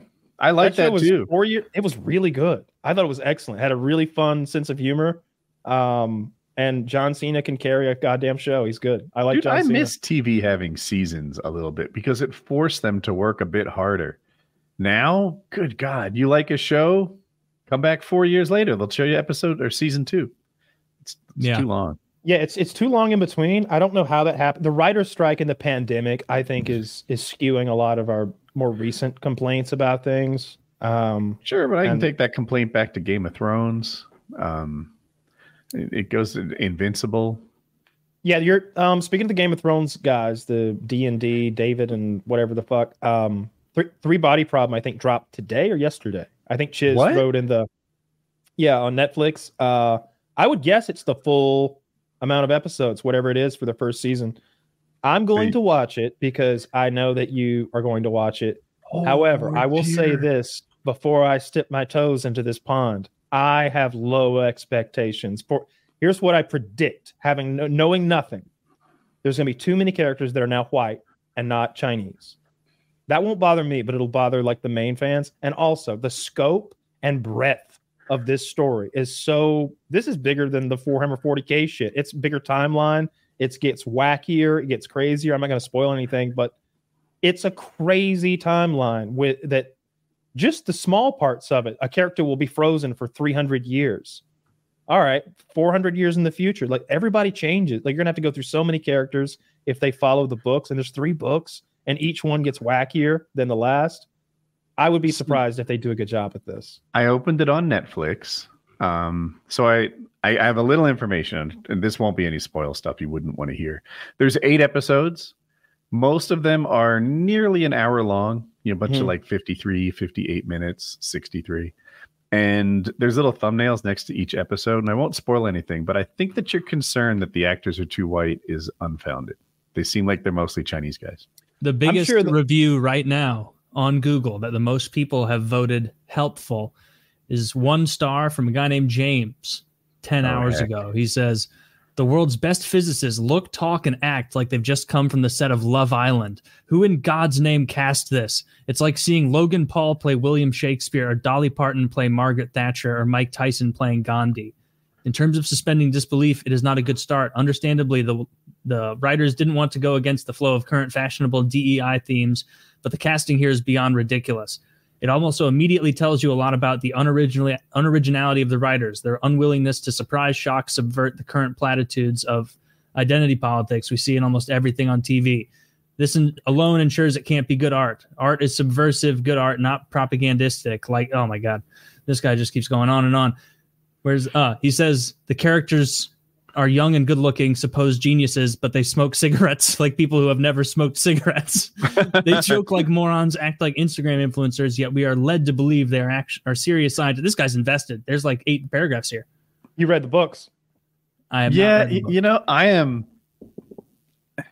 still hopeful. I know that as terrible as that was, one, I'm a little less sensitive to DEI stuff than some. Than James. Than this guy, I bet. You know, he hates their fucking age. I'm definitely not. I probably won't even spot the bad at smoking cigarettes. But I do wish it was a good review. Yeah, we'll see. There's a lot of bad ones here. I saw that Shogun was Sam from Game of Thrones. Fat Sam. Yeah, maybe he'll save the day. He was always a. Oh, that guy. I know. Yeah, he's lost a little weight, but he's still he's got a long way to go. There's a black guy in a thumbnail, and I don't remember any black guys in the show. If the book canonically is supposed to be about Chinese people, I would rather them all be Chinese. Mostly Chinese people. It becomes a on. Global problem, but I don't remember. There's a main character who's like a former U.S. Secretary of Defense or something. I'm thinking of the Wall, is it the Wall Facers? Yeah, like one of the Wall Facers is like a South American ex-president, maybe, like the former president of Bolivia, Brazil, or some shit like that. Anywho, trying not to spoil anything, but the black guy I saw, the title of the episode was called Wall Facer. Maybe it's a minor. He may be one of the ones who's maybe like the wall. Ooh, a lot of the people leaving these 1 stars are the book readers. Yeah. They're like, if you enjoyed the books, this is going to really bother you. This is going to upset you if you enjoy. They might overestimate how many details I recall. I saw Shogun's 99% on Rotten Tomatoes. Chiz told me because I was recommending it to him. After we finish this show, I'm going to watch the original show and then read the book. I guess I'll do it in complete ass backwards order. I'm told I think it's 1986 was the original show, which is very closely follows the book as well, and is filmed in Japan. I'm told it's a masterpiece. That it's very good, but it's 1986 TV, so we'll see. Yeah, I usually we have to do ads soon. I usually don't like old stuff. Like I find that entertainment's gotten better and better, and you can either see people who are sort of like sincere in the real them on YouTube, or deeper dives. TV shows from a long time ago sucked. It was all surface level shit where you could watch the episodes out of order. Now they tell deep stories that are better than movies. And movies are almost the surface level thing where you only spend 90 to 120 minutes investigating a topic. Yep. I agree completely. And the perfect in the middle is that 6 or 8 episode standalone miniseries when the creators wipe their fucking hands and go, no, that Band was of Brothers. We did our thing. There it is. Enjoy. Chernobyl, Band of Brothers. And I think we're going to say Shogun by the time this is over. I think it's going to be one of those as well. I like Shogun. It's not syncing with me quite as well as it did with you guys. Yeah, I do like it. I love that last episode too. It's so. I watched it. All right, can we do some spoilers on that? Let's we're gonna hear from a couple of wonderful sponsors and stay tuned. Collect your thoughts on it. PKA fans, have you been interested in THC but aren't sure where to start? Look no further than pharodistro.com, your premium source for THCA, flower, dabs, edibles, and other smoking accessories. THCA not your cup of tea? Then check out our expansive assortment of Delta products, including edibles, vapes, and disposables. That's right, folks. Pharodistro is your go-to destination for all things THC related. Get ready to elevate your experience with Pharodistro's exclusive Faro Exotic THCA buds. These buds are so premium, they practically come with their own red carpet. Crafted for all cannabis lovers, these USA indoor-grown beauties are the epitome of luxury. And for all the dabbing aficionados, get ready to savor the richness of THCA Diamond Sauce. Trust me, once you try it, you'll wonder how you ever dabbed without it. These are the perfect pairing with DabX products like the DabX Go and the DabX Rocket, our premium dabbing equipment. And let's not forget about our mouth-watering assortment of high-quality edibles, perfect for anyone looking to elevate their edible game. From Delta 8, 9, and even 10, we have an incredible assortment of edibles in many delicious designs. If you're looking to add a touch of wellness to your routine, explore Faro Distro's range of CBD products and therapeutic mushrooms, because self-care never tasted so good. PKA fans, use code PKA20. PKA20 for 20% off your whole order. You heard us, 20% off your whole order for being a fan of the podcast, PKA20. So what are you waiting for? Head over to farodistro.com, linked below, to discover a world of premium THC products that cater to your every whim. Elevate your 2024 experience with Faro Distro and make this year your best. That's PKA20 for 20% off, whether it's edibles, the diamond sauce, the dab equipment itself, the Go or the DabX Rocket. It's all 20% off. Check it out.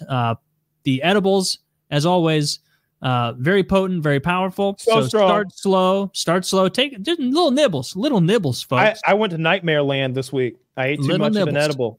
Yeah, the Delta 9 gummy rope I think I had. And obviously it's 1,250 milligrams for the whole rope. So I took some kitchen shears and cut off a couple inches. Yeah, and man, I cut off supposed to eat the whole thing.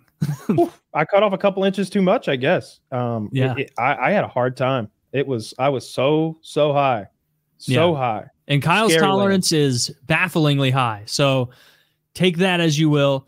Little nibbles, folks. You can always take another little nibble, but you don't want to bite too much and get too stoned, because then you're not enjoying yourself. So enjoy it. farodistro.com, PKA20 for 20% off your whole order. And check out the DabX Go and the DabX Rocket. They are the most convenient way to dab out there. Cleaner, easier. You don't have a fucking sketchy torch on your coffee table like you're a college kid or something. You don't want that.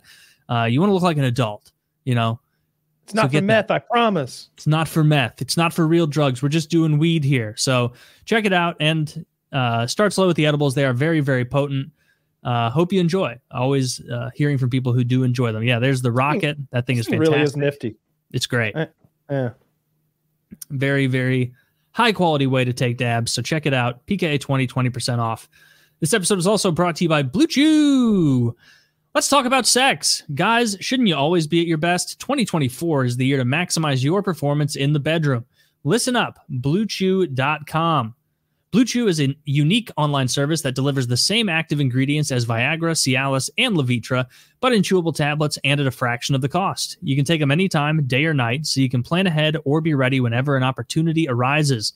The process is simple. Sign up at BlueChew.com, consult with one of their licensed medical providers, and once you're approved, you'll receive your prescription within days. The best part, it's all done online. So no visit to the doctor's office, no awkward conversation, and no waiting in line at the pharmacy. Blue Chew's tablets are made in the USA and prepared and shipped direct to your door in a discreet package. That's right, it's not going to be a big package that says dick pills. Discreet. Blue Chew wants to help you have better sex. Discover your options at BlueChew.com. Chew it and do it. And we got a deal for our listeners, a special deal, they say. Try Blue Chew free when you use promo code PKA at checkout. Just pay the $5 in shipping. That's BlueChew.com, promo code PKA to receive your first month for free. Visit BlueChew.com for more details and important safety information. Big thanks to Blue Chew for sponsoring the show.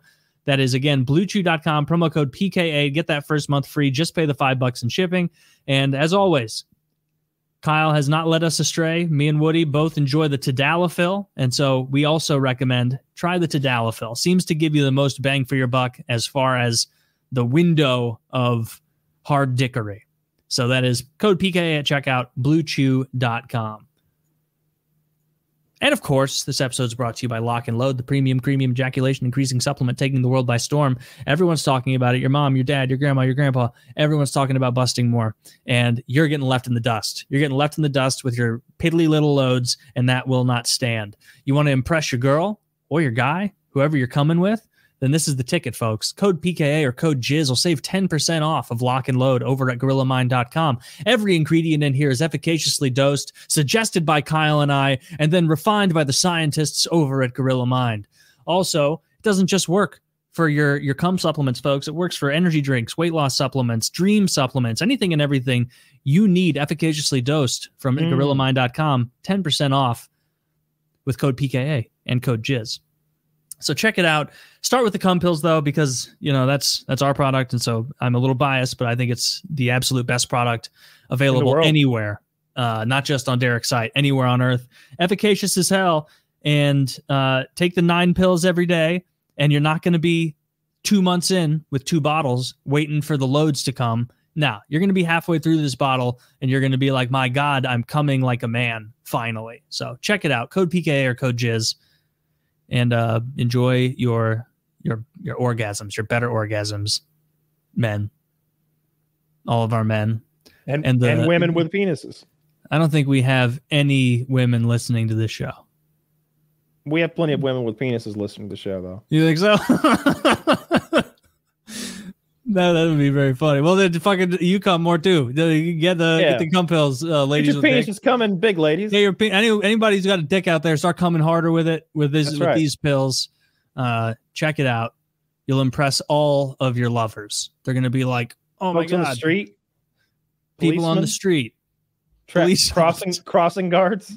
The official load stack of the NYPD. Don't say that.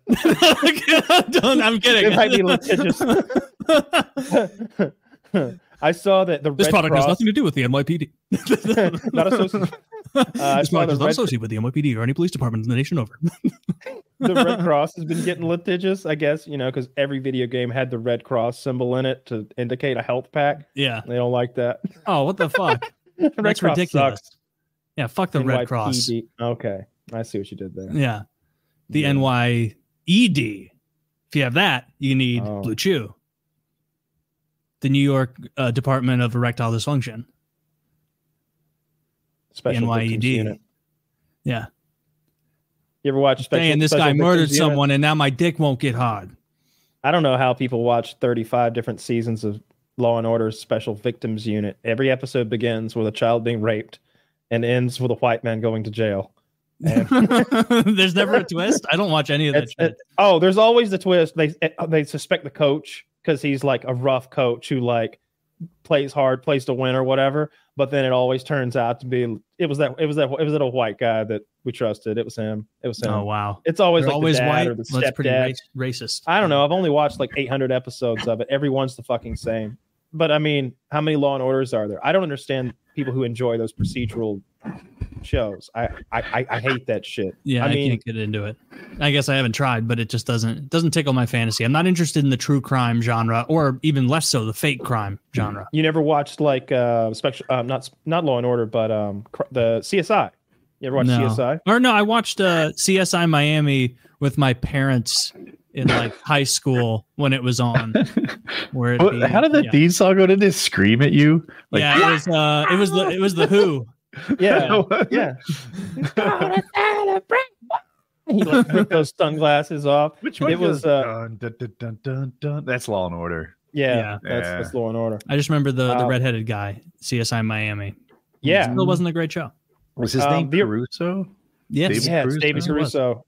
The original was pretty good because they had, at the time, they had this sort of cutting edge graphics and like computer stuff to show like the skull breaking. They like reenact the crime as they solved it. Oh, CSI.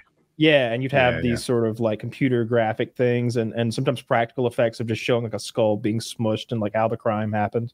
So that was neat. But then they made like 35 fucking sequels to it. Like there's so many Law and Orders, so many CSIs. Like every city gets one. Every city gets one. Are you old enough for NYPD? I've watched every episode twice. I'm a big Syphilis that fan. Show was so dirty for public. That was like CBS. And I remember a scene where Sipowicz was taking a shower with that attorney girlfriend of his. I forget her name. A blonde? Yeah. And so she takes off all her clothes. She goes in the shower behind him and she starts jerking him off on like ABC. And he's like, oh, yeah, that spot's going to be really clean. And she's like fucking jerking him off. And it's like, fuck, this is just broadcast TV. Okay, I'm in. I don't remember that. I do remember. I remember I think they got fined, or I remember it being a big deal when they showed ass, because that was one of the first shows that was showing like full on ass. You got both cheeks and the crack on television. But yeah, it's one of the better police dramas of all time. I watched a little clip from it the other day, and it's like Sipowicz is your main guy. He's the fucking Polish ugly cop who always does the right thing seemingly. And he's like backing up this newbie cop, and the newbie cop is arresting a guy because the guy had parked, had been in the building for 1 minute and come back out, and he was getting a ticket, and now he's getting arrested because he won't do the ticket. And Sipowicz is like, "What are you doing? That's the working man right there. How long was he in the building? 2 minutes? Come on. He's like, how long do I give him? You sit here. 3 minutes, 4, maybe 5. Depends how it goes, but that's the working man." He's like, "Well, you're right. What do I do? Go apologize. Tell him from now on, be careful how long he stays out here." And like, that's it. That's the end of it. And I was like, "Oh, what a great guy. He didn't shoot anyone. That's the kind of cop I wish that we had." It's just a really wholesome moment. But he'd also be the guy to just like beat the shit out of a rapist or something. You love Sipowicz. He was a great guy. I know it wasn't like, this doesn't help the audience, but I found the scene I was talking about. It is everything I remembered. Sadly, there's no audio on this YouTube video that I linked to you guys, but you see her bare ass, and you do see her hand like on the side, like his hip, but then he reaches around and I remember he's like, "Yeah, I usually wash myself down there." Then she keeps going. "Yeah, this spot's gonna be really clean." She's jerking him off. No, that's not that bad.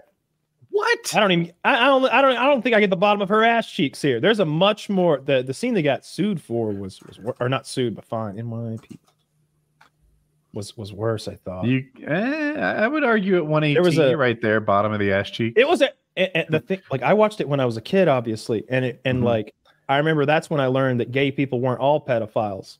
Because Sipowicz hired the gay guy. Wait, what? Yeah. I mean, they're predominantly. You learn something every day. Learn something new. I mean, if you look at the percentages, you might have to look twice and like double check the numbers. Just saying, but we're just guiding those 15-year-olds through a very complicated time in their lives. You don't understand the gay culture. It's funnier that way. Y'all are. So yeah, Sipowicz hired. There's a gay guy who's like, I don't know if he's the dispatcher. I think he's sort of I don't know what you call it, the receptionist at a police department, but he's the first point of contact when you walk into the police station, I think. Hard to remember, maybe something else, but it's a blonde gay guy that works there. And they're like, "Yeah, he could watch your kid, Sipowicz." And he's like, "I don't know if I want that gay watching my kid. You might touch him." And they're like, "Gay people don't like kids. They like other gays. He probably likes grown men." He's like, "Huh? Yeah, that makes a lot of sense. Yeah, I'll let him watch my child." I never thought about it that way. and you got to keep in mind, I'm like 7, and probably his kid watching molested. Immediately sodomizes the child. I was wrong. My bigotry was providing protection, and you fooled me out of it. That would have been an episode where everyone learned something. He always had a different partner who was kind of, because it seemed like that role was getting rinsed out every year, but it was always somebody good. It's very good police drama. It's probably my favorite one of all time. Just like The West Wing is my favorite. Whatever that was, I love The West Wing. The West Wing is one of the show. As much as I want Sipowicz to be the cop that pulls me over or that like handles like a crime that I need solved or whatever, like he's the cop that you want in any scenario. President Bartlett from The West Wing is the president you want. He's like a statesman, genius, like fair-minded, like down the middle kind of guy. I mean, he's a little liberal. Everyone on his staff is world class. Oh, I thought you were going to say Jewish. I guess so. Only like 3 of them. Yeah. Who's the guy who played the hockey player? Really good looking. Yeah. Well, Sam is his character's name. Sam. Yeah. I can't think of the actor's name. He was in the Rat Pack. The Brat. What is it? Brat Pack, maybe something like that with Robert Downey Jr. and those guys. Rob Lowe. Rob Lowe. Yeah, he's not Jewish, right? No, he's very white. It seems. Yeah. But Toby Ziegler and that other guy were definitely. No, that's one of my favorite shows of all time too. I've watched it through a few times. I don't know if anyone can do it, but I'd like to see a Republican version of it. You know, well, there was a season where President Bartlett's daughter gets kidnapped, and he has to sort of recuse himself from the presidency because he doesn't feel like he can handle anything really because he's worried about his daughter. And they have John Goodman, who's the Speaker of the House, come in and take over. There's some shakiness on the VP front. I can't remember. He'd either just fired his VP but they go to the Speaker, and it's John Goodman, and he's like a right-wing Republican. He comes in with his bulldog. I remember that. He's got like a pet dog he brings in with him. Yeah. And very assured of himself. Yeah. It really took over. I remember Bartlett's like, I have this and that. He's like, Mr. President, you're relieved. Like, I don't need anything else from you. You get the fuck out of here. I'm in charge now. It was a great moment. That's a wonderful show. It is. Yeah. But I don't know. Like, I just like to see like the Republican version. There are a lot of Democrat positions where it's easy to sort of virtue signal and say that you're in the right. And I want to see that perspective of the right. Like, you know, people coming from a good place to, I don't know, cut Social Security or something. Like just explain it to me. Show it to me. Yeah. I don't think they're right-wing writers. It seems like most writers or at least it doesn't seem like right-wing writers get hired or people. Yeah. I mean, you're denying reality if you deny that Hollywood is leaning left, right? They just are. Yeah. There's a handful of right-wing actors who speak about it, and they often tend to be has-beens. And I wonder if that's why, to some extent. Not so much somebody like Kevin Sorbo, you know, the guy who played Hercules, the legend. Yeah, Kevin Sorbo, right? Like, dude, your career is gonna end either way. Tim Allen is another one. He's like 70 something, maybe. I forget. He's older than I realized. Dennis Leary. It's hard to point to right-wing people and say their career ended because of their political views. Well, there's Gina Carano. I can't remember exactly what she said, but I think she did say some real edgelord shit, right? Didn't she say something about Jews or was it gays? I'm so low confidence. I remember it being maybe COVID, but I'm still not sure. Yeah, I don't remember what she said. At the time, we took the correct position, and that was that she was too pudgy for the role. And if you don't give a fuck about your politics, I would be fine with an absolute Nazi. And I would be fine with an absolute like left-wing full-term abortion, like crazy bag too. Like, it's just a role. What do we have here? Jews were beaten in the streets, not by Nazi soldiers, but by their neighbors, even by children, because history is edited. Most people today don't realize that what am I reading? I'm a little worried there's going to be a punchline somewhere. That to get to the point where Nazi soldiers could easily round up thousands of Jews, the government first made their own neighbors hate them simply for being Jews. How is that any different from having someone for their political views? Oh, that's what Gina Carano wrote. That's what got her in trouble. Oh. Well, she may have a point. That was so quick. Oh, did you? What is this? Of it. We sort of forgot what Gina Carano said. That got her fired from the Disney show Mandalorian, that she and got her future project that was just her own TV show canceled. Like her own that post, according to Zach. Jesus. I'm not sure. I thought she had said something about Jews, and that's clearly about Jews, but that's not crazy to me. I'm looking at the Instagram post with her name on it. Yeah. And the New York Post, I believe she wrote it. This is a right wing. Oh, I believe she wrote it.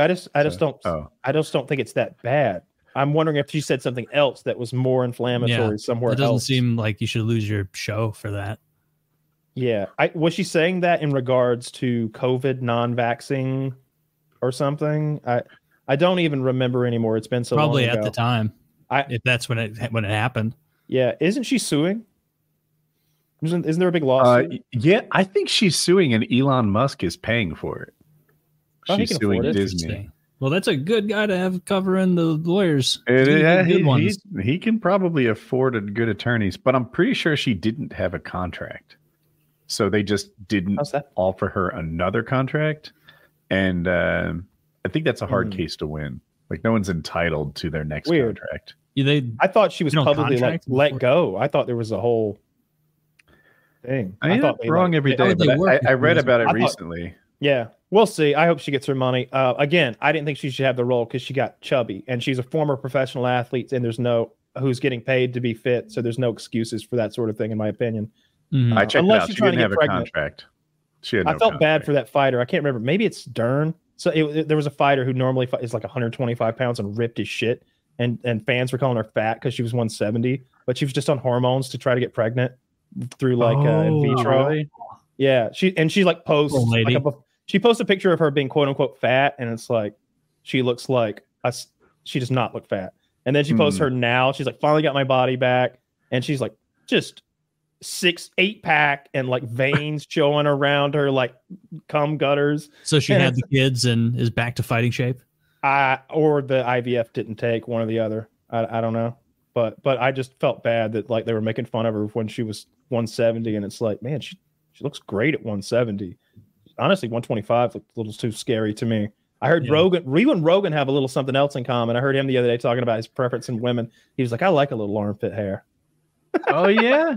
Wait, he's like, I have that in common with her. Well, I just remember you like being into that belly button hair, that lady, that navel hair, that happy trail, that guide that we kayak instructor or something. Oh yeah, okay. On the happy trail thing, I'm right about that. That's hot. On the armpit hair or leg hair, my actual take on it is I can tolerate it. Women don't get that. Most women don't get that hairy. So the minor little hair that they grow, I don't prefer, but I can live with. This is armpits and legs. My bigger issue would be I'm too vain, I guess. I'd be a little embarrassed if I had a girl on my arm with armpit hair. I feel like everyone would be judging that scene, and I don't like that attention. I want to have some sort of accessory to even that. Like if you had dread, she had armpit hair, like then that's fine. Who's the clown in The Simpsons? Bozo? Crusty hair, a crusty wig. No one will be looking at her armpit hair. Problem solved. Sideshow Bob, another one. Sideshow Mel. Sideshow Mel. Name another one. The one who's not very funny. There's a fourth clown. No, there's not. Or at least there's a name for the fourth clown. What's Krusty's real name? Oh, fuck. It's something Jewish. It's very Jewish. Something Wits, right? Of course it's something Wits. I know. No, but I could have said something Steen or something. Now you're just repeating yourself. Yeah, but... So, in the most recent Shogun... And the most recent Shogun, our Englishman has been given like a fucking house of his own, and he's got this super awkward scenario where they like gave him his own wife, and like, but he's also got a lady servant, and the emperor guy Toranaga gives him this pheasant that he has caught with his falcon, and he's like, a wonderful gift from Lord Toranaga. We will make a wonderful stew with this later. And he like hangs it up, and he's like, no one touch this. And his Japanese is bad. He's trying to explain to him that it needs to sit there and like rot for a few days. This apparently is some sort of 1600s British thing that they do with fowl, as they allow it to rot perhaps before they cook it. And in weird Japanese to English, the lady goes, "Oh, won't it smell very bad?" He's like, "Oh yes, the smell will be almost intolerable. Terrible stench." And she's like, "Oh, why?" And he's like, "Oh, no one touch. Forbidden. Death. And like he's like, touch, die, or something like that. Like that's all he's got. That's all the Japanese he's got. And so the episode plays out. Well, like, God damn, if this thing isn't stinking up, not just their house and their backyard, but like the village is complaining. So because their society's so goddamn rigid, the gardener, who's been a little sick lately, goes, "I'll take the L, folks." And he takes down the bird and like buries it or whatever. And then they execute him. They execute the poor old gardener. And so like our white dude shows back up from a rough day, mind you. And he's just like, "What's going on? Why is everybody fucking teary-eyed and shit? Who died?" And she's like, "Oh." She like gestures toward where the fowl had been hung, and there's an empty noose thing there where the pheasant had been hung, and he's like, "Oh, the bird's gone. It smelled terrible, didn't it? Who did it? Who took the bird? Urinaga took a bird. Oh, did he? That old rapscallion. Can't believe he was able to get up there. Where is he? Fetch him for me. He just wants to like talk to him because he's been shooting the shit with the gardener, you know, about the pebble guard and how they all need a good rock. Sweet old man. She's like, oh, he was put to death. He's like, you killed that old man over a bird that I didn't even care about. And she's like, you said death. Yeah. You said death. And then she's like, gestures toward his swords, and she's like, kill me. Kill me. Take my life. And he's just like, where the fuck am I? You people are insane. Yeah. And you're with him so much in that moment where you're like, I'm so glad he's saying it. I'm so glad he's not just like, well, this is the Eastern version of our feudal system. He's like, what the fuck do you mean cut your head off, bitch? Like, answer for your, what do you mean? No, I'm not going to cut your head off with your daddy's fucking sword. Jesus, what is this place? And he even tells her later on, he's like, you're just a prisoner to this rigid system of nonsense that matters to no one. Like, you suffer for this person who doesn't care, and you suffer for that person who doesn't care. When do you live for you? When is your life yours? And she's just like, oh, I don't want to talk to you anymore, Aru, or whatever the fuck. It's really frustrating. Yeah, that's pretty much what she said. She's very attractive, by the way. I spent all of like 90 seconds being like, what the fuck? British people were eating rotten pheasant. And were they? No, it doesn't seem so. At least nothing came up when I searched that. And then I was like, why? Like, why would that be the mechanism they used in the show to like show the harshness of the gardener dying? That was just weird. Because like anyone who's eating rotten bird is going to be very ill. Like, you don't get an immunity. Maybe he was going to cook it. I don't even know. I thought that they were eating the stew when they had dinner that night. They had the most awkward dinner ever. So this is my favorite scene thus far in the whole series. Has to be our English main character is hosting dinner, and his guests are the woman they're forcing to be his wife, the woman who is his translator, who he just slept with because she thought her husband had died in battle. And surprise, surprise, her husband. So they're all four sitting around the floor. They don't have Japanese style. And he is serving them an English rabbit stew that he has made. And they are all so close to vomiting. But they're trying to be so polite. And after the dinner's over, she tells the servant, throw that stew into the sea. I love that shit. I loved the drinking part, the whole thing. The weird culture shock every episode is fun to me. I like that. Like, he asks for a wart. He's like, have him tell me about how he escaped the great battle in the city. And as a viewer, I'm wondering, how did he escape? Last time I saw this guy, he was surrounded by swordsmen, being backed into a flaming home of some kind. Like, it looked bad for him. And now here he is. No, not a scratch. How'd you do that? And they're like, oh, he must come from a culture where bragging about one's deeds is much more acceptable. And it's like, yeah, he does. Yeah. Like, well, I'm more asking for an explanation than bragging. Yeah. Like, tell me the story. I hope we get that story. I would really like to hear what happened off camera. Sure. Oh, that guy, undoubtedly that guy is like a double agent now, right? Who was allowed to live because of that. Oh, I don't think so, but it's a good theory. I think Kyle's right. I think that he's ashamed. Listen, the nature of escaping from a village of swordsmen by yourself, and I know we got some help along the way, but that's not a brave act. You are running, you are hiding, you are covering yourself. You're Rambo in the woods, traps and running, and you might kill a kid before he could warn someone. He did something he's ashamed of. There's no way he 1v90'd the village, with the sword. So I really want to hear what happened, and I hope I hear the truth of it, because I just keep repeating myself now. There's no way that you escape from a village of people trying to kill you in a brave way. It's pretty shady. In a brave way, better phrased. Yeah. He didn't hack his way through those swordsmen. He fled, which seemed to be what he was avoiding by facing them to begin with anyway. So it's that society is so alien to me. It almost seems like an episode of Star Trek. There's an episode of Star Trek. I won't waste too much time on this, but they go down to a planet. They start playing ball, The kid goes for a long one and dives, and he falls on these enclosure with plants in it, flowers and shit, crushes it, breaks it. But on that planet, every crime, the punishment is death. And he trespassed and destroyed property. So it's death.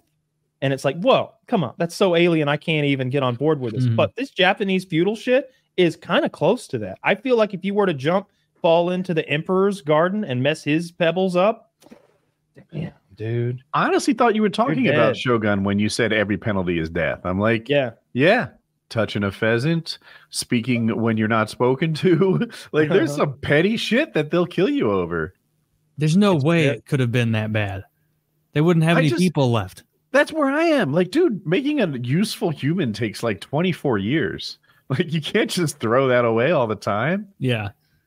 I don't know. I don't know much about that. You got to spice it up, Hollywood. I think they did it though.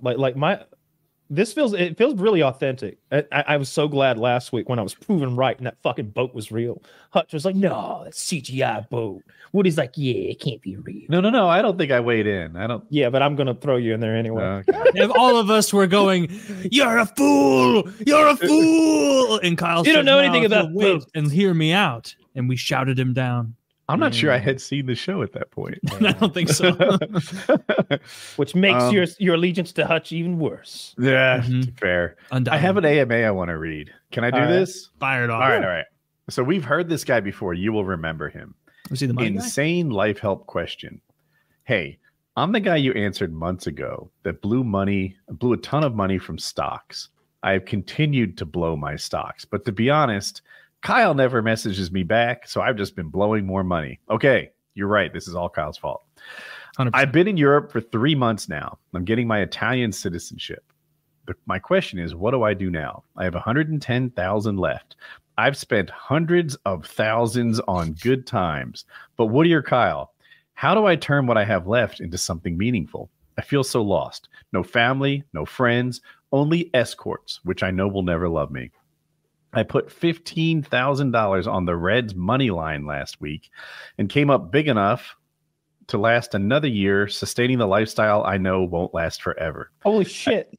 I have always looked up to you guys as older brothers or parental figures, and I know the fans have done the same. At this point, after blowing hundreds of thousands of dollars that my grandmother gave me, what do I do? I have just over 110K left in my stocks, and I feel like I'm at a loss. Dude. I'm not sure any of you have heard the term passport bro, but it means to travel for sex. I feel as if I'm relegated to that. I know eventually my funds will run out, but there's nothing in my life that comes close to the satisfaction of when I do hookers and blow. It is incredibly sad to say, but Woody is the closest thing I have to a father, and Kyle is the closest thing I have to a brother. Taylor, you're not in this. Wow, the fuck. Hey, keep doing fucking coke and hookers, loser. I need help. Don't listen to him. He's not one of us. It's the last sentence. I need help, and it's incredibly sad to realize the closest thing that I have to that is a podcast. Oh, that's okay. We're a real little family over here. See, what you need to do is you're paying $10, I think, to ask us that question. If you chip in 40 more of Granny's money, you can slide over into the PKA Discord like a big boy, and we could chat this out for 2 hours at a time. Look, this week we're having a hangout. True. All right. And if you can't make that one because of hookers and blow, then the following Tuesday at 7 p.m. Eastern time, having a whole nother one. 6 full hours of hangout time. For just the low, affordable, no hookers involved. I'm sorry, you won't be jizzing. For $50. People have over to patreon.com. Bring a hooker. PKA. It's right. Hang on, right there. Go right there. Big miss. What are you pointing? 40 more buckaroos. I mean, not even fucking close, dude. Oh, really? It's not. You point at it then. Where are you on the screen? It's kind of above this part of your microphone. For me, it's literally I'm touching the K right now. Through your head. Boop. Taylor's more on target. No, so well, he can use his fucking imagination. He's on drugs half the time. No, he's at a loss. He'll never join the Discord now. No. So slide over to Discord. I don't get your message. I say just keep rolling with the Reds. People who aren't in Discords that I'm not in. That's how my Discord works. Clearly, the Reds money line is the secret that this guy needs. I want to know more about your gambling. That's cool. Look, we've got investment guys in our Discord, guys with fucking charts and shit, not people like us. Yeah, okay, like in the Reds money line. Charts, they're experts. I mean, like charts where they're like, yeah, that worked. That like clearly they're doing decimals, the whole nine.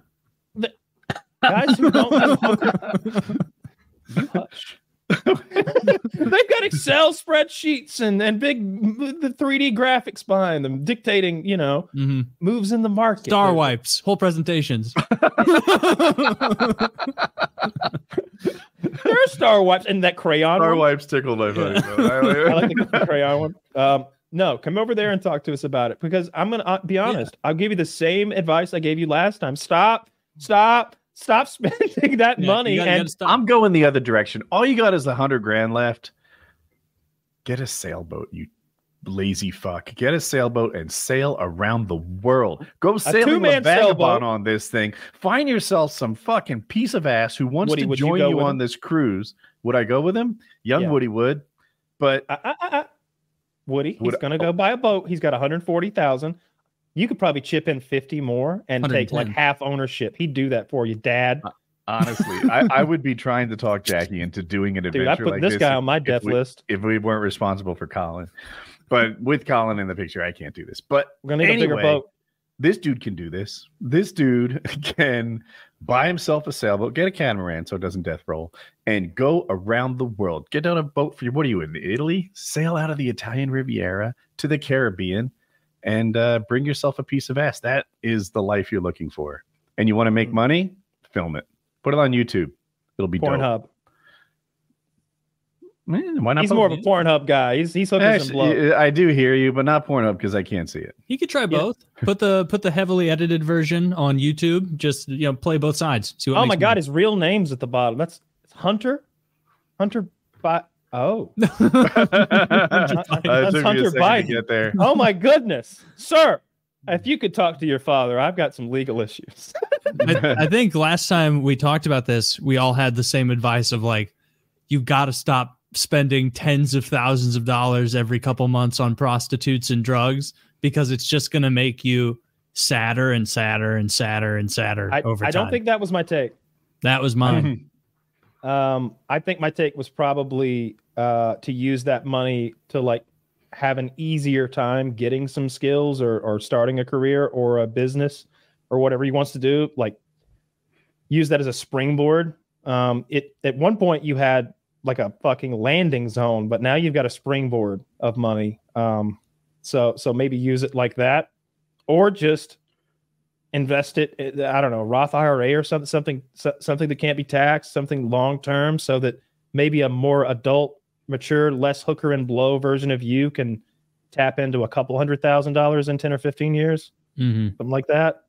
Yeah, buy some property. Based on his own comments, his current formula is not working. He's in Italy buying cocaine as we speak. So it's lame. He needs to travel in different places. He needs South America's got cheaper coke, dude. What are you doing? Yeah. I honestly just feel like getting a condo in Italy and banging whores is unfulfilling. Yes. Go start adventuring, live your life, become a more worldly person. Go to church. Church? The fuck are you talking about? Church? Go to Brazil. I swear, if you go to church, dollars go further. They will, as quickly as possible, suck that remaining 110,000 you have left. Don't give him any money. This guy needs some kind of community. Some kind of community. Yeah, they'll get it. That community exists to separate fools from their money. You don't want that. Maybe you could become a Mormon. I think you're painting with too broad of a brush. I've got a very limited experience with the Catholic Church, and they're like, oh no, we don't like our members to write us checks. What's your routing number so we can deduct it ourselves? I'm like, the fuck, I'm gonna give the church access. Okay, well that's baffling. Don't do that. don't do that. My routing don't go to Joel Osteen's church. Don't do that. They wanted find to some kind of community. Make withdrawals when they felt like it was appropriate from my bank account. Dude, that's does he have family back in the States? Just us. It's me and Woody. Just you two. Yeah. All right, here's what you want to do. You want to buy a ticket to Georgia. I'm going to tell you, dude, I'm just about to buy a grill, and I was going to get a smoker, but maybe we could go green egg. Maybe you chip in, come over for a barbecue. Never. Kyle will put you up. Never slipped in real quiet. Dude, I bet for a barbecue he'd buy you an egg if you cooked for him. No, I wouldn't. Yeah. I think I'm just going to get the egg and not have to do that. I will say the same thing I said last time. Don't stop spending your money on hookers, and it sounds like a great time, but the gambling is interesting to me. You bet the is that the Cincinnati Reds baseball team? That's what I would guess. Yeah, he bet spring training. It might be an old question. I don't know. No. Oh my God! How old he might be down to 10 grand now. Wait a minute, this guy's dead, dude. The Reds haven't been playing ball since early October. Oh man, he's probably got like 40K left if he's going at this clip. My dog wasn't alive when the Reds were on the money line. This question rings a bell, so stop me if I've read it before. How do you handle having a girlfriend whose fetishes are incompatible with yours? Does this ring a bell? We've answered stuff like this. I have been with my girlfriend for 3.5 years now, and we have a great relationship. We love each other a lot and have great jobs and families who support our relationship and have similar interests. The only problem is in the bedroom. She needs a very specific set of positions and physical environment for her to really enjoy making love. This is fine for me. However, there's one shortcut to this if she pushes, and this font is killing me. And that is through some of the more kinky things that I don't particularly enjoy, such as whipping me, handcuffing me, etc., while self-pleasuring. It is now escalated to the point where I can no longer relax in the bedroom. A little while ago, I was having a bad day, and she gave me a blowjob after work. All was going well, but right as I said, I'm coming, she punched me in my sack as hard as she could. It made me pass out for the first time in my life, and I don't know what to do. Is this relationship doomed, or can we get past this? Oh my goodness. I don't believe you. But if I did believe you, I think you've got some, you're going to have to work on your dynamic a little bit and establish some rules about consent. A couple of boundaries. Bullshit. Fuck, don't listen to Kyle. He doesn't know the first thing about sex. Not everything you do in the bedroom is going to be your favorite thing to do in the bedroom. You let this bitch punch your sack. She's trying to get off too. Sounds like you came. You said you were. That sounds awful though. So anyway, outside. What if she could only come with like she was burning you with a cigarette and you're like, ah! I would look like I have box marks all over me. You'd like a troubled 16-year-old Avril Lavigne fan. I did see one of those. I think watching, this guy's fibbing to us, but I was watching some. Well, let's answer it as though it's real, Kyle. What's your real advice? What was the question again? I'm genuinely asking. Basically, she gets off by hurting him. Oh yeah. Oh, genuinely, what I said. Like I don't care about kink, but you've got to like establish some boundaries. Like there's all sorts of things you can do in the bedroom that could be like borderline, and you wouldn't want sprung on you.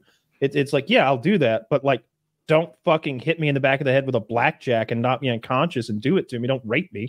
Like I want to talk about it first and like agree we're doing that tonight.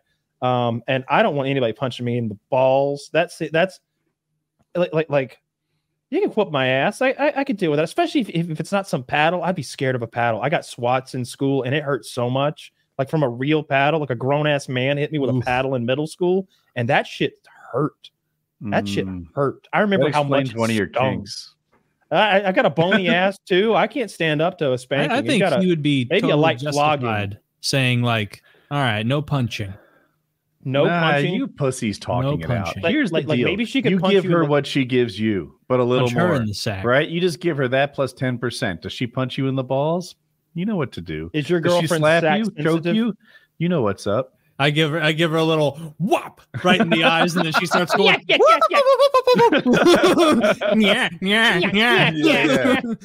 Why? Start doing that, and it'll shut the mood right down. She train her like she's a stubborn jackass, and then just sprint out of the room. Start acting like fucking Shemp, and this won't be an issue. She won't want to fuck ever. Oh, Shemp's the worst. I'm a Mo guy. Yeah, he was the worst. Yeah, Mo was the best. I think, yeah, genuinely, like it's if that's real, like the punching in the balls thing, I know is like a thing, and then ruined orgasms is also a thing. Like these are real kinks that like women are into and that dudes are into, but that's not the sort of kinks that you spring on people. That's like pissing on somebody without asking. That's crazy. Get punched in the balls. I would be if that would be the end of our relationship if I randomly got punched in the balls before I was going to come. Yeah, it'd be like, oh, that's such a betrayal of trust. You just attacked me. All right, we're done here, man. Because how am I ever going to have sex with you again without fearing that the next time I come with you will not be also met with a punch to the balls? Like there's no trust there anymore. Yeah. Coming off like a pillow princess. No, right? dummy, the guy who receives but doesn't give back. Seems like he's receiving a lot of pain. I always ask permission before I give a cunt punch. Like I'm always, madame. And if he's not into having his orgasms ruined, that's just a bad sexual experience. Yeah. Like that's just dreadful. Yeah. If you really like the orgasm part and you're not into having that ruined, someone ruining it isn't like sexy. It's like, the fuck? I was right about to bust. I don't know how robust testicles are, but I can't take too many right crosses. I don't. It's not good for you. Even one. Oh, do you remember? I think maybe who was it that was like crippled or fat or something and was working with DDP, the former wrestler? Was that Boogie? Yeah, it was Boogie. Yeah. All right, so DDP. I'm scared of where this is going. So Diamond Dallas Page, the wrestler DDP, old now, and in the 90s he was like one of the guys, one of the like main guys. But I guess he has some sort of rehabilitation yoga program where he helps people who have severe back trauma that's related sometimes to sports. And he was helping Boogie. Boogie, I think, gave him the thumbs up and said that it was very helpful and it gained him back some mobility. I just saw Butterbean. You remember Butterbean? Yeah. Butterbean can't stand up straight. Butterbean's in a motorized wheelchair and he's hunched over like a cartoon character. I just read he wanted to fight again. Because he's working with DDP. Like DDP, apparently, yeah, I think that, that's Mike Tyson. Well, Butterbean looks bad. That looks like Butterbean. Am I That's crazy? Butterbean on the left. Okay. And Mike Tyson looks thin. Is that recent? I have no idea. Not thin in a bad way. He looks bro, imagine how wild it would be if Butterbean's one more fight was on Mike Tyson and Jake Paul. Oh, so the hashtag one more fight is, and this is from Diamond Dallas Page. Okay, I'm like looking beyond the picture now. Yeah. So the one more fight thing was a YouTube video that I was watching, or maybe it was for a documentary that they made about him. But I was like scrolling through that thing, to see just how pitiful he was. And I saw he'd gotten to 298 pounds or something, which was the first time in like forever that he'd been below 300 pounds. For him, apparently. I mean, he is. Yeah. That's sad to see him all crippled up, though. Hope he does do well. I wonder if it's related to his sports. It's got to be, I guess. But I didn't know he had a bad back. Oh, yeah. Yeah. They're going to make him fight again. It's going to be embarrassing. That Mike Tyson fight's going to be embarrassing. Mike's going to get smoked. You think? Yeah. Well, he is like 40 years older than Jake Paul. I've watched so many Mike Tyson retirement fights at this point. I remember when he lost to Lennox Lewis. I remember then when he came back like 5-6 years after that, lost again. And then I remember him fighting Roy Jones Jr. and winning that. And then I think maybe he lost one before that. Like he's just always losing fights. He's not Mike Tyson anymore. He hasn't been since that first loss to, was it Buster Douglas? Boxing when he stopped believing he was invincible, it was over. Boxing tricks me. I see like Mike Tyson hit either pads or a heavy bag, and it's like, holy shit. I can't put into words how athletically he moves, but he looks like he's 24 years old or 18 years old. Like it just looks amazing. But I bet that when we see him with Jake Paul, it won't be there. It never is. It never is, because they're giving you that burst. They're giving you their best 10 seconds, I think, when they hit pads. I'm guessing because I've never seen anybody hit another boxer like they hit pads, unless all boxing is made up, which I'm not. It might be. It might be like WWE, but they kept their secret better. Could be. You never know. One of those guys would have spilled the beans by now in their late age. It's so easy to fix. They can't remember where they are. That's what I'm saying. They would accidentally spill the beans. Yeah, I bet hockey's hard to fix.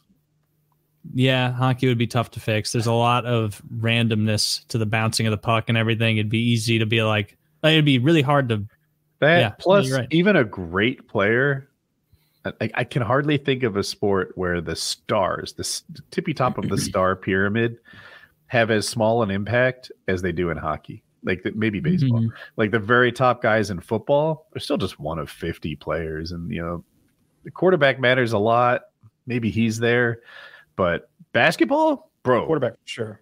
They have 5 starters, and like 2 of them are scoring half their points. If one of them fucks up, like you can fix a game. Mm-hmm. But if Gretzky doesn't score at all that day, that team could still win. Mm-hmm. Sure. Or Gretzky could play great and they could still lose. There's a lot of parity in hockey. Coaches and officials seemed like the way to do that. and also, you wouldn't need to necessarily lose the game. You just have to beat the spread, right? You just have to like keep it close or make sure it was an even bigger blowout or whatever you were trying to do to whatever they were betting on, whoever the people who were making you do the thing were betting on. Trying to think. Oh, there was an episode of The Shield where they kidnapped a fucking basketball player so they could bet on the goddamn game. He's like, yo, I got to get to the game. He's like, yeah, I don't think that's going to happen, big man. He's going to get out of my way. I got to get in the car and go to the stadium. Nah, not tonight. Not tonight. We got a lot of money riding on the other team. Yeah. They just kidnapped him basically and made him so that he didn't make it to the first half of the fucking game. And then he came back in and probably scored so many points he still won. No, it's a TV show. Shield's a good show too. It's racist cops doing crazy shit. Michael Chiklis. Yeah. He's dirty cop doing dirty stuff all the time. He burns that Mexican pedophile's face on an electric stove. It's got the little spiral. I haven't seen any of The Shield. Sounds intense for FX. Yeah, it was super. FX is really intense. The Shield will make you like sick to your stomach with some of the torture and rape. That's a really gruesome. They do that thing where they hang the tires on people's necks and burn them alive. There's pedophilia. I think they do that in Africa. Necklacing. Yeah. Didn't Nelson Mandela do that to people? I know he blew up school buses of children. Yeah. I thought he was a good guy, though. Doesn't sound like it based on that, but I also don't know much about that guy. I have to say, he is not an area of interest of mine. Did he definitely blow up a school bus full of children? I don't know what would motivate somebody to do that. Maybe those children were real assholes. I think he was a terrorist, just perhaps. Nelson Mandela? I thought maybe he was some sort of like freedom fighter. Anti-apartheid. I love how that works. I thought he was fighting against the power for freedom.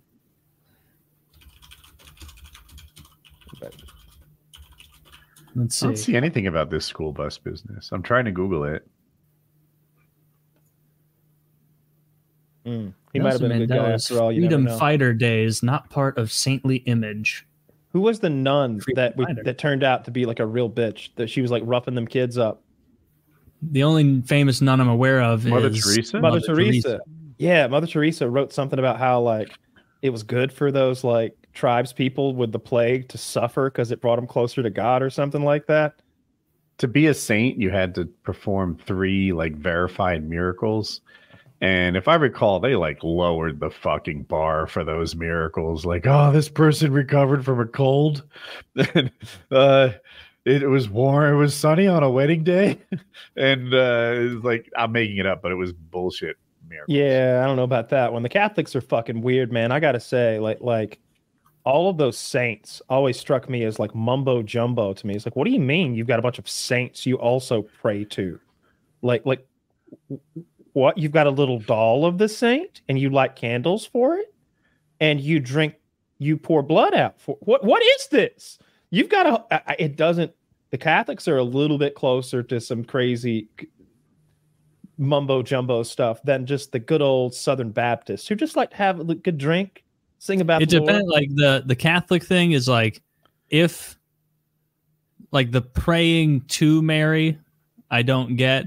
Like when I've talked to Catholics, they're like, you're like praying to God and like asking Mary to like deliver it to God. And it's like, well, but like it just goes straight to God. I wouldn't put up with that shit. I'd be like, I'm not God's messenger. I'd burn that shit in the fire pit. Well, he would destroy those prayers. He would not pass them on to God. And it's like, but God's omnipotent, God, omniscient. He would know. I listen to you and God doesn't mean that I'm your gateway to God. The saint thing in particular is weird to me, though. Like, I can almost understand, you know, you've got the Holy Trinity. I can wrap my head around that. Okay, it's different personifications, but when you've got like Saint Christopher or who, I don't know what the saints do, but it reminds me of Greek gods. Like, oh yeah, that's the saint of lost causes, and oh, he's the one if you lose your keys. So like that's the only one I know. That's the only one I'll ever pray to. Saint Anthony, the finder of lost things. Right? Like there's one for everything seemingly. Just like, oh, he's the messenger fucking saint. Yeah. He died sending a message. They ran out of all the good saints probably early on, where it's like, all right, Thomas Aquinas, you're in the book, big old saint, good saint. And then like 600 years down the line, they're like, all right, Saint Thomas was a really great guy, but like we're out of the good stuff. Like you could be the lost guys thing, maybe. It's Saint Anthony, right? Am I wrong? You're probably right. I don't know them. I know that like my whole dad's side of the family is Catholic, and so like I know the way they do it, or my grandma at least is more like not tongue in cheek, but like more just like a for luck thing. Like nobody's praying to saints. It's just like, oh, I have a statue of Saint, Peter out in my garden, and that's supposed to bring me luck or something like that. Yeah, that's far that my wife basically Saint Anthony's the only one that she'll mention, and it's when you've lost your keys. Any jewelry? Like, oh, pray to Saint Anthony. Like, does it help? Like I found my keys, but I didn't really hear him. I'm gonna start praying to fucking Master Chief when I feel like I'm not up to a task, because that makes so much more sense than any of that. That's who you turn to? Fucking Spartan 117. You're goddamn right. I don't think so, Kyle. I think you're misguided on this. When I need to finish the fight, I'm going to the chief. I'm praying to the Doom guy, and we'll see which one of us wins the fight. No, Doom guy versus Master Chief. Well, Doom guy has magic. It's not fair, is it? Oh, I didn't realize he had magic. Yes, he has magic. Are you sure? I thought he just had guns. He combats demons and angels alike. He is a magical being. Guns, right? With all sorts of like otherworldly, like craft weapons. He has a big flaming sword at one point. And I think I push things around, or like I definitely have a gun with a seemingly magical chain that pulls me to him. Yeah, no laws of physics there. Like pull yourself to like a 10-pound bat monster. That's nice. I don't think he takes fall damage. That's magic. But does Master Chief? Yeah, he definitely takes fall damage. Unless you throw a grenade down there. It's looking like Woody wins this one, Kyle. Yeah, I think so. I mean, but what I'm saying is those saints are fucking black magic mumbo jumbo, and it's ridiculous. It's fucking ridiculous. That like stance. Mythical people are not real. Well, it's not even the myth. Well, they were real people praying to. That's the worst part. It makes more sense to me if you're praying to like John the Baptist. If you told me you prayed to John the Baptist, I'd be like, oh, that's a little weird, but okay, yeah, he's a central figure. Cool. You pray to Moses too? Noah? Any of them? Noah's wife. All right, she was sick, but Jesus did say about John the Baptist that he was the best man ever born of woman. But the fact that they're praying to like some man who was executed by the Romans, like 1,000 years ago, like we pray to that guy, like he couldn't even contend with some Roman fucking centurions. He couldn't handle 8 Italians with fucking short swords, and he's gonna get me out of my jam. The Saint Anthony. Half of them, like that's their thing. You become a saint by like fucking being murdered and like taking the L for the Lord. Like there's the one that they burned alive, right?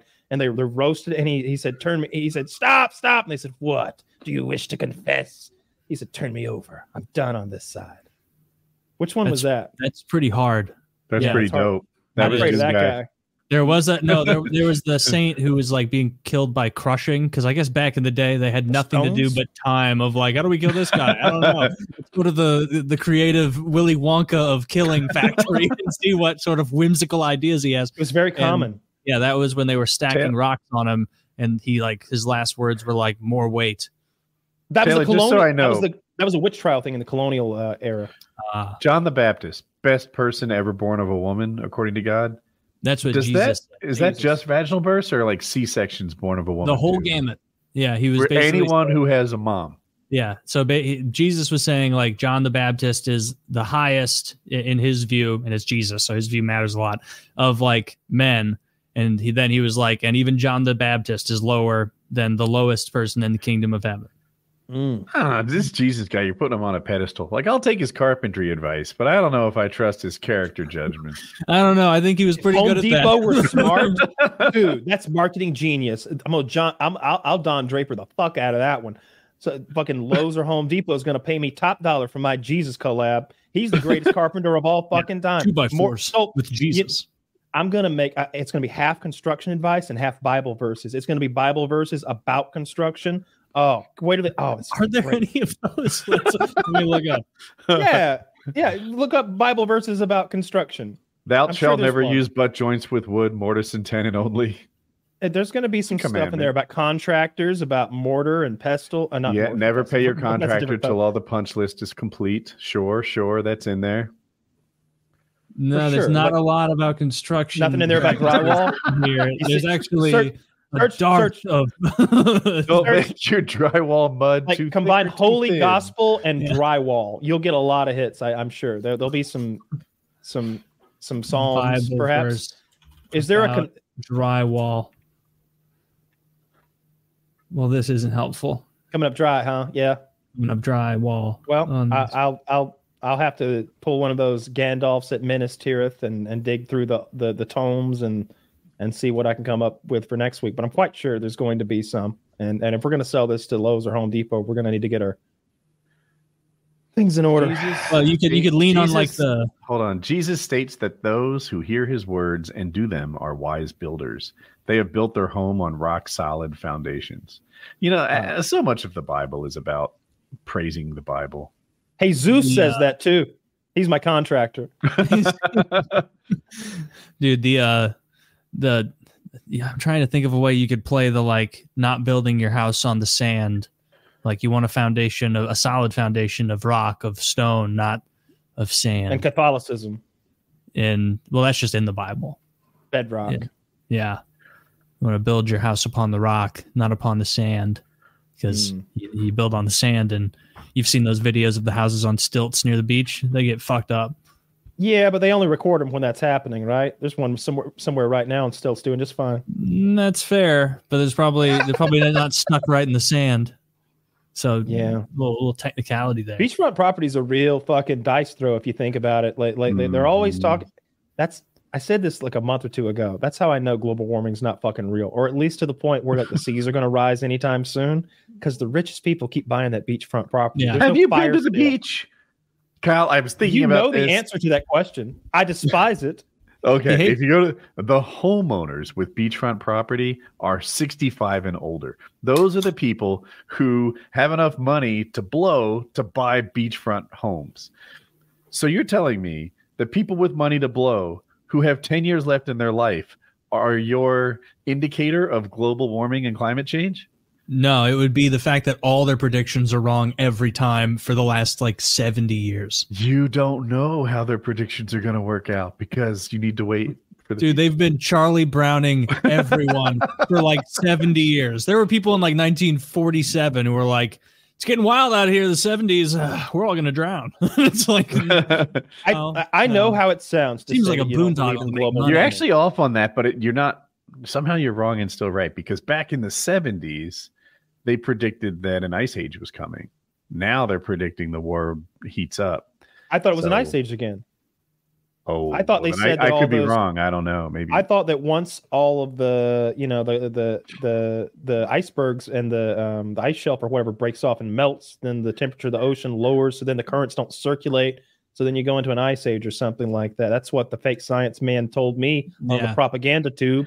And I just don't fucking believe it anymore. Be a flat earther to not believe the earth is getting warmer, though, right? That's a thing that we can measure. We have the tech for that. I just don't know if it's a significant amount, and I'm not sure how entirely responsible for it we are. Because they also show that thing that goes back 20, 30,000 years, because they can see from the ice with the oxygenation level, you can see the chemistry of the atmosphere because of the bubbles that are frozen in ice, and you can date the ice. So you can kind of tell what the atmosphere was doing over time, and the fact that the ice existed tells you a little something about where it's placed.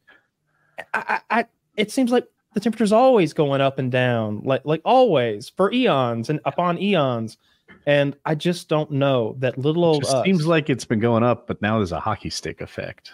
Like a lot of the warming that we've seen over the last 1,000 years has been from the last 100. They called it like a little ice age that we were in. Probably not anymore, but they used to. Like in the 19th century, like 19th, 20th century, where they were like, we're actually in an ice age right now and it's going to heat up. And who knows, like, Kyle, how much we're responsible for it. I don't know. I want the environment to be nice, but this whole like ridiculous shit of like New York is going to be underwater. It's like, fuck you, liar. Like, do you think I'm retarded? Do you think I'm a retarded person that you can just say for 70 years that we're 5 years away from really want the answer? The sea levels rising that much, and it's I want to know what the consequences are. Like they keep going on about, oh, this is bad. What are the consequences in real more carbon? Time? Tell me what year you can be off by 20 plus or minus. When it'll be a problem for a person, and they'll be like, "Oh, the first person died 15 years ago from global warming." Okay, don't give me the made up. Don't tell me that a famine in fucking Thailand that killed some people has anything to do with my straws or my fucking Ford, because that's nonsense. Tell me when the fucking oceans come and swallow up Miami. Tell me when Miami Beach property is worthless. Tell me when, because what date will that be? Will that be 2100, 2200? Will it be year 3000? Is that what we're talking about? I know in a billion years, the sun like runs out of hydrogen or some shit and eats the earth. Like, are we planning for the dark days? I just don't think it's anytime soon, because I remember in kindergarten watching that video and then be like, it just seems like a little bit, but a penny at a time. And they did some funny math to show you that saving a penny per added up to this huge mountain of pennies. Dude, you wait long enough, you'll have $4. Yeah. And they were like, yeah, you see, the world's going. They were showing us that fucking liquid earth from the Kevin Costner movie in 1990. I remember seeing that shit. Waterworld? No, not the movie. They showed us a fucking cartoon to warn us about our cars making us all drown in the future in kindergarten.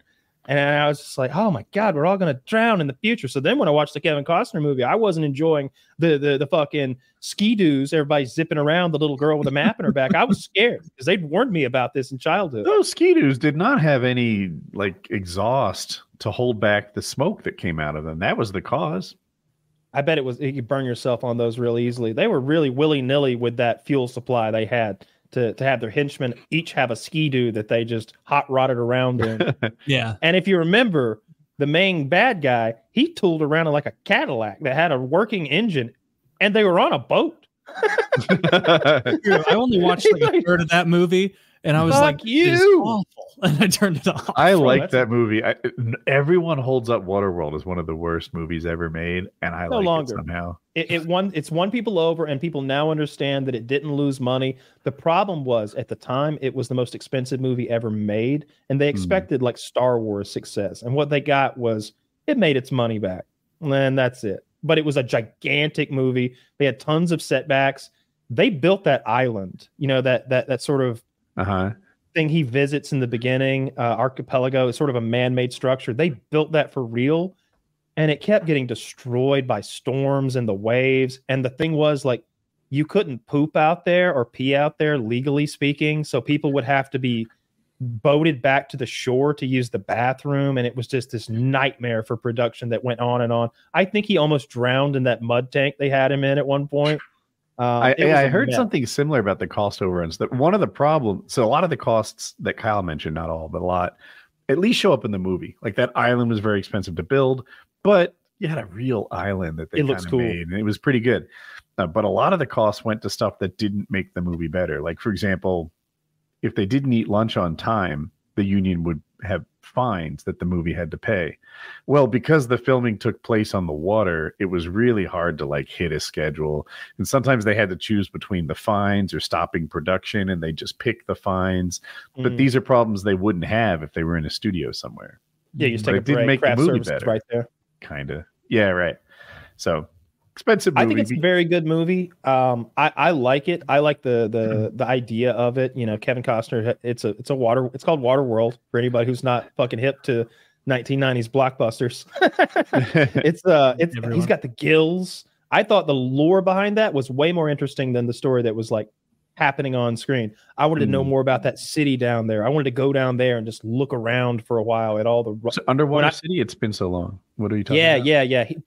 So to convince the lady that's with him like to explain to her the nature of the world, because they're all talking about the map on the kid's back, and he's like, there is no fucking dry land. You want to see dry land?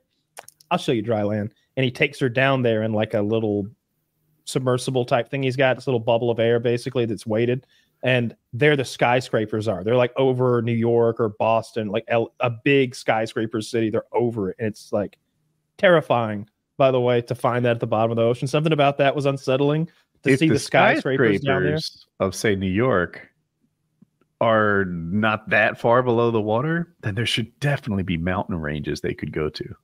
They ended up at Mount Everest at the very end. That's where the dry land was. They find that plaque that says Edmund Hillary or whoever the fuck climbed it first and everything. I stand by my my take that I could climb Mount Everest if I needed to within in the water 18 months. I could climb Mount Everest if I had 18 months like lead time and someone to finance it. Of course, I could. Yeah, someday you'll have the time.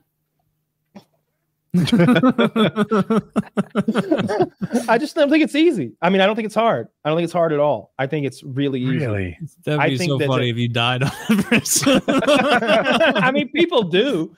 Look, I just don't think it's hard. I think that it can be deadly, it can be dangerous, but I don't think it's hard. And I think when it is deadly and dangerous, it's sort of it's a weather event, and the climbing itself seems. A lot of them are old. Sure, they're in bad health when they go up there, because a big part of it, in my humble estimation, is the lack of oxygen and climatizing to that and dealing with that as like a mission modifier, if you will.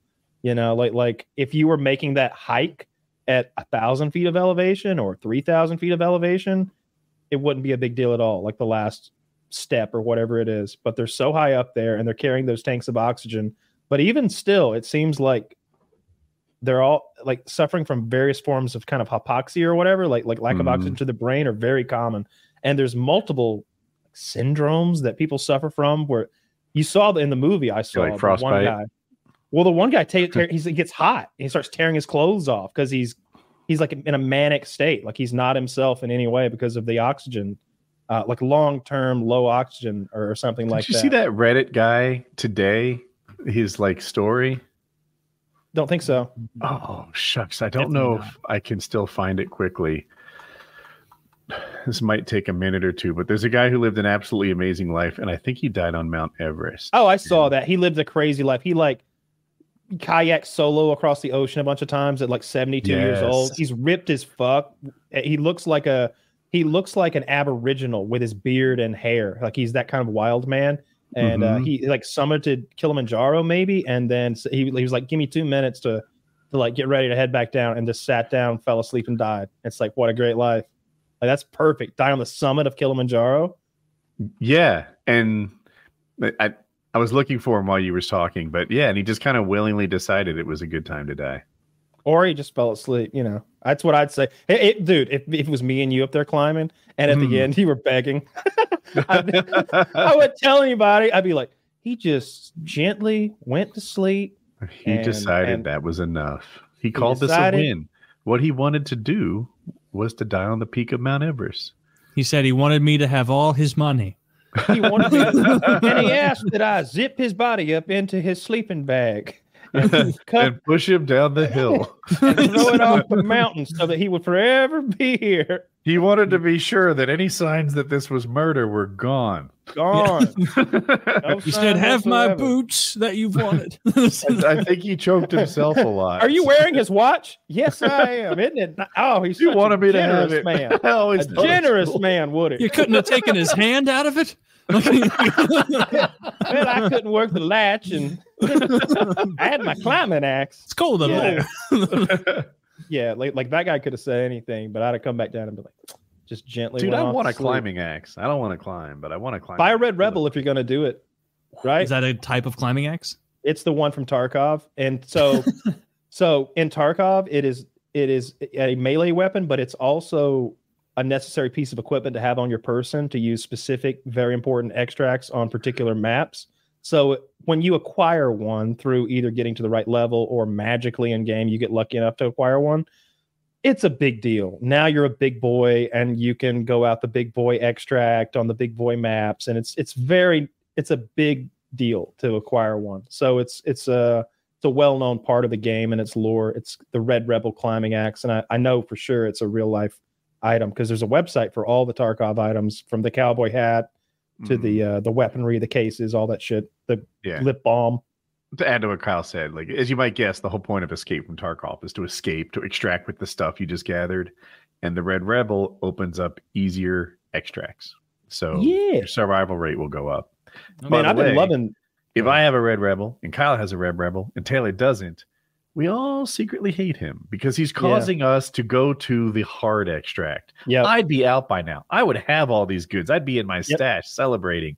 But because Taylor sucks, now we have to summon the train and... Well, you got a job, Taylor? You got a new job.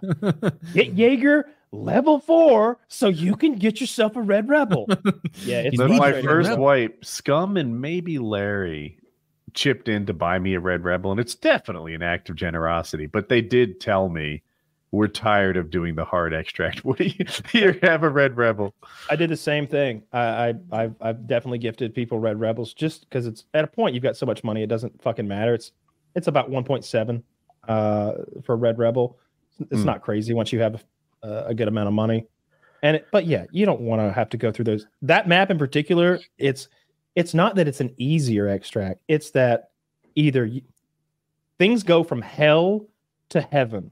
Like the extracts that are there before you have the Red Rebel. One of them is in this dark corner underground that called D2. You have to go turn a switch on, and then you have to go through these tunnels and like dark stairwells, and it's back in a little corner. And people wait because they know you're coming, because they know that there aren't many extracts, and they'll just extract camp you in there. They'll spend the whole game. Yeah, they'll spend the whole game in there hiding in a corner.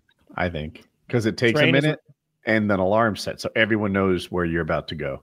Yeah, I used to get on the train out in the yard, and it could be iffy because it could shoot you from so many angles. But I started getting in the train station and just going prone in there, and it works every time.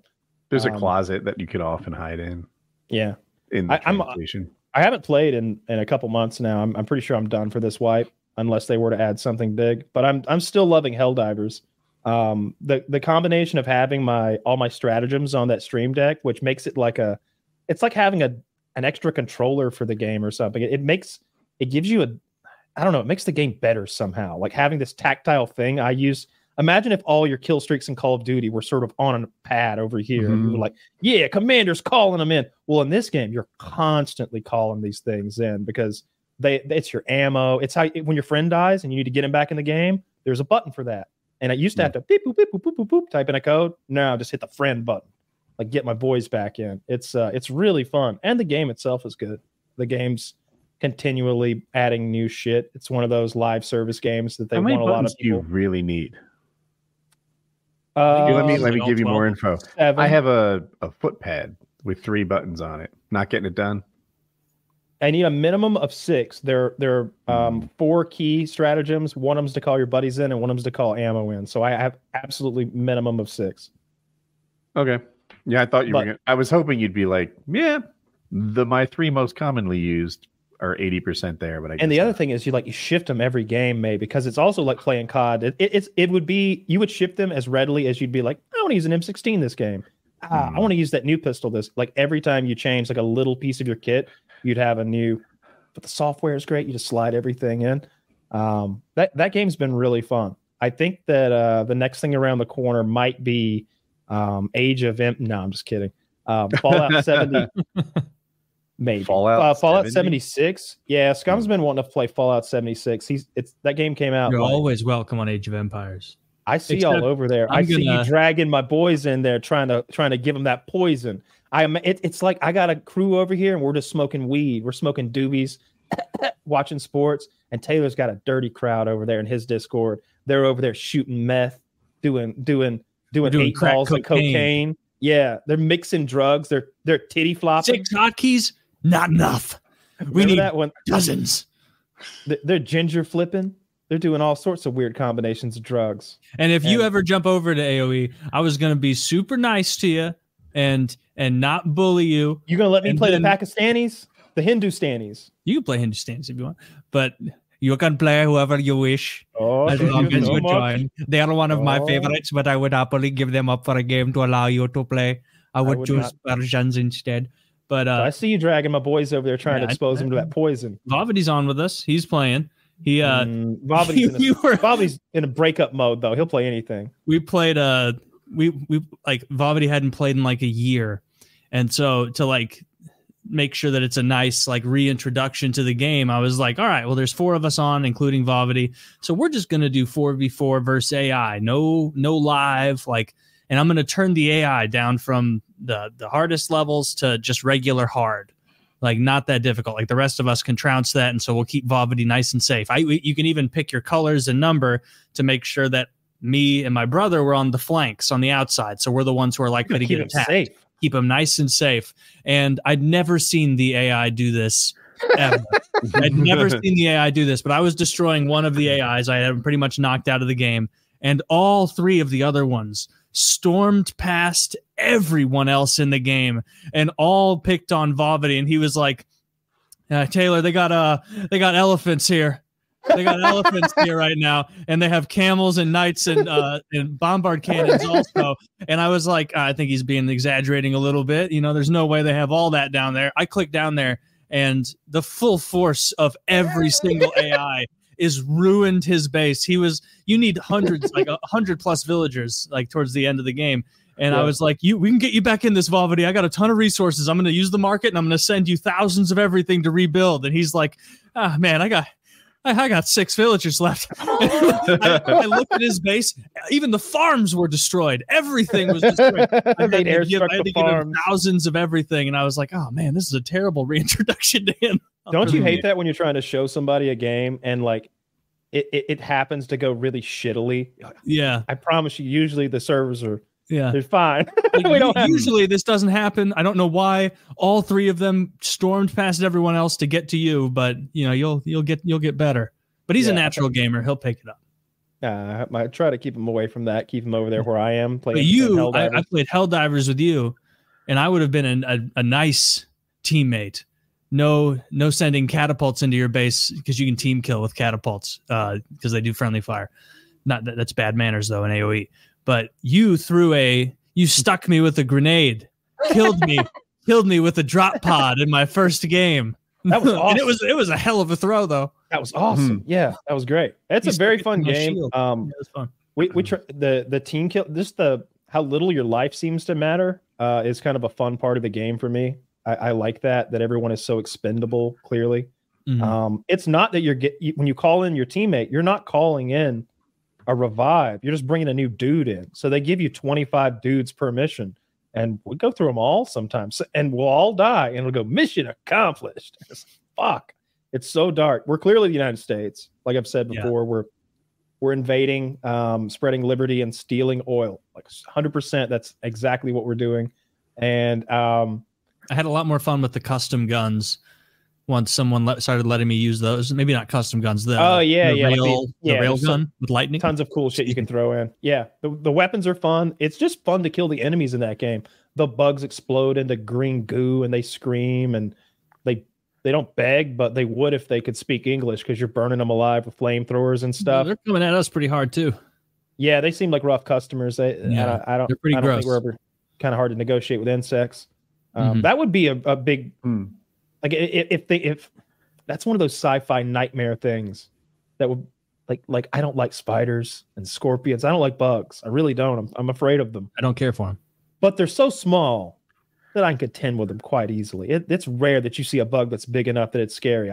Sometimes you see like centipedes in South America, and you're like, oh my God. Yeah, it's like that's like a tiny snake. I'm gonna arm myself before. Yeah, I get a stick before I'd go at him. Like, I'm not going to just try to step on him. He might go at my pants leg. And be halfway He's going for my nuts, and I'm like squeezing at the knee, trying to keep it. Meanwhile, he's biting the shit out of your calf with his giant. But he's stinging my calf over and over with his asshole, or spraying pheromones on me to attract the others from their hive or whatever they live in. I'm scared of those things. So, like when I watch those things about prehistoric insects back when the planet had a higher oxygen level, the insects could grow much, much larger, because the way they breathe is they've had these little ports that they absorb it through their skin. So those can only get so big. So insects can only get so big. Yeah. And it's all about the oxygen content. They used to be enormous, Taylor. There used to be wasps as big as crows. Can you imagine a wasp the size of a fucking crow? You know they didn't like. You think that's a solo wasp? Like it lives by itself with its lady wasp, and they have like a couple. No, they're in a big hive somewhere for sure. There would. How does it even fly? You'd be walking through that prehistoric forest, and you just hear, and you'd look up, and you would have walked far too close to a wasp nest that looked more like a murder of crows, just sort of vibrating their little wings so that they keep the babies cool, just vibrating them and staring at you like your meat. Could we lay our eggs in that, mama? Like then it'd come for you and it'd be over. Get stinging. Is that real? You over and over. They're not like bees. Yeah, it's all real. Wasps the size of crows. Zach, help me out with some science. Cook it if you have to. If they want me to care about the farce of global warming, then they better start lying about bugs getting bigger. Zach, go to cryptids.org. My password. I'm quite sure that I've seen the dragonflies, and those were like 12 or 18-inch wingspans from what I remember. So I'm pretty sure there were crow-sized wasps. I'd bet. Maybe. An amount of money on it. I thought I heard someone tell me once that like, oh, if you take like a wasp or a bee and you make it way bigger, that like the flight part won't work anymore. Like it wouldn't be able to get the thrust or the lift or whatever at that size. But a crawling wasp the size of like a chihuahua is still horrid. Or an ant, or beetles, or like a praying mantis the size of a cat would be a fucking problem. That'd be a huge problem. Just snip your foot off. I can't think of any big birds that flap their wings to fly very much. That's modern day fucking hornets. And that's awful. Those are unless that's a very small-handed person, that's awful. Like insects flap their wings furiously. Little birds also like provide their own thrust by flapping wings. But if you look at birds of prey and such, an albatross, they just they're built so they can kind of rest on their arms. Like for you to do an iron cross would be very hard, but if you were built like a bird, it wouldn't be so hard. Yeah. And then they just find thermals and surf around. What the fuck is this? Does this support Kyle's argument? I'm confused. This is just a poorly rendered centipede. That was a ocean creature. This could be dragonfly. Dragonflies are the greatest flyers in the world. They can fly in any direction. Yeah, according to them. Well, I mean, hummingbirds can fly in any direction. You don't see them talking shit. Dragonflies do it better though. They're super effective predators. I don't know what this is supposed to be, but this you did go to cryptids.com, I believe. Is that a real website? Well, I've never been there, but this is what I would imagine is on. I bet Wendigoon spends a lot of time on cryptids.com. We need him to cryptids.com. He gets ads on the ancient lore. I don't like these spider faces. If I'm being completely honest, I don't care for them. Yeah, I hate spiders. I hate bugs. I dislike spiders so much more than I dislike snakes. Oh yeah, 100%. Yeah. I'm okay. So I know at least a snake has like a mouth, two eyes. I know what's up. There's a reptilian brain thing, but my God, at least it's a brain. Whatever's in that spider's head, he does not give a shit about you. Like I can believe that a snake or even or crocodiles or whatever could have some sort of attachment with their person, or at least a familiarity that they think of you as like, oh, this person brings cohort. Food. Yeah, they think of you, or they think of you as like a cohort, like an associate or something like that. It's not like my dog thinks I'm like its parent and loves me unconditionally so much. I don't know if those gators do that, but they won't bite. Like clearly, you can get those reptiles to not bite you. I don't know if you can do that with a fucking insect. If it's ever thinking like, oh yeah, that's my big friend Kyle. He hooks me up with spiders on the reg. Like he's not thinking that. You're gonna sting you in the abdomen and lay eggs in you the second he's like, I bet he would be wonderful to lay eggs in. He's so big. They would talk. That's what they're thinking. Yeah, that's how they talk. It's very green worm tongue-ish. Yeah. Yeah. Bugs suck. If we could get rid of all the bugs except for the good ones, ants are fine. Lord of the Rings trilogy, worst enemy is not Gothmog. No, sir. I'd fight 5 Gothmogs before I would fight that giant spider. Mm-hmm. I don't want to Gothmog. Gothmog was one of the he's Harvey Weinstein's characters. Oh, he was one of the orcs. Yeah, he was the big leader orc with yeah. He's the one who like sees the boulder coming and steps out of the way at the last second and then spits on it. Yeah. And then the troll is looking, he's like, like kind of surprised. Who's the toughest guy in Lord of the Rings? That's not one of the, heroes. Oh, it's not one of the Fellowship? I guess Sauron's the easy pick, right?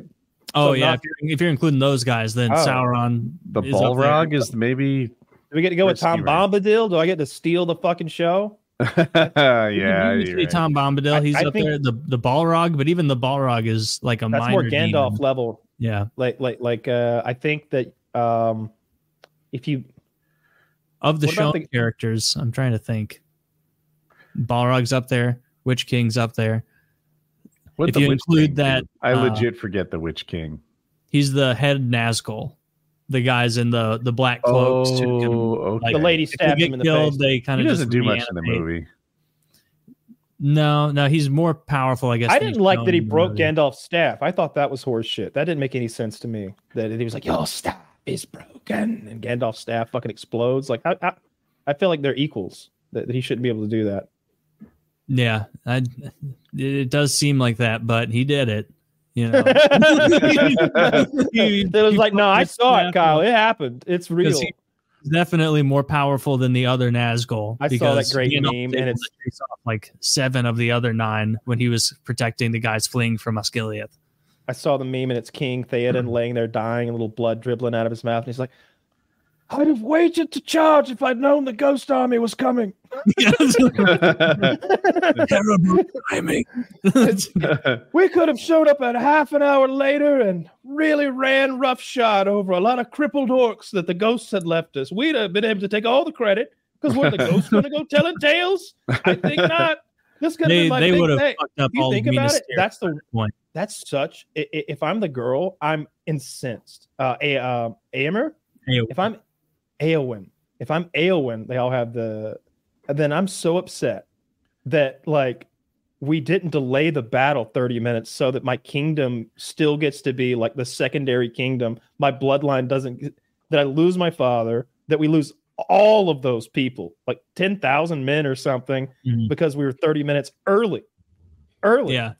And they didn't expect they couldn't send a pigeon.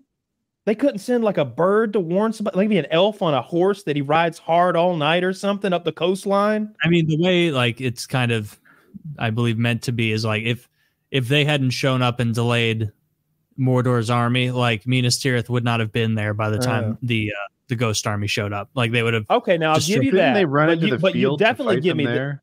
They did, but there were so many. Like they basically behind a wall and really forced Mordor's army to not go into Minas Tirith as quickly. They were banging on the doors. They were coming in. I think he's got a point.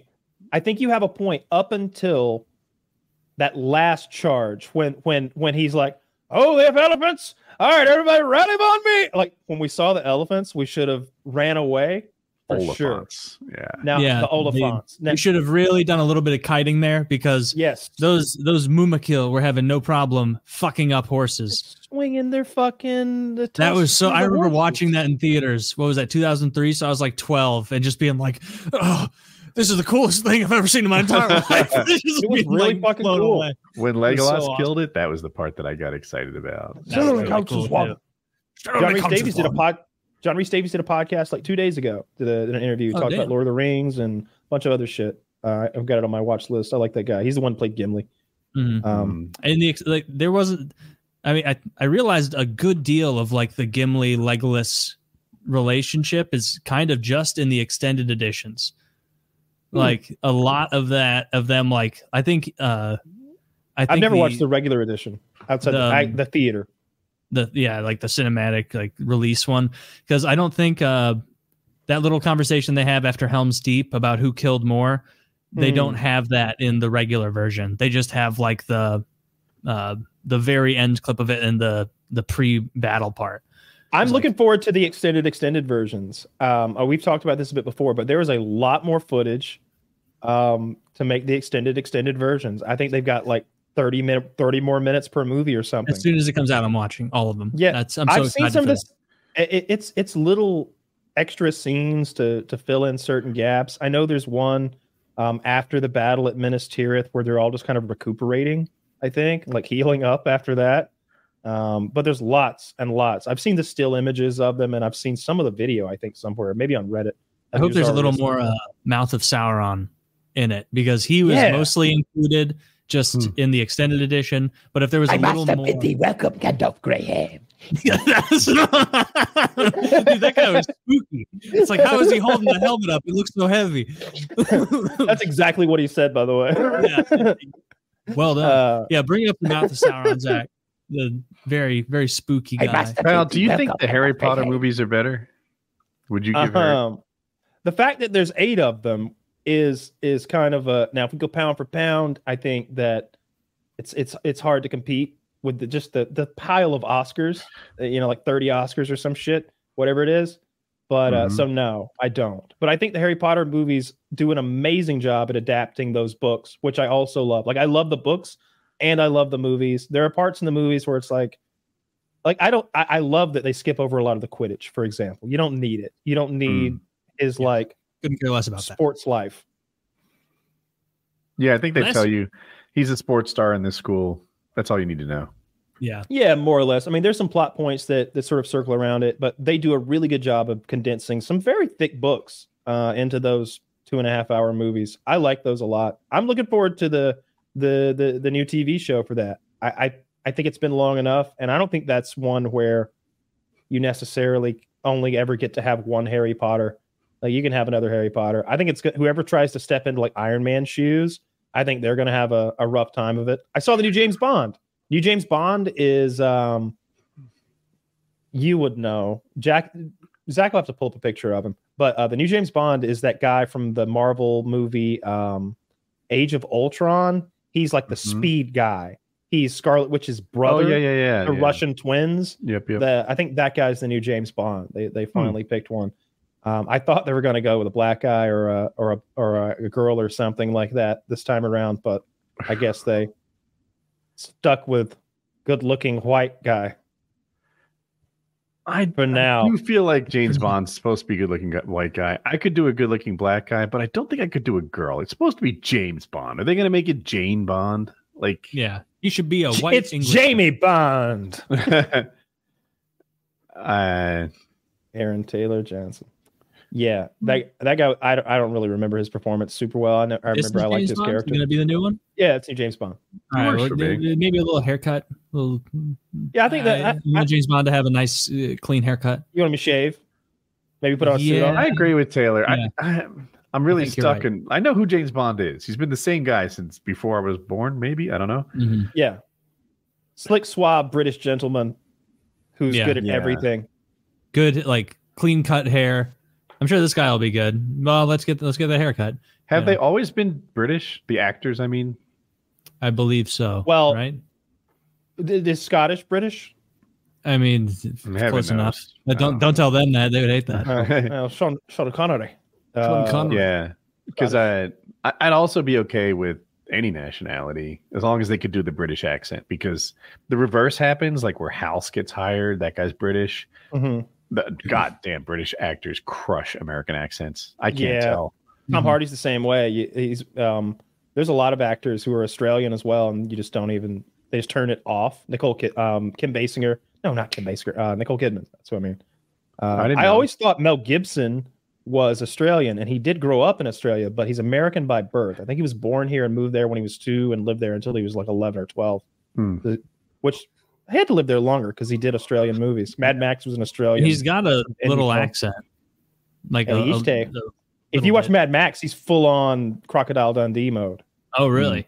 Yeah. Was he putting that on, or just talk like that then? I thought it was just his native natural accent that he had. I mean, you're going to sound like wherever you lived in your formative years. So, like, if you lived in America, it's a movie made in Australia, starring Australians. So it only makes sense. The Gasoline Wars. I watched the Tom Hardy movie last night. It was The Drop. It was on Amazon.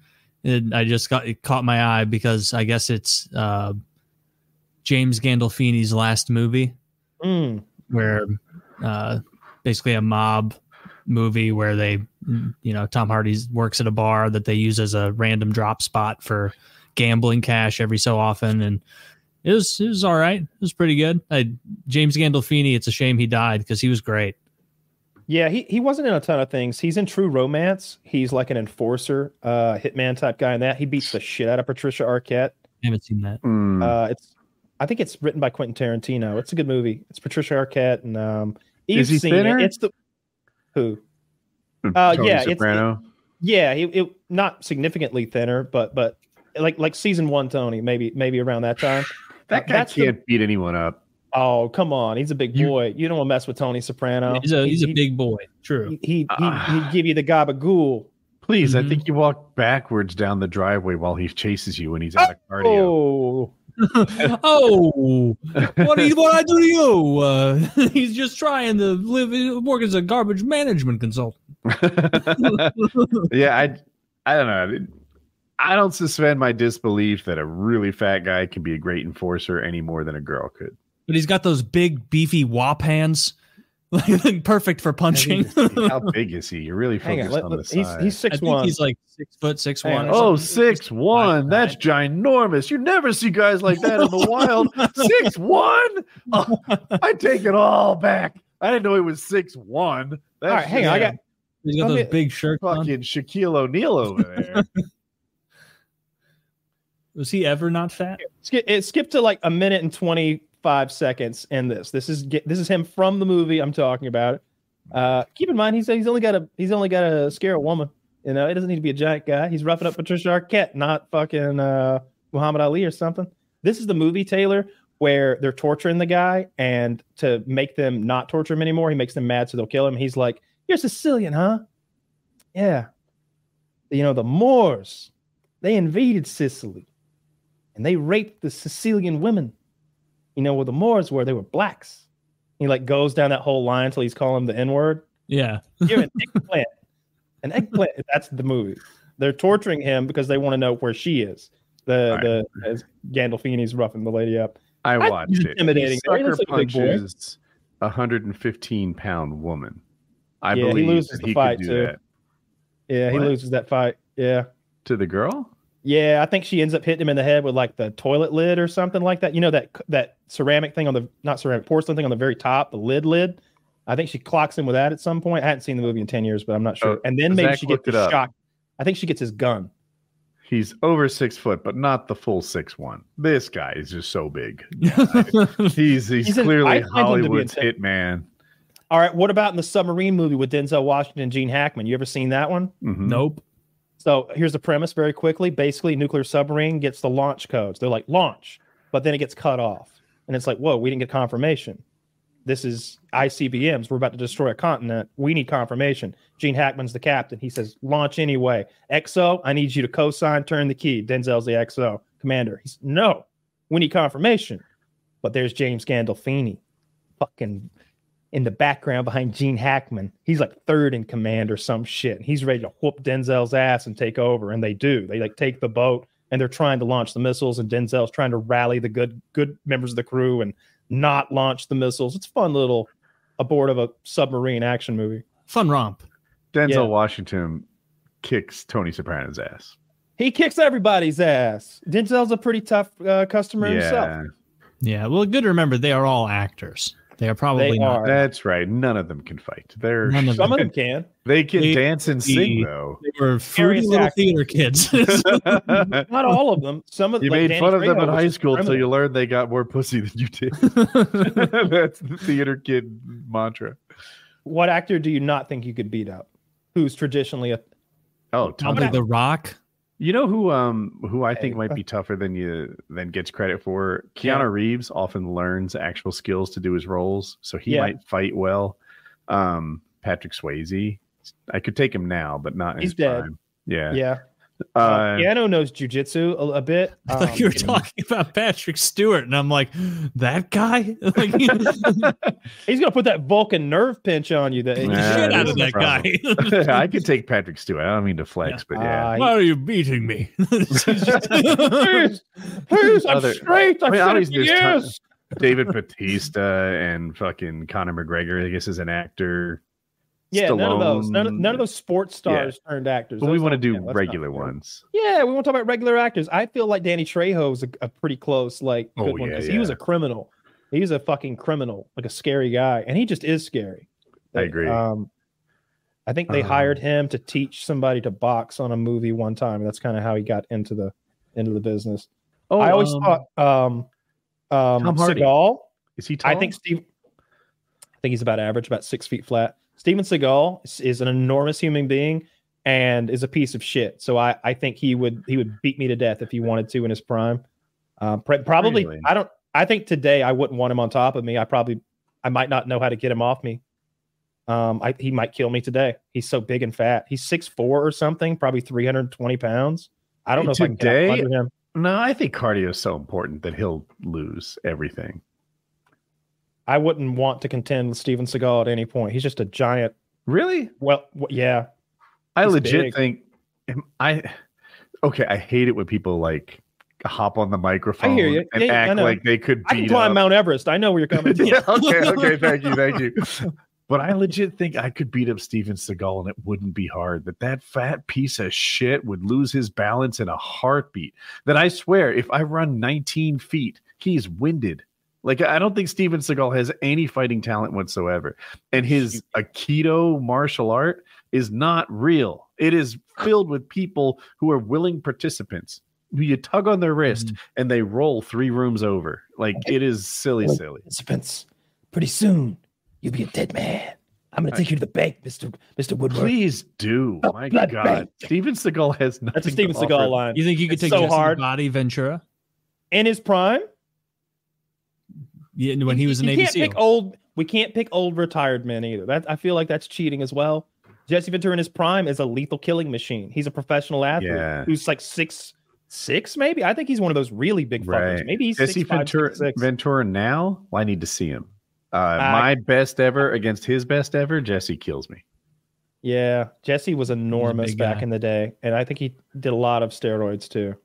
That was never proven. Yeah, I think I could beat up most of the like regular people actors, like Hugh Grant. Come on, fuck that bitch up. I could think of an actor smaller than me who'd beat me, Jackie Chan. Oh yeah, well he's got which Jackie Chan? Like what movie? Rush Hour Jackie Chan? All the ones where he's under 40. I don't know. I think that's why I say Rush Hour Jackie Chan. You know how they age over there. That dude's like 100 or something. Like he looks older now, but I wouldn't want to fight the Jackie Chan who was in those Hong Kong movies, like getting beer bottles thrown at him and shit when he was jumping off buses and getting. There's one where he gets ran over by a hovercraft, like one of those giant hovercrafts. I wonder if that's rough. Probably not, but it was a cool stunt to see. Yeah. You know, the stunt that so many people have done that's crazy is laying under a train. Oh, yeah. Who knows what the undercarriage might look like and how it might be not so uniform. You're really maybe this train's a little different on the repair. Bottom. Yeah. Maybe there's a little rope hung underneath it, like some string, just enough string to snatch you and pull your arm up enough that something else grabs your arm and that jerks your arm off. Like it's a train. Everything about a train is built heavy and strong. There are no plastic parts on a train. No. Well, there probably are, but not many. None that you're going to hit if you're under a train. You get that shredded. Shit is all built to last. And I couldn't beat up a train. No, train's going to win every time. I've seen those videos from India. Those guys get fucked up. I saw a guy get run over by an excavator today. He was just walking down the street, some old guy, and an excavator just hit him in the back and crushed him. Oh, why do you watch these things? It just pops up on Reddit. I scroll and I watch what it gives me. That's a good ending. You guys want to call it a show? Yeah, sure. Yeah, I'm hungry. I didn't eat today. I've been watching that puppy all day. You know what? Before we call it, I have the shortest. I have a short video. I'll show you guys later. It's just a dog. You're gonna love it. Kyle's gonna love it. PKA 692. What'd you say?